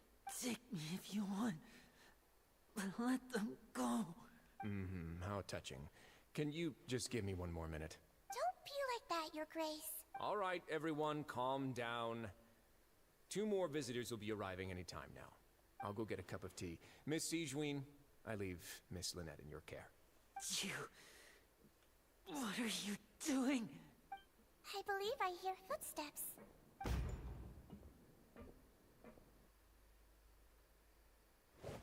Some space, please. Hey! Ah, Miss Clarande. My door. Oh, look.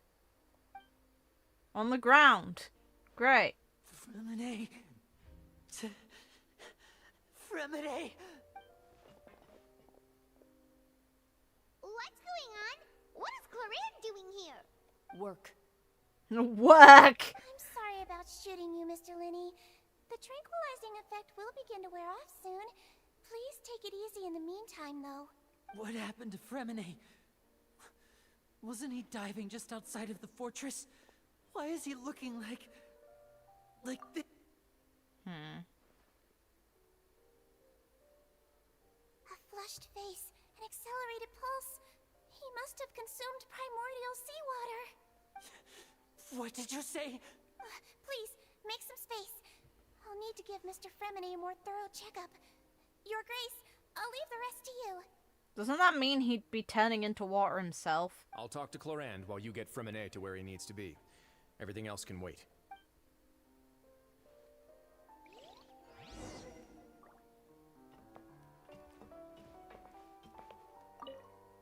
We'll talk to you first, because you're clearly not going to be alright.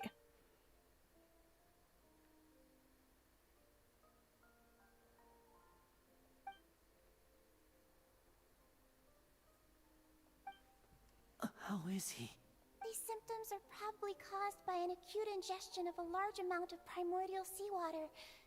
Still, his condition is not critical. Of course, it would be best if he stayed for further observation. Let's leave him here for now, and move him to the infirmary once he's recovered a bit more. Sorry. I am aware that the infirmary may not be your favorite place in the world at the moment. We do only have a single clinic in the fortress, however. Why would he ingest a large amount of primordial seawater after leaving the fortress? How could that possibly happen? Please, look after Mr. Freminet for the moment. I'll go fetch some medicine and a respirator. Oh, I'll bring Miss Lynette back with me. Where is she? How is she right now? Oh, she just took a nap in an empty room after I tranquilized her. If my calculations are correct, she should also be waking up right around now. You might not believe me, but His Grace and I actually made some snacks and tea for her.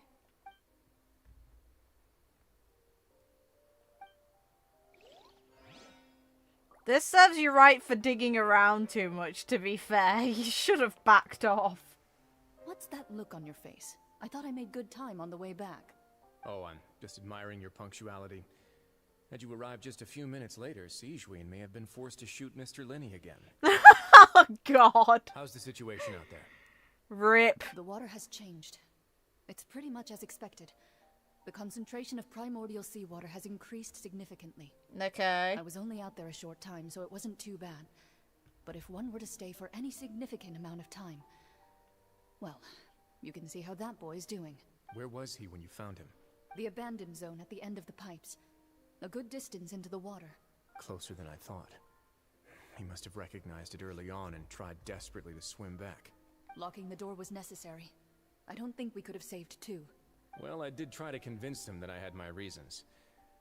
Never seems to work, though. It would probably work on Neuvillette. He has a knack for picking out who had good intentions, even when the outcomes were all terrible.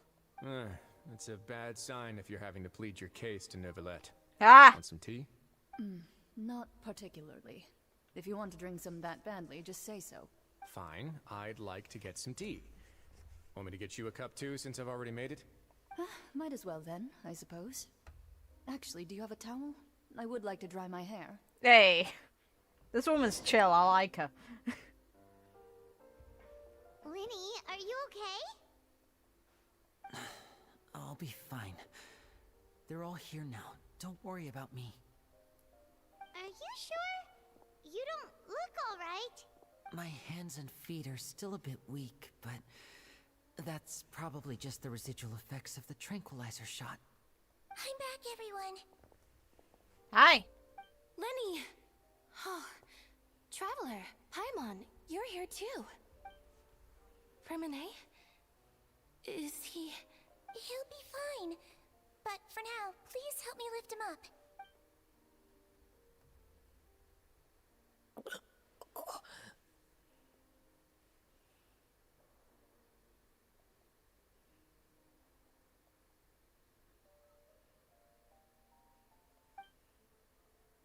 His breathing's beginning to slow down. Good. Give me a hand and help me get him to the infirmary. Yeah, I'll take him from this side. Lynette, together? On it. Traveler, you seem pretty worried about him. Want to come with us? Of course. The Duke and Clorand are gone. They probably went to get some tea. The Duke will explain the truth in just a bit. Miss Clorand will need a break, since she only just returned from rescuing Freminet out of the sea.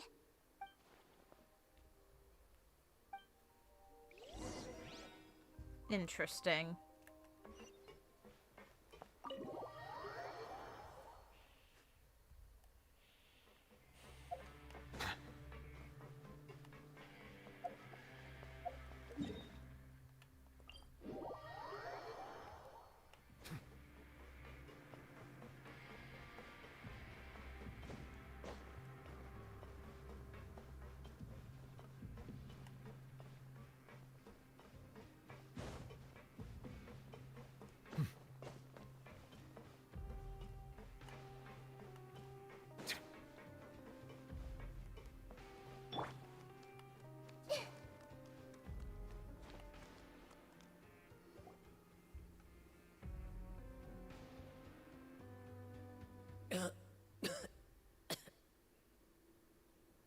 He's awake.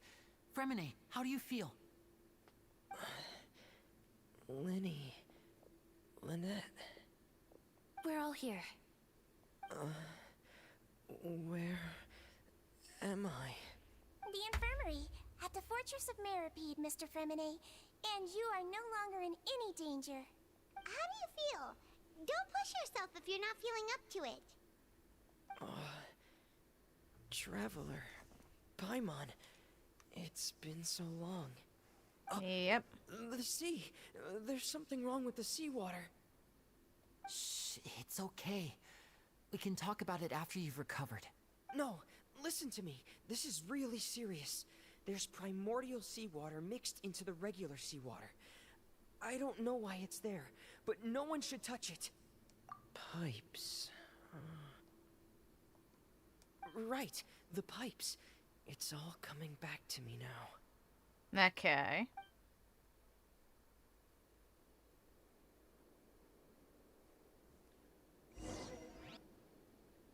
Do we get to explore?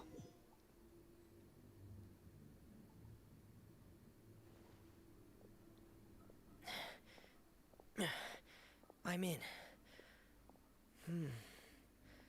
Seems like this pipe hasn't been used in a long time. It looks abandoned.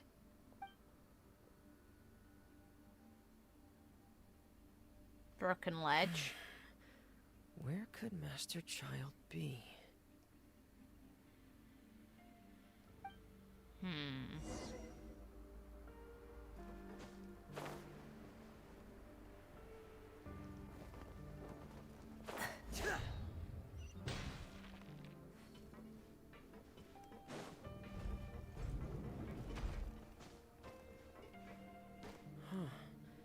This mechanism looks like it's been tampered with.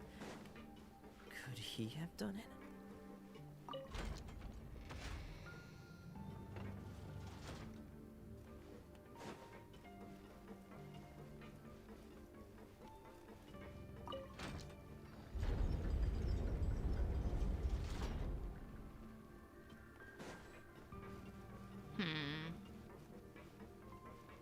Having the Wanderer would make this really easy to cheese. Use mechanics when you can glide.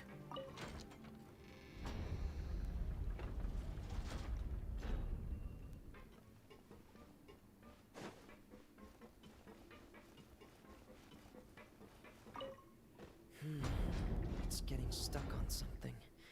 Seems like I'll have to avoid those obstacles while I turn it. Okay, back down it goes, then rotate, then back up. Alright. I see how it is.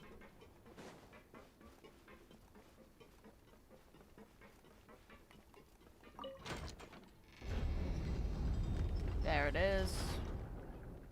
Then back up.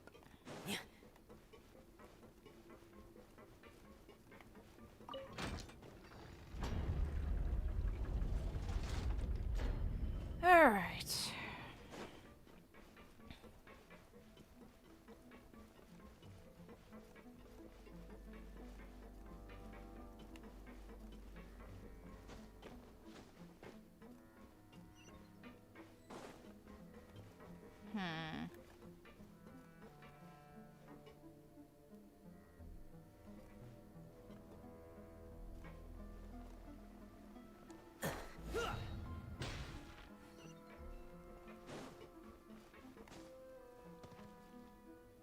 This is where the water starts.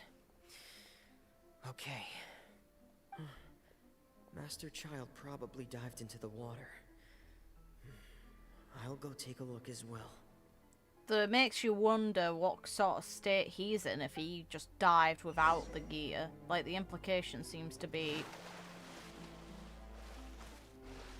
like, he's no this guy's no normal diver.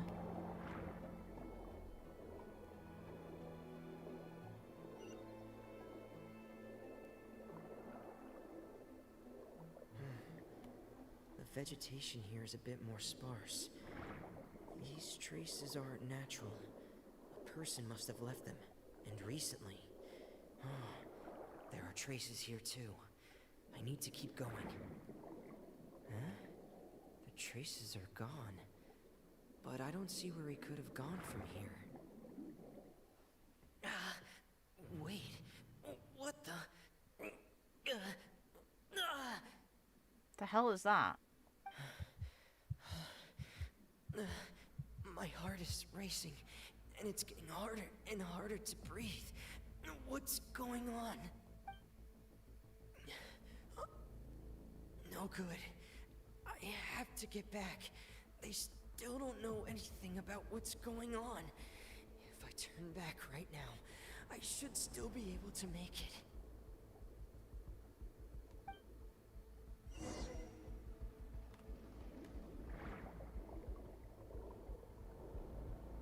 Wonderful.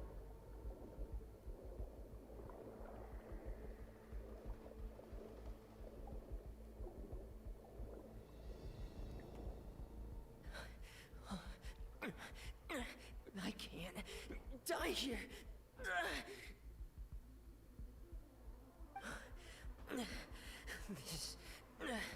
This is bad. I'm feeling worse and worse, and I'm still underwater. I have to push on. Hi, Clarand.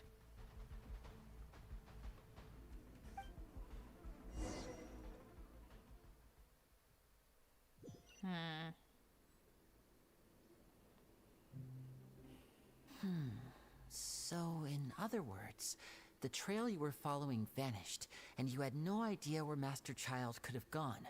But there was also no obvious place for him to have disappeared to. That's right. I tried my best to swim back, but I had already put some distance between myself and the fortress, and I just couldn't find the strength to keep going. I probably passed out some time after that, and you know the rest. Miss Clarand brought you back, but we also don't know why she just suddenly appeared at the fortress, or why she went out to save you. Miss Clarand, you say? I must go thank her in person. You're still too weak for Monet. You can go after you've had some more rest. Miss Lynette is right. I believe Miss Clarand will stay here as a guest for another few days, so there's no need to hurry. A guest?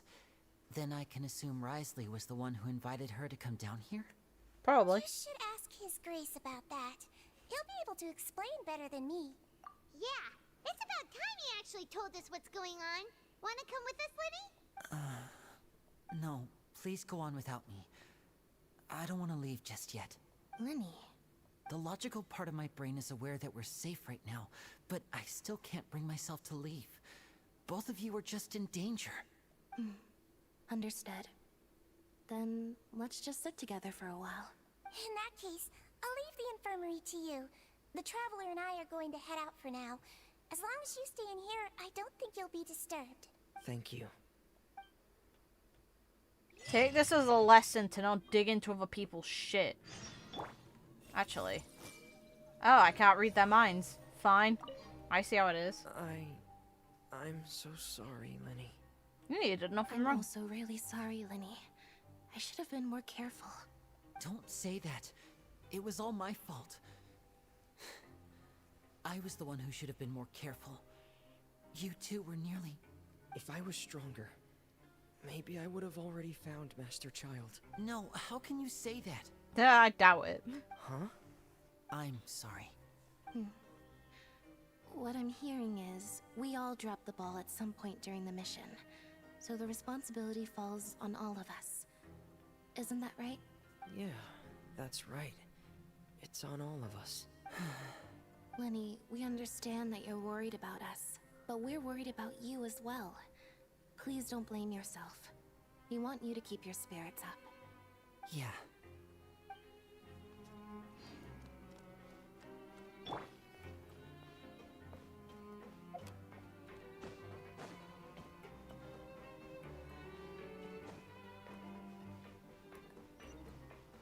Down we go.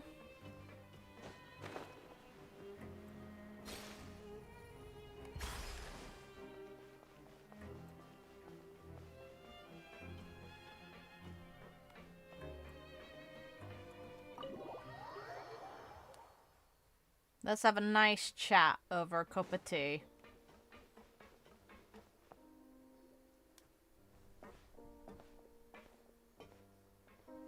Excuse me.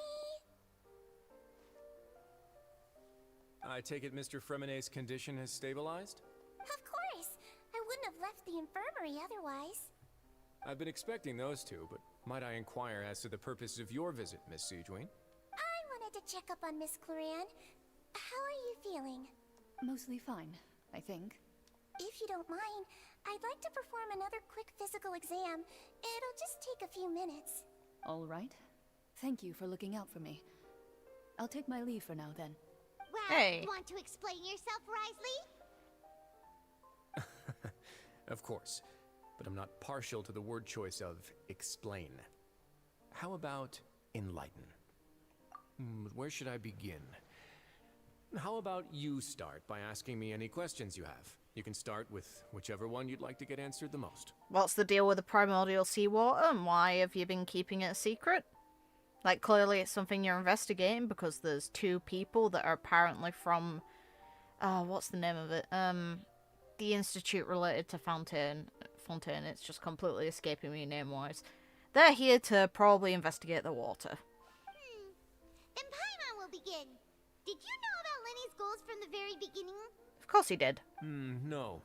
I just What? knew they were Fatui operatives sent to the fortress by the Knave. Okay. As for their specific goals, I only figured those out as you made progress on your investigation. Oh, okay, fair enough. You managed to monitor and stay ahead of them even though you didn't know what they were trying to do? He knows the place better than them. They came here with ulterior motives. I'm quite adept at discerning what that kind of behavior signals. Initially, I thought their goal was just to investigate Childe's disappearance. Linny suggested that I had deliberately let him escape, but in truth, I didn't really do anything special to help or hinder him while he was here. Everything he did, from finding helpers to leaving this place, he did on his own. Of course, it's inevitable that the Knave would make a big deal out of her fellow Harbinger's unexplained disappearance. I'm also quite curious about where that Harbinger went, so I figured I might as well let the Fatui do their own investigative work. All I care about is the answer. So you were hoping Lenny's group would just do your work for you? Valid move. You make it sound like that's a bad thing. Unfortunately, things didn't go as planned. I assume that Fremenet has told you already, the ratio of primordial seawater around the fortress of Meripede is on the rise. The Forbidden Zone has always been Linny's target, and you got roped into that investigation after running into him. I began to intervene out of concern for your safety, and also to prevent the fortress from becoming entangled in more irksome matters. Are the rumors true? That you're also a former criminal? Now, why would you put it like that? Isn't staying here all day and serving as the manager of the fortress a kind of sentence unto itself? Another form of prison? I just happen to have some support from the rest of the inmates. That's all. Oh, right. Paimon wanted to ask, who invited Cloran down here? Me, of course. I paid her good mora to come down to the fortress for some field work. As a champion duelist, Miss Cloran could be considered to be an independent party. I needed to find an exceptionally capable person to help me get through the impending crisis. And saving Fremenet was part of that crisis? You can think of it like that, yes. Credit where credit is due, that boy is quite adept at diving. Had conditions not been as hostile as they were, he probably would have found the missing Harbinger already. That's not something you should be asking after. Neuvillette only asked you to investigate Childe's whereabouts. Yeah, but what if he's there? All I need to prove to you is that the Forbidden Zone had nothing to do with the Harbinger's disappearance. That should be clear now that you've spoken to Fremenet. But we've already uncovered that there's something wrong with the infirmary, and we've answered a bunch of questions that you threw at us. Isn't it about time that you answer our last question in return? You make a compelling case. Do you really want to know the answer that badly? Yeah, Paimon really wants to know. Even if the truth may not be pleasant? That makes me even more curious, man. Follow me. Hell yeah.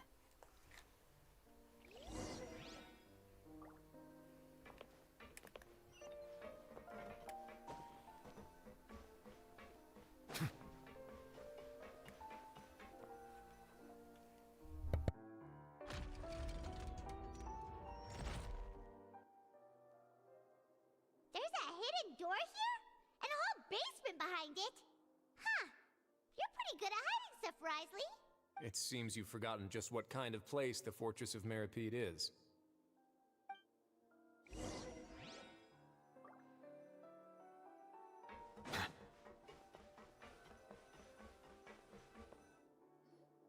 Stand on the central plate. Wait, is there a secret mechanism or... Whoa!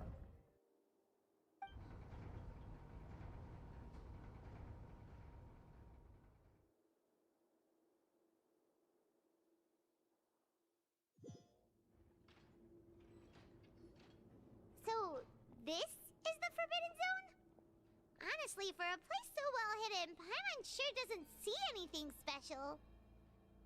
What a huge door! There are 3 such isolation gates in total.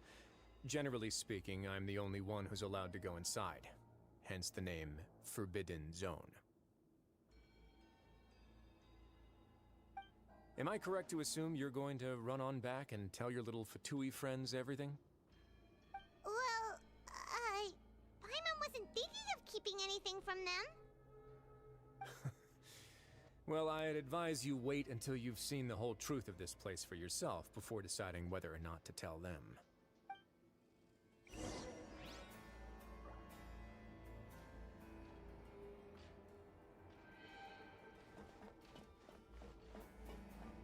Why would we tell them Fontaine's secrets? It just seems like a bad idea. Huh.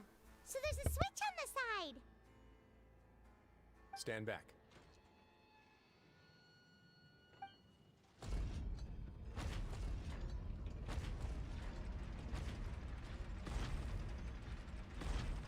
Whoa!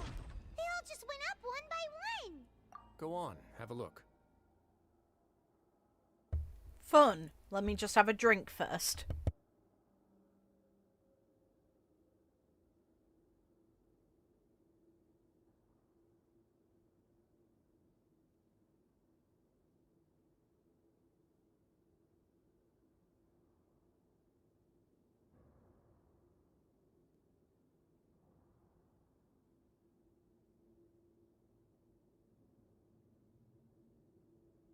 There we go.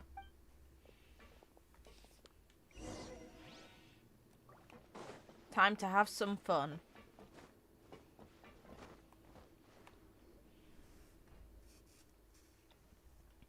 Like, the thought is that the Hydronosis is here. I've been interested in what lies beyond that gate ever since I assumed leadership of the Fortress of Meripede.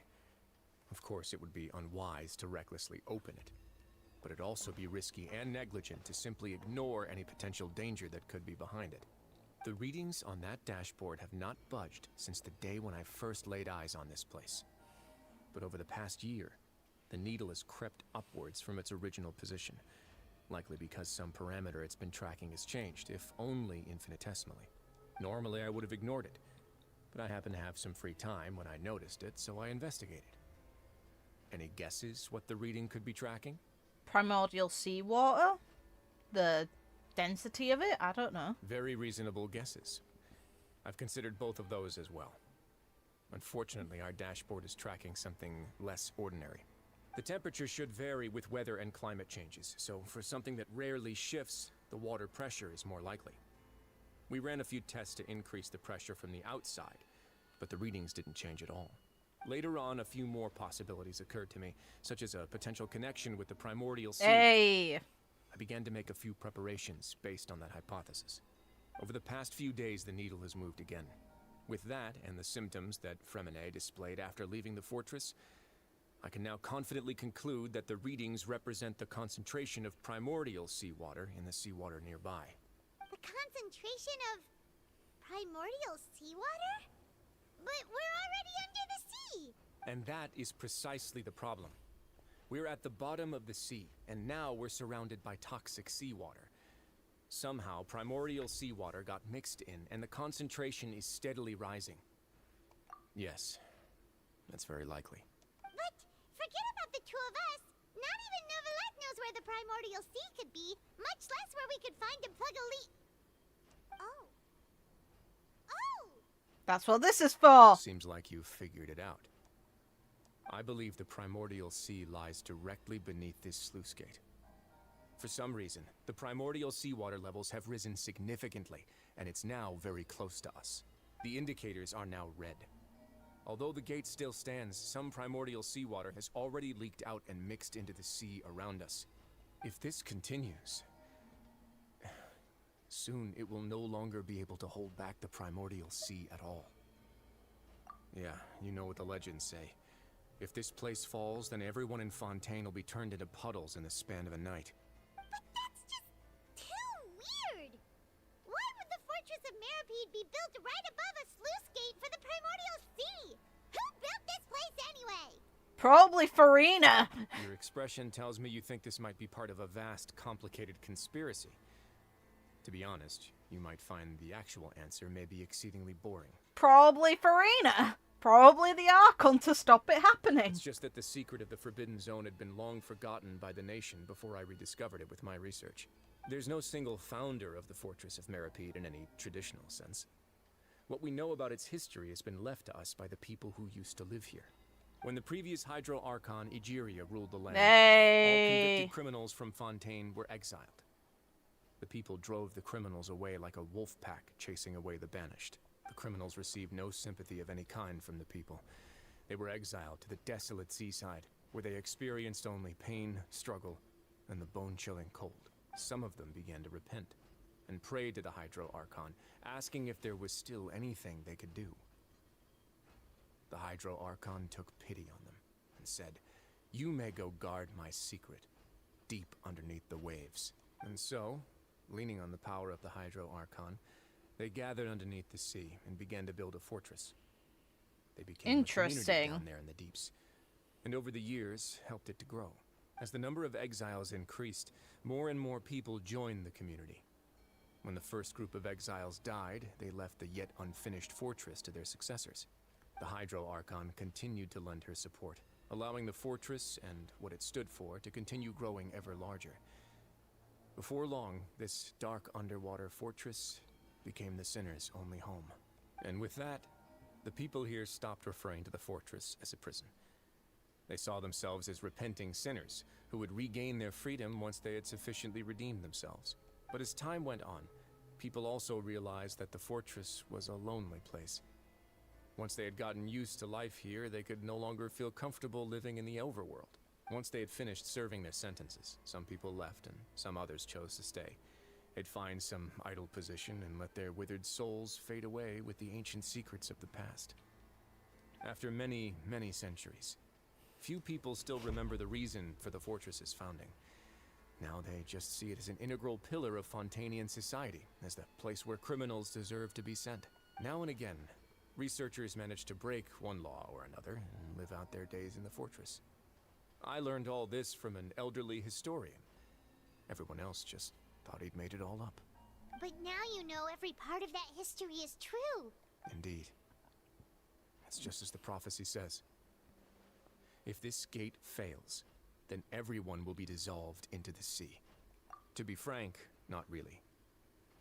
But sadly, that hasn't stopped this prophecy from proving all too accurate.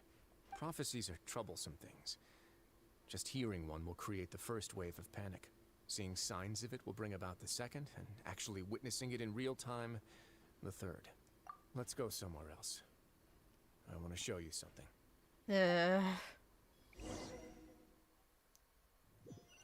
This is a big concern. Wonderful. This is it. Hey. Your Grace, perfect timing. The results from our last round of experiments have... Yeah, I was right. They are. Wait, Jurier, he's not alone. Huh? Lorvine and Jurier? No need to panic, you two. I've already told them about our plan. What?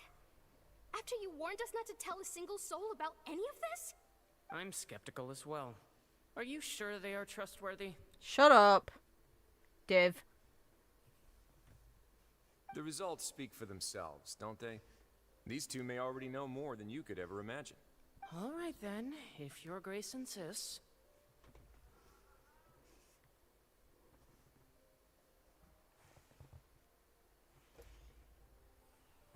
They seem harmless enough, so I'll trust them for now. I've beaten a god up yours. How about some reintroductions?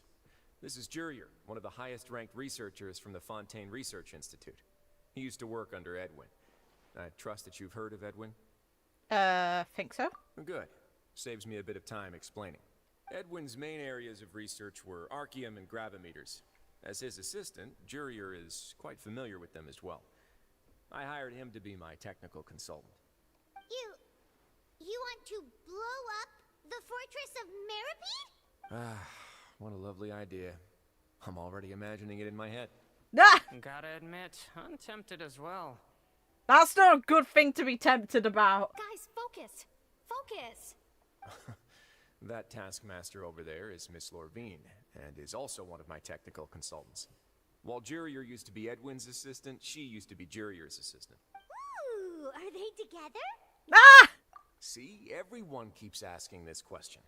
Are you too sure you're not a couple and just using your work as a convenient cover? Your Grace, I am not in a relationship with this man. If I dated her, I'd officially be madder than Edwin. Jeez, forget I said anything then. Follow me. Even in game, they're pushing at them. Great. Funny. Whoa, there's another door that goes right up. Your constant amazement makes it seem like the fortress can do anything. Paimon really thinks everything's super cool. I wonder what Farina's up to then. Well, let's spice it up a bit. And here you go. What a huge ship? This is also a production zone that Paimon's never seen before. What's going on? How much do you know about Fontainian history? Not much at all. Are you making an arc to get everyone out in case the water does flood? Well, then maybe you haven't heard the story of ancient Lemuria. To give you a quick rundown, Fontaine used to be ruled by the Lemurian dynasty. According to legend, the Lemurian king Remus came to this land after being inspired by divine revelation and found the seer Sibila, who had taken on the form of a golden bee. Taking the golden bee with him and riding on a huge ship, the Fortuna, he created his nation above the surging waves. He called his nation Lemuria and used the Fortuna to incessantly search for new tribes and islands, calling on them to join his empire. There's a ship in this story too? Where there's water, there'll be ships. People believe that hope can always be found at the end of a voyage. Do you believe that too? To a point, I think. As you've already seen, I have a whole factory's worth of labor, materials, and technology at my disposal. Certainly can't hurt to give it a try. So the moment I began to speculate that the primordial sea might lie underneath the gate, I also began this project. Hell yeah! Inspired by the legendary Fortuna? Maybe. Fontainians need something to hold on to cope with the impending disaster. Were the workers to find out the truth behind this ship, riots would destroy the fortress faster than any catastrophe. As the fortress's administrator, I'd never make such a reckless call. Good move. All right, that's enough talking for now. I'll need another 3 cups of tea to soothe my throat. Do you have any other questions? Seems like you're good. Come on, I'll take you back. Neat. Yeah, no, why the hell would we tell them? Time flies when contemplating life. Hey. I'll leave you here for now. I've never seen that note before. It's like time is connected to one of the shades of Fanes. Oh, thank you so much. No worries. But don't forget, it's up to you whether or not you want to share what you just saw. What you do from here on out will likely affect those 3 as well. Yeah,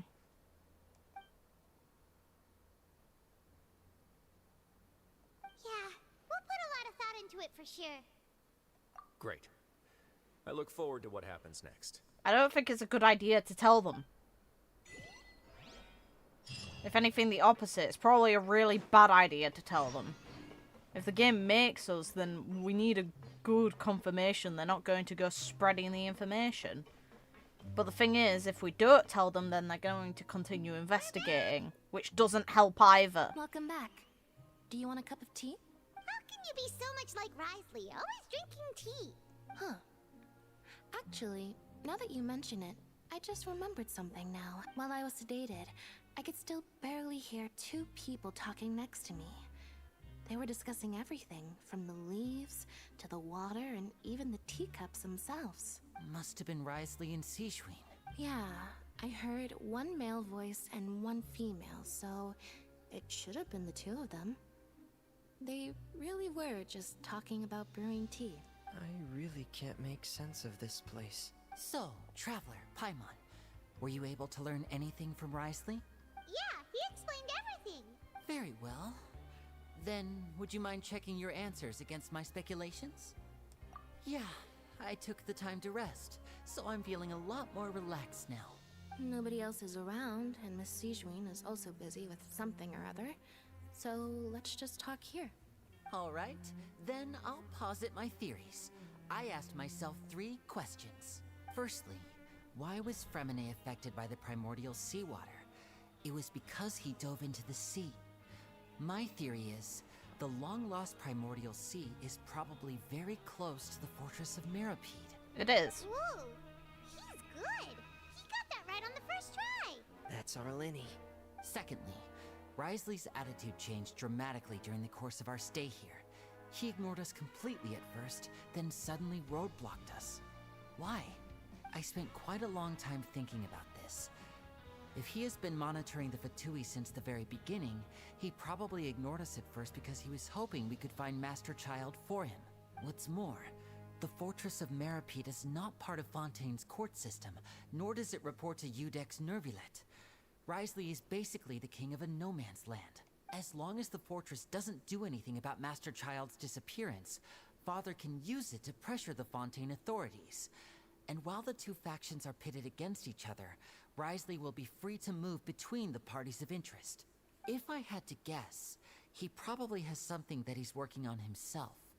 It's likely related to the secret of the infirmary, but I just can't think of what it could be. You're super smart. Thanks so much. Then finally, there's the last question. If Risley does have a plan, what could it be? All I know for now is that his plan probably has something to do with the changing nature of the seawater. He's even gotten Cloran to help him out. That can't be the full extent of what he's doing.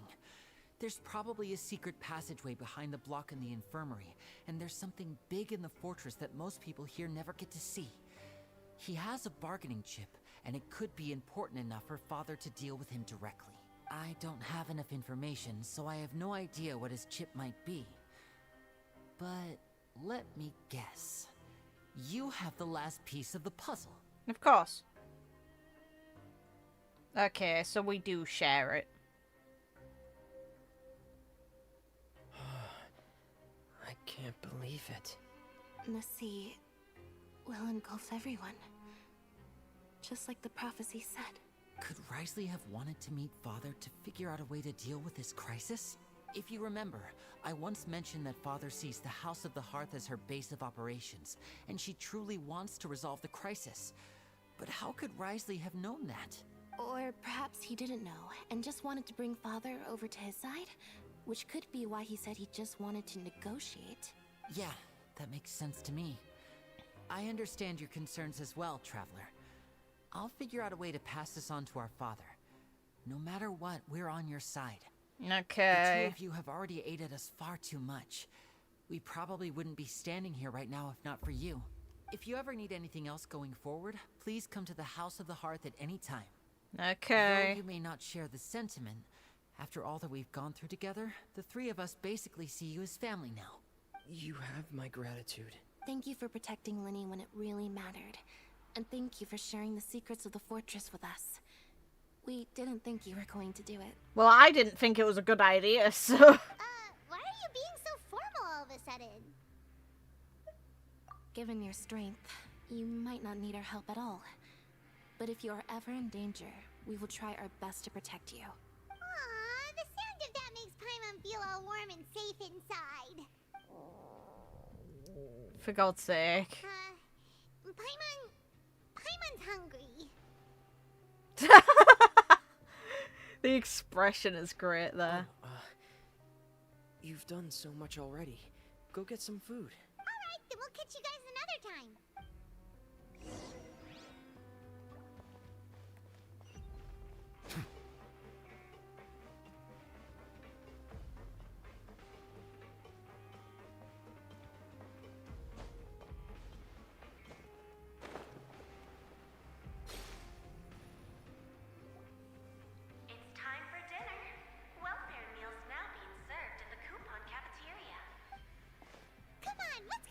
ours as well. Traveler and Paimon, over here. Are you here for dinner too, Miss Sijwin? And I'm taking the opportunity to prepare Miss Cloran's dinner as well. Huh. You're right. She's actually sitting in the fortress cafeteria. What would you like to eat? Yep, you can. I've already talked to our chef, Mr. Wolsey. It's all on me today, so you can get whatever you'd like. Me too! Don't forget Paimon! No problem. Just leave it to me.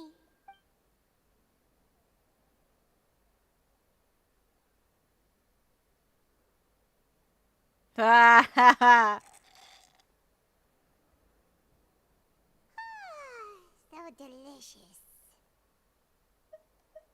Paimon's so happy. Paimon wants to feast like this every day. Feeling full yet? How's the food? Delicious. Don't mock her drink. It'll make her upset. So glad to see you all so happy. Oh, see the expression on your face just now? The muscle here just moved, which suggests that you're feeling quite relaxed at the moment. Sijwin, do you do this to help your patients or to better understand human beings? A bit of both, I suppose. I'm a Melazine, which means I'm very different from human beings. I'm still interested. I must know what you're thinking if I want to take good care of you. I still want to know what your deal is and why you look so unique compared to the rest of your kind. You're really good at taking care of people. Even though you're so short, you still talk and act like an older sister.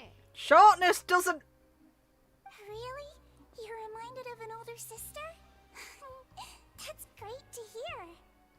Oh, and what did you mean back in Risley's office? When you said that you were protecting Linny and his siblings as well? Oh, that. I just asked His Grace to look out for those children, especially that diver boy. I was getting a bit worried after hearing that something was wrong with the water. Thankfully, Clorand is very strong and managed to save him in the nick of time. His Grace also sealed the pipes after Clorand left, to make sure that Linny wouldn't impulsively chase after his brother. Although the path was blocked, we still stationed some guards there to stop anyone from approaching. They were instructed to only open the door once Miss Clorand had returned. Oh, and I was keeping an eye on Mr. Linny as well. We had to press him, but we couldn't allow him to be in any real danger.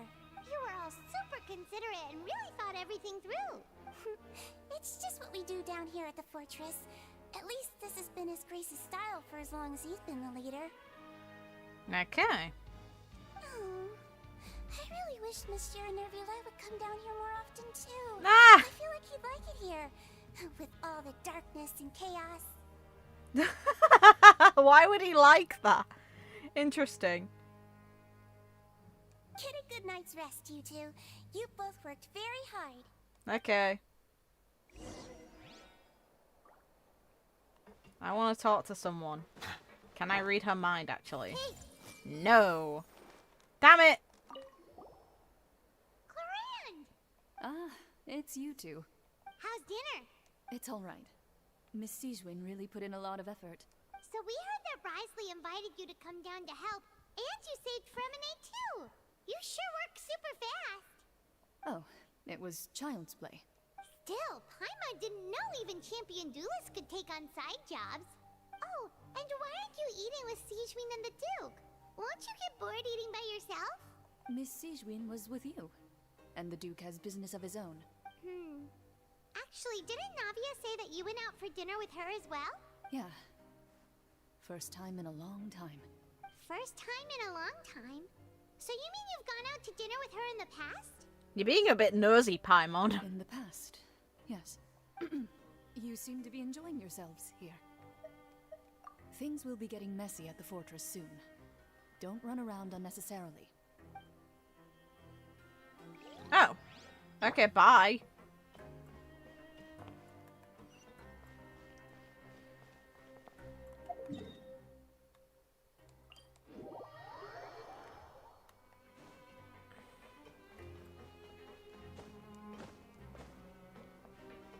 I wonder how much is left, considering it's like we see in the trailer for this part that boy will turn up.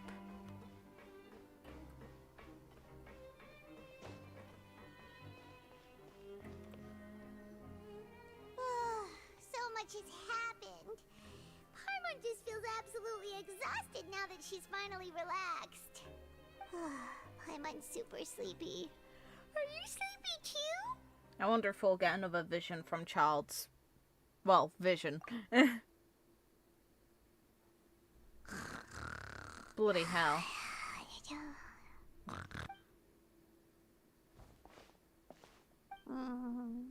Delicious.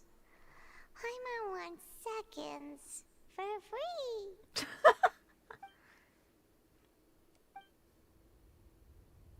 God. Out of my way! Get out of my way! What happened? Why Huh. is everyone running? No idea. The leak's getting worse. Stop asking. Who's yelling? Paimon still wants to sleep. So, that ship might come in handy.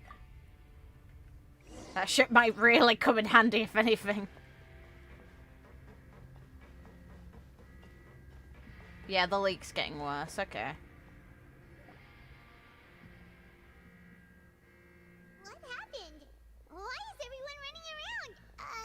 Hey, what are you doing? No time to explain, mate. Goodbye. Hey, wait! What's wrong with these people? They won't even talk to us. They're here! Yeah, there you are! Oh, thank goodness. Quisto and Laveroon, do you know what happened here? We came here especially to inform you. Something seems to have gone terribly wrong just now. His Grace is telling everyone to evacuate and get out of here. Laveroon was saying you two are new here and you don't have many friends, so you might slip through the cracks. Haven't you heard all the stories like that? An evacuation is successfully completed, yet you only find out once you do a head count that 1 or 2 people are missing. Wait, weren't you the one who brought that up? Why is it suddenly my idea? Hey, shut up! Okay, whatever. The point is, you should come with us. Yeah, he said to get as far away as possible, upwards and outwards. Oh no, it can't be that thing! Whoa, wait, what? What? Hey, where are you going? You guys run. I'm good. The Duke, you two just go and get out! Go on without us! Okay, at least fun stuff's happening. Be careful! Hell. Please evacuate upwards and outwards, upwards and outwards. If you're already at the topmost layer, then try to move as far outwards as possible. You guys have fun running. Other way. Attention, please evacuate upwards and outwards, upwards and outwards. If you're already at the topmost layer, then try... Screw that. I'm here to have some fun.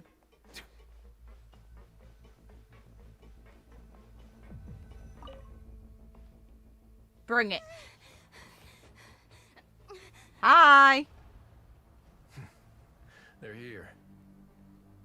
Just like I said. Hey. Fun. Let's go. Let's see what's there. You're just in time. But be ready to run. Oh.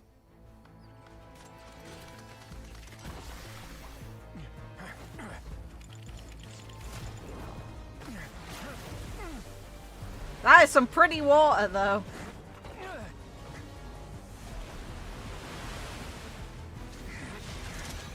Freezing it? Yeah.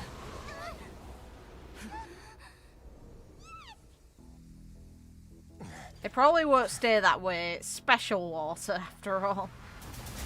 And there it is. You two are the only ones that have to worry. This guy, hell yeah. 3, 2, 1. Badass. Nice.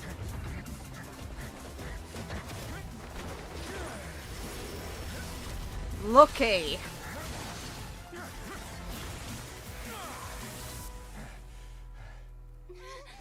Hell This yeah. won't hold it for long. Find Neuvillette. Tell him the defenses are about to collapse. Hell. Until he arrives, we're the last line of defense.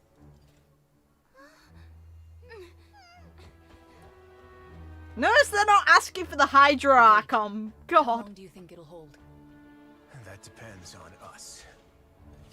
Jesus. These two are badasses. But Jesus. What the hell is... Oh, that's a comforting sound, isn't it? Why are you here? Traveler, I need you to head to the Opera House immediately. Why? Farina will soon be meeting with the knave there. You must protect Farina and make sure she doesn't spend too much time alone with her. Oh, for God's sake. Will do. You have my sincerest gratitude. Alright. God. Why? Why is she meeting with the psycho again?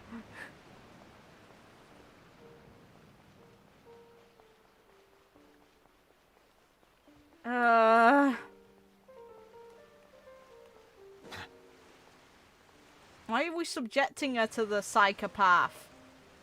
Look, there are a ton of Fatilium Palais people over there. The knave is probably here already. We need to hurry. Yeah, we do. Are you two the traveler in Paimon? Monsieur Neuvillette has left instructions. Please follow me. Okay, Although thank I'm you. sure he's already explained this should be a mostly cordial conversation, unlikely to give rise to violence. But it would be most appreciated if you could protect Lady Farina to the best of your abilities. Of course, just lead. I don't trust a psycho. You don't get in bed with crazy. Come on, let's help her out. Jesus. No, great.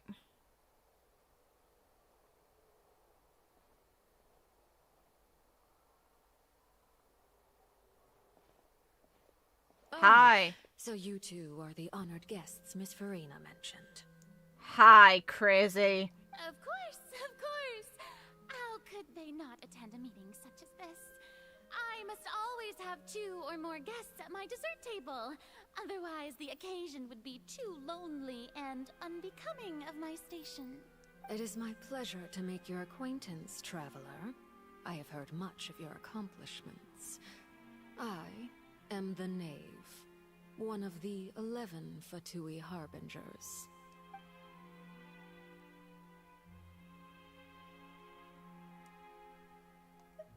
I've already prepared seats for you. Come, sit beside me. Perhaps you two are unaware of how Miss Farina and I do things. You see, we actually recently agreed to get together for tea when we had the time. See this? This is a limited type of confectionery that Miss Farina simply adores. There are only 16 slices sold every day. Here, why don't you and Paimon have a taste?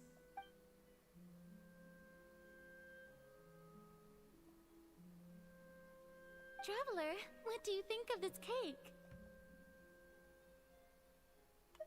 That's good to hear. So what Childe said was on the mark after all. You do share a taste in desserts with Farina and I. Huh. I wonder how he's doing nowadays. You must have heard, right? He's suddenly gone missing. I'm really worried about his safety. I don't think he give a damn. Here's to hoping that he's an excellent swimmer. Since we're talking about him, I feel like I should add something. His martial prowess really looked certainly pretty impressive, yeah. Oh, her hair's actually glowing for once. It doesn't look like it glows normally. Oh, so you're also familiar with his aptitude for fighting, Miss Farina. Oh, right. I almost forgot. Childe was subdued by Eudex Neuvillette right in front of you. Against ordinary people, my colleague would never be on the back foot. But alas, he just never imagined he'd run into such a person. I must express my admiration for Monsieur Neuvillette. Yeah, sure, that's how you feel. Coming from you, that's not surprising at all. But I thought you would be happier to hear the news. Of course, but it's still a bit of a shame. You see, I would have been far happier had I received this news somewhat earlier. As you well know, a long time has passed since Childe disappeared. Well, in any case, there's no need to worry. We know for sure that Childe is still alive. Oh, And just how do you know that? Because we found evidence that proved he left the Fortress of Mirapede. And where did he go after leaving the fortress? Well... The Fortress of Mirapede lies deep beneath the waves. Unless he pranced right out of the main gate, he must have had to swim for it. Do you have any proof that he surfaced safely? Thanks, Paimon. That is good news at least. His sister Tonya sent a letter to Fontaine not too long ago. Since he was unfortunately unavailable, I picked it up on his behalf. That's a bit rude, don't you think? Do you have any idea how he usually writes back to his family? Dear Tonya, your letter made me feel like we were still enjoying our time in Snezhnaya together. I'm currently admiring the scenery on the streets in front of the Opera House. Is it something like that?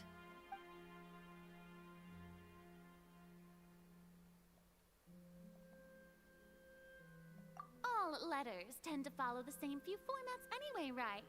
As long as the contents are accurate, it doesn't matter so much how it's written or how it's worded. If you're writing from someone else's perspective, handwriting and the formatting normally give a person away if it's the intended recipient. The only way that's kind of excused, handwriting's the main giveaway. So the main way to avoid that issue is if it's a digital format, which normally gives away if it's a letter. It's why the internet's easier to fake your identity, because you have less realistic cues that a person can identify. Hold on. The water in the teacup is shaking. Interesting. I suppose this is also a sign of things to come, Miss Farina. I don't quite understand what you're trying to say. Have we entered into the next stage of the prophecy? Great. Oh, hi boy, how you doing? Oh, look, more ice than before. My thanks to you both. I will take it from here. This is gonna be fun. Sure you don't need a hand? Quite sure. Wow. So, what's your secret, huh? Let me guess. Nah, who knows? Maybe it's just your sense of responsibility. Nah. It's a big dragon. Let's go. Hell yeah.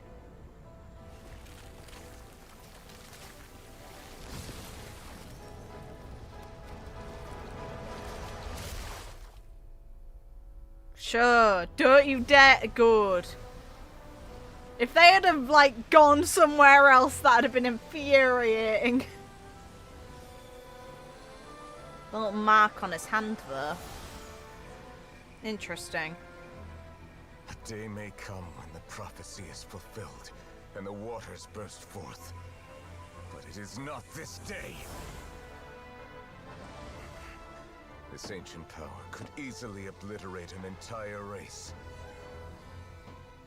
A tsunami of fury. Atta boy. Would unleash endless catastrophe. Hell yeah.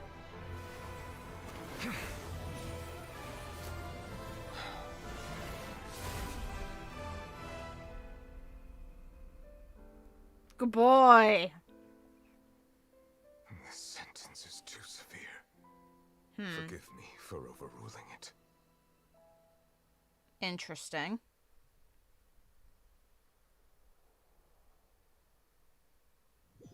Sentence. All right. Seems like the problem inside has been suppressed. Seems like the implication is there's something down there. Since he mentioned the sentencing. Let me guess. We're safe for now. And I don't just mean water. Like, there's probably someone or something in there that's likely the source of the water. Indeed. But only for now. I win this bet. You owe me a present. You are too casual about this, man. Very well. It was indeed just as you said. You made a bet? Thank you for sharing my view on this. We made a bet on the size of your entourage. Cloran thought you wouldn't come down by yourself. I figured you would have at least brought a few people along for appearance's sake. It appears I underestimated just how confidential the mission was. Shouldn't you have gotten used to confidential missions by now? That's just how the courts operate. So what gift must the loser give? Tea? He already has tons of tea in his office. I'm thinking about a set of legal codices. That wouldn't happen to be a dig at my lack of legal awareness, would it? Well, I'm sure His Grace doesn't consider the fortress to be outside the law. I was under the impression the residents of a place like this would be uninterested in the legal codices. That was obviously a joke. Anyway, you've still got some unfinished business to attend to in the overworld, correct? No need to stay here if you have a pressing matter. We all know you can't leave Palais Mermonia for long. Thank you. I hope everything went smoothly with the Fatui Harbinger. No! Not a chance in hell. Poor Farina. She's having to deal with crazy and you're just out here. I must say, we've spent long enough playing house. Miss Farina, as the Hydro Archon, I am sure you understand the exact meaning of the phenomenon we just witnessed. Or should I say, that's what I originally thought. But looking at your expression, was I wrong? And you haven't a clue? What are you trying to say? At this point, I don't think there's any more need to speak as diplomatic representatives. Allow me to speak to you now as just a Fontainian. You know the prophecy by heart, and also that every part of it is being proven true. Yet, here you are, relaxing, drinking tea, and eating desserts as if it's all nothing more than a few stray bugs in your garden. Do you really think that's acceptable? The prophecy's hanging above our necks like a guillotine. Every faction is looking for a way to either avert the disaster or save their own. Even the orphans of the House of the Heart have devoted everything to saving their homeland. But you? It beggars belief just how nonchalant and carefree you have been. From the very beginning, you, the god Focalor, you have utterly failed to take action. You're wrong. I've never ignored the prophecy, nor have I just been passing the time in self-indulgence. Retract your accusation and stop doubting the wisdom of the gods with such absurd conjectures. I am not alone in my doubts, you know. All the children of Fontaine may be harboring the exact same thoughts right now. Oh, great Hydro Archon. How are you going to save them? Save us? How are the people you've sworn to protect supposed to survive in a land that will soon disappear beneath the waves? Interesting. I have my ways, and I've been working on them for all this time. Even if you look down upon me, you have no right to judge me. Fontaine will be saved. Even if I still cannot see the true future right now, as long as I continue on as I am, I will be able to hold my head up high. Interesting.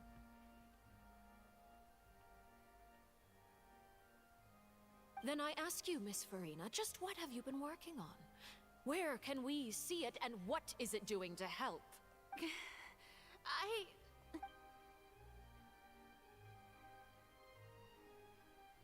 I'm assuming she can't share. My machinations are just like the prophecy itself. They will only reveal themselves at the fated time. It is just that beings like yourselves are unable to perceive them as of yet. I see. As a god, the proof of your labor always lies beyond prying mortal eyes. Allow me to be so bold as to ask another way. Would it be possible for you to tell us the parts of your plan that are not confidential? Such as your emergency response plan for the impending disaster? Interesting. An emergency response plan? Oh, that look in your eyes. Have you not even prepared one of those? I wonder how confident she is in the resolution of this. Like, clearly something's going on, and the only likely connection left to it is the oratories. After all, there's no other device in Fontaine that would make as much sense as that to be stockpiling power. The emergency response plan is also strictly confidential. You don't need to lie, just be honest and say you're so confident in your solution that you haven't prepared one. Then at least it opens a gap for dialogue. Because yes, you would be able to sort something with this psycho that I don't trust either. Then allow me to jog your memory. Miss Farina, what is the purpose of your Oratrice Mécanique d'Analyse Cardinal? And what do you plan to do with the massive amounts of indemnitium that has accumulated over the years? There it is. The Oratrice? It's just like it appears to be. No, you're lying. So you also have no idea. If I'm not mistaken, someone's using it to prepare for something. But unfortunately, it would seem that someone is not you, Miss Farina. I first caught wind of this when Linny tried to investigate the Oratrice in the Opera House. You see, even just getting close to the core contaminated him with an extremely large amount of indemnitium. Interesting. But even if that had nothing to do with you, then what could you possibly be working on, oh great Hydro Archon? Oh, right. I almost forgot. Udex Neuvillette is not at the tea party with us today. Miss Farina, I suppose you must have ordered him away to take care of some troublesome business. Yeah, yes, that's exactly right. Please keep it a secret for me. Of course I will. Although, I must say, Miss Farina, you seem quite insecure without the Udex by your side. Oh, very well. Let's stop that conversation here. There are still a few slices of cake left, so please, help yourselves, everyone.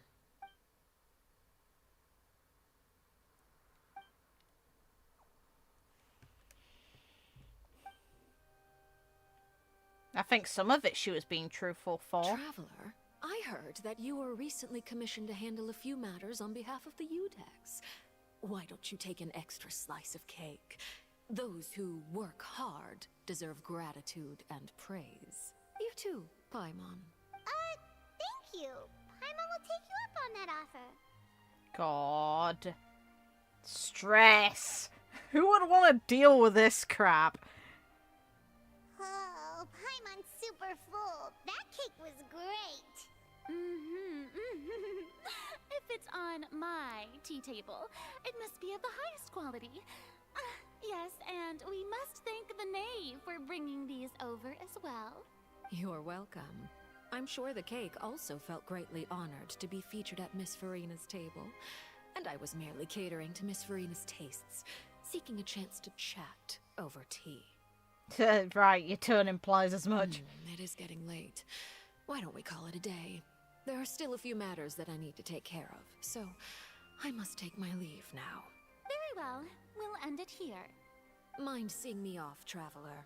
We could use the opportunity to discuss Childe before I must be on my Do way. I have to be alone with Crazy? Come on, leave me be. Coming too. I still retain what I said. Poor girl, you're right. The tea party turned out to be even more difficult than I'd imagined. Why are you looking at me like that? Is something the matter? If there's nothing urgent, then I shall be retiring for now. God, alright. Do I have to deal with Crazy? I don't wanna.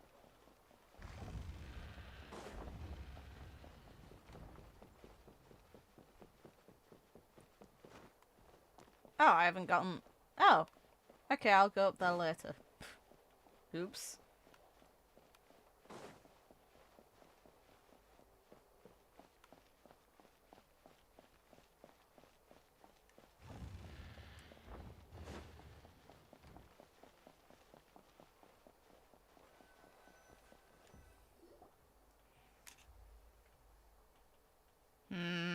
I'm glad that you were willing to come with me. Of Of course, Childe was just an excuse. I have no interest in your dealings with him. Of course you don't. That's what Paimon thought. You lent your aid to the children of the House of the Hearth. As their father, I would like to express my gratitude. Do I look like an irresponsible father to you? The House of the Hearth is very important to me. You should know that I care deeply about my children. That was all. Formal topics should be discussed in formal settings, and informal topics in informal settings. Fair enough. I know you just returned from the fortress of Meripede. Relax. I have no intention of trying to get anything out of you. Linny, Lynette, and Fremine are still there, and I trust their judgment and abilities. They've all been working very hard and have always done all they can to fight back against anyone who tried to stop them, especially Linny. You mean Wriothesley. He's a tricky one to deal with. It's unfortunate that Linny's so eager to prove himself that he can't learn to rely on others, including me. By the way, and you can just consider this a bit of idle gossip, but what's your impression of Furina? Oh god. Alright, that's where it's going. You are outside of our disputes, and the freest person in all of Fontaine, able to move around most easily. Allow me to share my perspective with you. And that's everything that happened during the trial. Master Childe was declared guilty and immediately transported to the fortress of Meripede. Okay. Didn't he say he was coming here on vacation? Does he not feel an ounce of shame for all the trouble he has caused? Oof. Pot guy. Forget it. He did give us an opportunity. I will be meeting someone shortly. Do you require help with any preparations? No need. I will take care of it myself. I need to meet with Furina, the Hydro Archon. She is at the heart of Fontaine. But what's fascinating about her is that she often seems more like a celebrity than a working Archon. Oh? Come over here, you little critter, you! Oh. You dare to run from me? Stop right this instant! That's not how cats work, man. My goal is just to discover the location of the Gnosis. But I didn't expect the chance to approach Furina to be handed to me on a silver platter. This is so easy, it's actually making me a bit suspicious. Why do you remind me of Raven from Honkai Impact 3rd? Anything left unguarded No. is usually just bait. But no one will blame someone for taking the bait. After all, from the moment it was attached to the hook, the bait is meant to be sacrificed. No wonder Furina didn't like interacting with you. You really are a... Oh my god. It's just as I guessed in the second before I struck. The Hydronosis is not currently held by the Archon. In fact, this Archon doesn't seem like a god at all. And I sense that she's under some kind of curse. Interesting. Who are you? And what are you trying to do? Please don't kill me. I'm begging you, please. Oh. The fear in her pupils is genuine, so perhaps she's not bait after all. Either way, targeting her has lost all meaning. Poor girl. I left the scene with ease. Oh no! For me, and nobody could serve as a witness to my near assassination of Focalor. I suspect even Furina dares not mention this incident to anyone. Oh. She's been traumatized. That's messed up. No. Not long after, my informants confirmed what I had guessed. After returning to her quarters, Furina quietly cried alone. She was so scared that she could not sleep that night, nor could she even bring herself to eat her cake. There's no doubt that there's something wrong with her. I began to entertain the possibility that she is not the true Hydro Archon. Perhaps Eudex Neuvillette is actually the genuine No. Marketing material proves otherwise, and so does the actual drip marketing too, specifying Gnosis. I have to find the Gnosis. If the Neuvillette hypothesis is correct, No. he is probably in possession of it. Alternatively, it might have been hidden in a place that's hard for ordinary people to access. Yeah, we know where it probably is. It's the oratory. Yes, Father. My dear children, please speak. News from the fortress of Meripede. Master Childe has gone missing. On top of that, the contacts and guards we bribed at the fortress have all gone quiet as well. Probably the handiwork of that Writhsley. I'm afraid so. This is a good opportunity. The value of a harbinger is much higher than most would imagine. We now have an excuse to exert diplomatic pressure on the Fontaine authorities. Set up a meeting for me. I would like to meet the Hydro Archon and Iudex Neuvillette. Oh, and I have an additional mission for you three. Interesting. Yes, Father. Tartaglia's disappearance was not a part of my plan, but I can use it to make a breakthrough. With this as my excuse, I can ask for an official audience and continue my investigation of Farina and Iudex Neuvillette.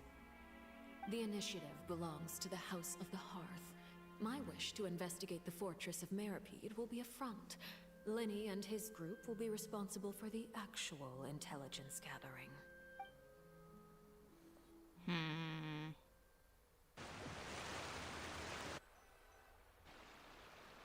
You should know the rest. Linny's group is quite close to you, so they wouldn't have hidden anything from you. So you just told us about the assassination attempt. You are scum. Poor girl. Like, clearly, obviously, she's hiding something, but at the same time, she had such confidence. But it draws a lot of question on what she's actually doing and whether it's knowingly or not, since she seemed to lack confidence about a preemptive measure. You attacked the Hydro Archon? Yeah, Scaramouche was right. You are a nutcase, and it's fine, just God. It wouldn't mean anything, even if you shouted it from the rooftops. After all, even Farina herself is still pretending that nothing of that sort ever happened. Alright then. I've now had 2 chances to enjoy tea with Farina. I have to say, the leadership of Fontaine is even more inscrutable than I had imagined. I once surmised that Iudex Neuvillette must be the Hydro Archon, but now, that doesn't seem right to me either. The thing is, we've already heard... Well, to be fair, I've not heard this specifically. I've seen recordings of this instead. That Farina crying can be heard under the fountain when you cancel out all the other game noises. And she talks about being lonely. And then the same thing is alluded to in a drip marketing. There's dialogue alluding to the fact that her tears have been swallowed by the fountain. So she's purposefully isolating herself for a reason. I am a servant of Her Majesty the Tsaritsa. Over my years of service, I've learned how a real Archon conducts and carries themselves. Whether Iudex Neuvillette or Farina, neither fits the bill. It's hard to imagine either of them as the Archon. You haven't met Venti, have you? Of course. That is all just how I feel. Gut feelings often do not require justification. It's like... The slimes seem to allude to things relating to the Archons, which is really dumb, but it normally is the case. So there were 2 Electro slimes which alluded to the presence of both a and a sister. Their abilities and other things normally kind of have ties to how the Archons are a function. And there's 2 water ones, one larger one that's darker in colour and one lighter one that's smaller. It is, however, quite amusing to me that after all my years working in intelligence gathering, I've come to realize I am at a complete loss regarding the identity of the god of the land of my birth. Don't you think Fontaine is quite intriguing? A catastrophe looms, yet many secrets have yet to rise to the surface. It looks like Fontainians will have no choice but to save themselves. I don't believe that. Ultimately, though, one must survive in order to do anything else. Should the need arise, I would be happy to cooperate with you. You don't need to commit to anything right now, of course. I have a feeling that the situation will continue to evolve. And as your name is often connected with noble deeds, I'm sure we will work together someday. Do I have to work with Crazy? I don't wanna. He certainly returned quickly. You must want to catch up with each other, so I'll leave you to him.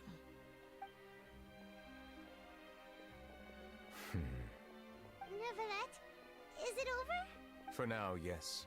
But this issue will prove quite thorny in the long term. I'm concerned that sooner or later the prophesized events will occur.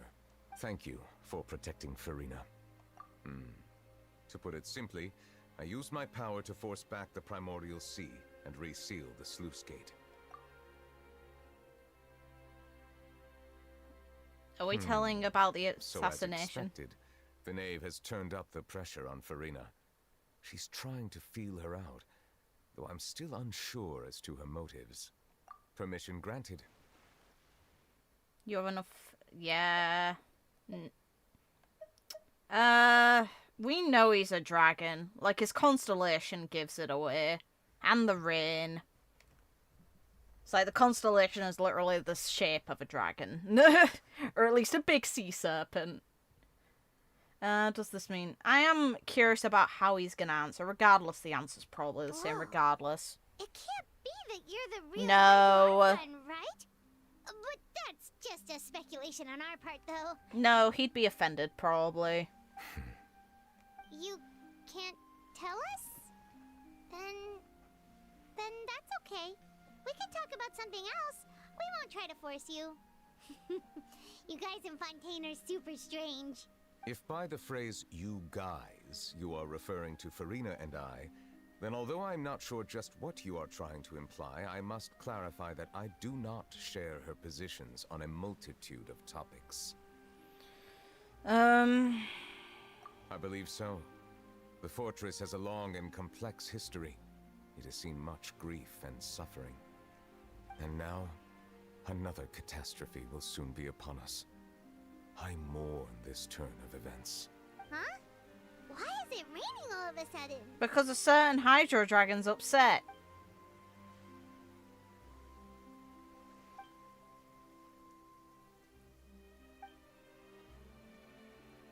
Yes, of course he is.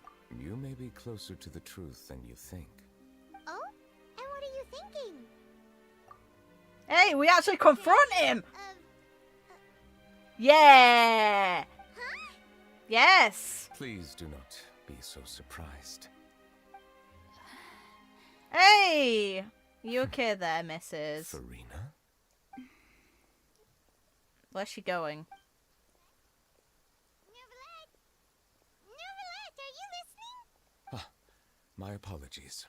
We were just guessing randomly. We didn't guess right, did we? You're not actually the dragon sovereign of water, right? Well, if you don't want to confirm or deny... You guessed correctly.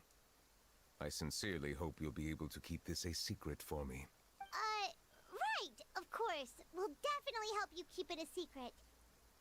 There's still something Paimon wants to ask you, though. Please, go ahead.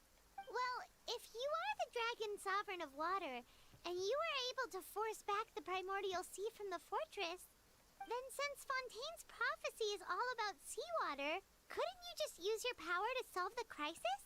Doubt it. None of the currently living dragon sovereigns in the world, myself included, possess our full dragonhood. Interesting. This would be from when Fanes beat them, wouldn't it? It's like, the theory for a while now has been that the Nurse sees are things taken from the dragons. They say that when the first usurper arrived on Tibet, Fanes. they seized a part of the dragon's power. Today, that stolen power is the basis of the Archon's authorities. Okay, so yeah, it's pretty much confirming that the Nurses are tied to the dragons originally. There are 7 elemental archons and 7 matching dragon sovereigns. The dragon sovereign of water who lived through that era perished a long time ago. As their successor, I know far less of that part of our ancient history. Very In interesting. any case, I believe I will not be able to do much unless the Archon disappears and returns their elemental authority to me. Given the status quo, however, I would recommend finding another way to deal with the prophecy. Oh, so even you can't solve it. This at least shows a lack of malicious intent, because realistically you could have just been like, oh, I want that power back. I still have some urgent matters to attend to at my office. If you have any more questions regarding ancient history, you are welcome to discuss them with me at a later time. Can we talk to Farina? The girl is clearly shaken up again. Please go right ahead. There's a place that Paimon wants to go too. Traveler, why don't we pay another visit to the Fortress of Meropide? Paimon is a little worried. We'll see you another time. Take care. I'm more worried about... She went along the side of the building, didn't she? So she's either back here or gone.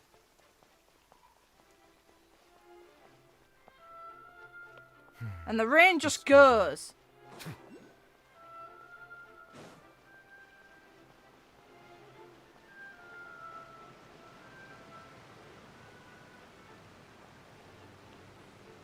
Huh.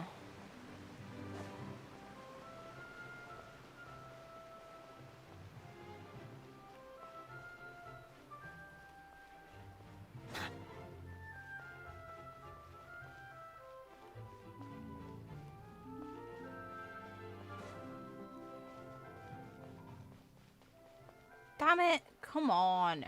That sucks.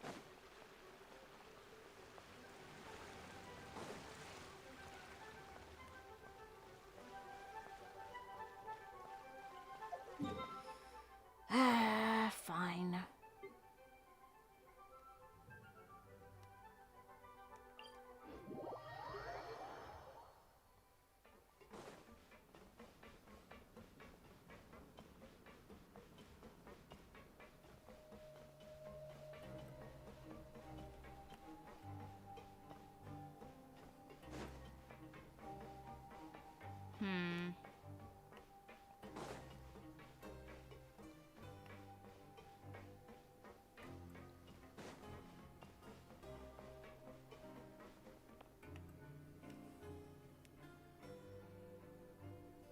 Now guess, what suit will this next card be?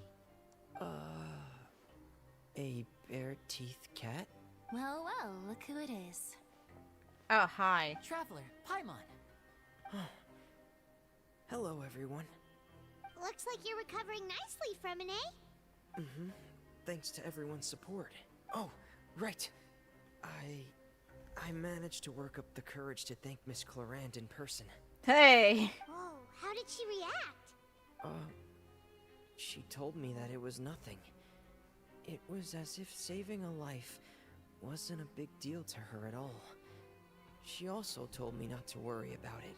She didn't want to stress you out, that's all. She's right, and it's best not to dwell on it. Indeed it is. Jesus Christ. Yeah. Okay, but check this out. We went back to the Opera House and we met the knave. You met Father? Did she say anything to you? She said a few things that were, a bit hard to understand. And also that she's looking forward to working with us in the future. Her attitude towards you is even better than what we'd imagined. That's fantastic. You should believe her. She has her own way of doing things, and she'll do everything in her power to help those she considers close, which now might also include you. I bloody hope not. Father is very capable, and also trustworthy. Scaramouche and Childe imply otherwise, and I trust them way more. Oh, Paimon just remembered that she thought Linny was a bit too proud as well. She said that you should learn how to rely on others sometimes. Got it. That does sound like something that Father would say. Hey! Are you going to stay here for the next few days? Looks like it, yeah. Excellent. I will host a tea party. For real? Then Paimon wants another serving of cake. Another implies that you were already served some delicious cake while you were up there. How lovely. Well, next time, you're going to have tea and snacks with us.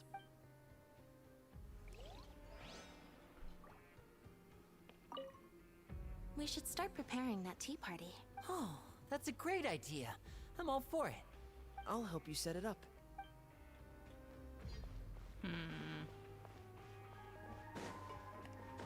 Let's go back.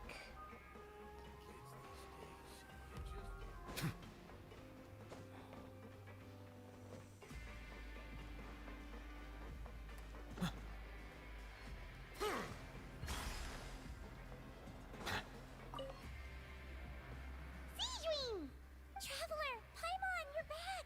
Are you still doing alright? Did either of you get hurt? We're fine, but what about you guys? It was such a huge mess. How bad was it?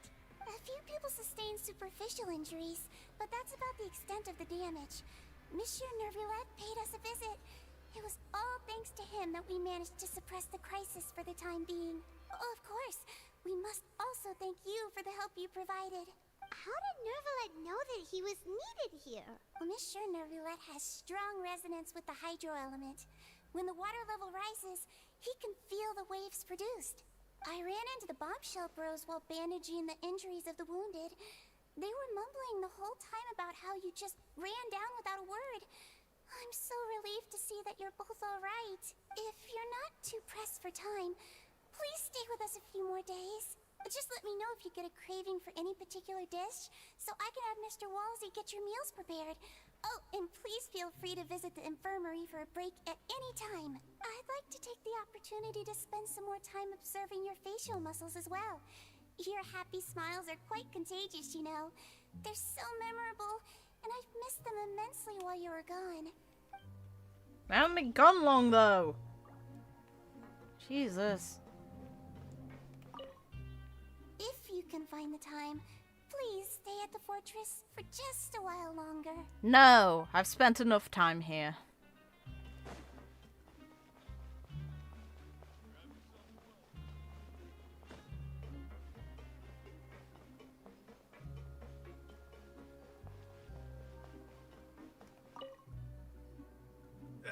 You guys are back? You guys didn't get caught and thrown back down here, right? Huh? No, not at all. Ah, and here I thought you'd managed to escape from jail during all the commotion. I'd held you up as legendary jailbreakers, but now you're telling me you just never left? We're sorry, but we just had some business to take care of. All right. There's no need to get caught up in the details. We're just relieved to see you. He was super worried about you, you know. Hey, it wasn't just me. Weren't you super worried as well? Something like that, yeah. I was also transferred to work in the kitchen a few days ago. I can still hear Quisto mumbling to the carrots. Are those two all right? Do you think they made it out alive? Whenever he'd say that, I'd tell him I'm sure they're fine. Wherever they are, they're kicking back with drinks in hand, enjoying the lovely scenery. Hey, there's nothing wrong with worrying about your prison pals. Is there? I mean, considering how they always love listening to all my gossip.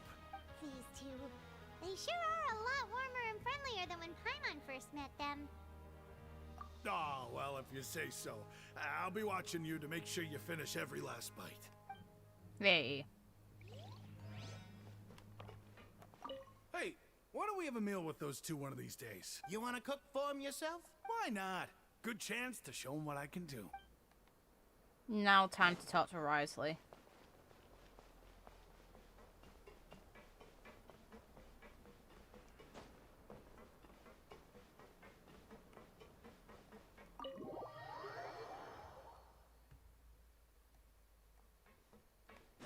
Oh, down we go.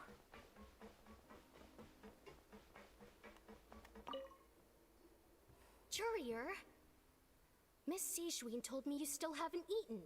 Yeah, I was working on something, so I forgot. That's no excuse for... Huh? What's you two? Jurier, Lurvine, we're back! Hello there. It's been quite the mess here recently. How have you been? And you? Are you still taking the secret passageway from the infirmary to work on the ship? Yep. That is still top secret, though. So don't say a word to anyone. It can be a bit annoying when there are lots of people in the infirmary, but I still prefer taking that route over the one from the Duke's office. I mean, the infirmary does make it easier for you to slack off. Oh yeah? Then why are you also here so much? You two really are just using your jobs as a cover for your relationship, aren't you? Not at all! God. Courier, the rumors about us are literally everywhere now. Please do something about it. But it's not like I caused them by myself. All right. I'll try to do something about it when I can find the time. Good job, you two. Anyway. I don't really care for your relationship, if that helps. I am interested in this guy, though. Hey, buddy. Do my eyes deceive me, or did I just see 2 inmates come back after making it to the surface? Some strange winds blowing of late. We wanted to see how the fortress is doing. Is everything still alright? We're fine, for the most part. Neuvillette came down and took care of the worst of it. If that's the case, why don't you just ask him to stay here? Oh, yeah, what a brilliant plan. Let's go convince the Udex himself to exchange the courts of Fontaine for a puddle of water in the middle of nowhere. He came here in a hurry and left without even stopping for a cup of tea. He did remember to take Miss Sigewinne's gift with him, though. He sure sounds super busy. That's because he is. Miss Cloran has left as well. She also took her gift from Miss Sigewinne. Were the gifts milkshakes? Neuvillette got the milkshake. Cloran received lipstick instead. What? Those aren't even remotely alike. Well, it's Neuvillette's own fault for making Sigewinne worried about his health by working so much. But besides that, our head nurse is still pretty fond of picking out beauty products for the ladies. Oh, and I have some gifts here for you as well. Are these from Sigewinne too? Nope, they're from yours truly. You've already wrapped up your work at the fortress, so you can return to the surface at any time. You haven't yet served your full prison term, however, so you may continue to use your cell until your term is up. I'm good, thanks. For real? Then we could stay here for a really long time? You may access the cafeteria for free.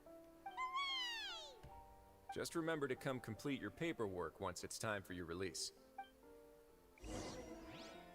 Nah, I don't wanna. I'm good. Your file can't be closed until we've completed your paperwork, so don't forget to come find me again when you're done serving your sentence. God. Alright.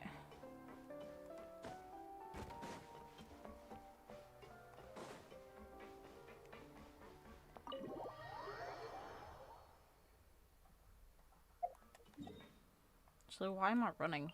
There. Make my own time easier. Let's go.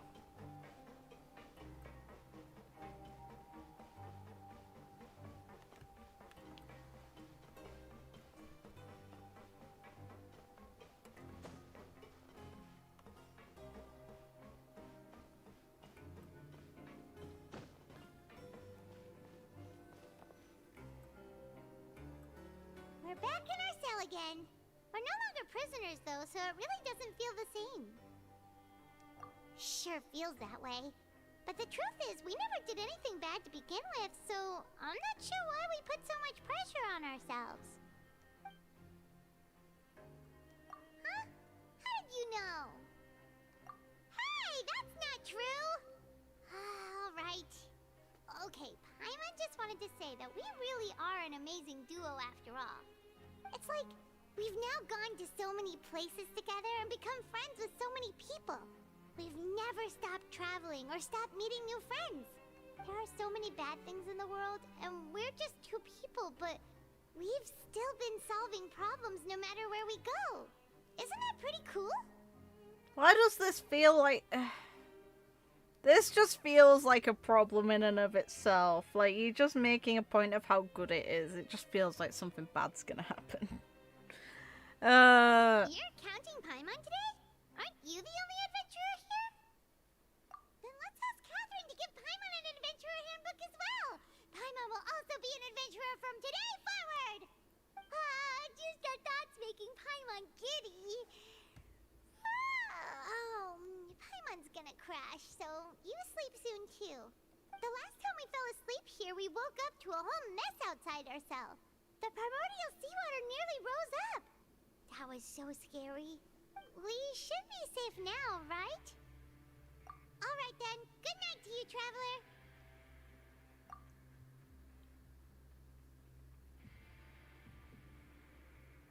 do not trust it at all. Oh! Yes! Oh, hi.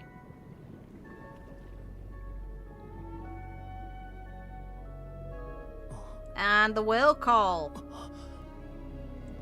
Big whale.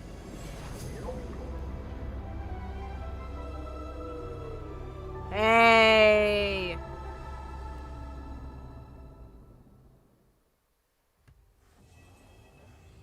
Well, that bodes well, doesn't it? Great.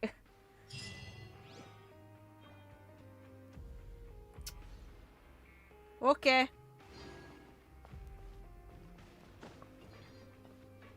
Well, that was productive. I'm gonna have to get this at some point.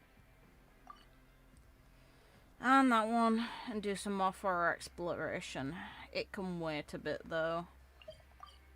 I'm gonna end stream, because, you know, we're through with the important bit. So, thank you all for watching. Have a good night, morning, day, whatever time it is, wherever you guys are in the world, and hopefully you guys had fun too.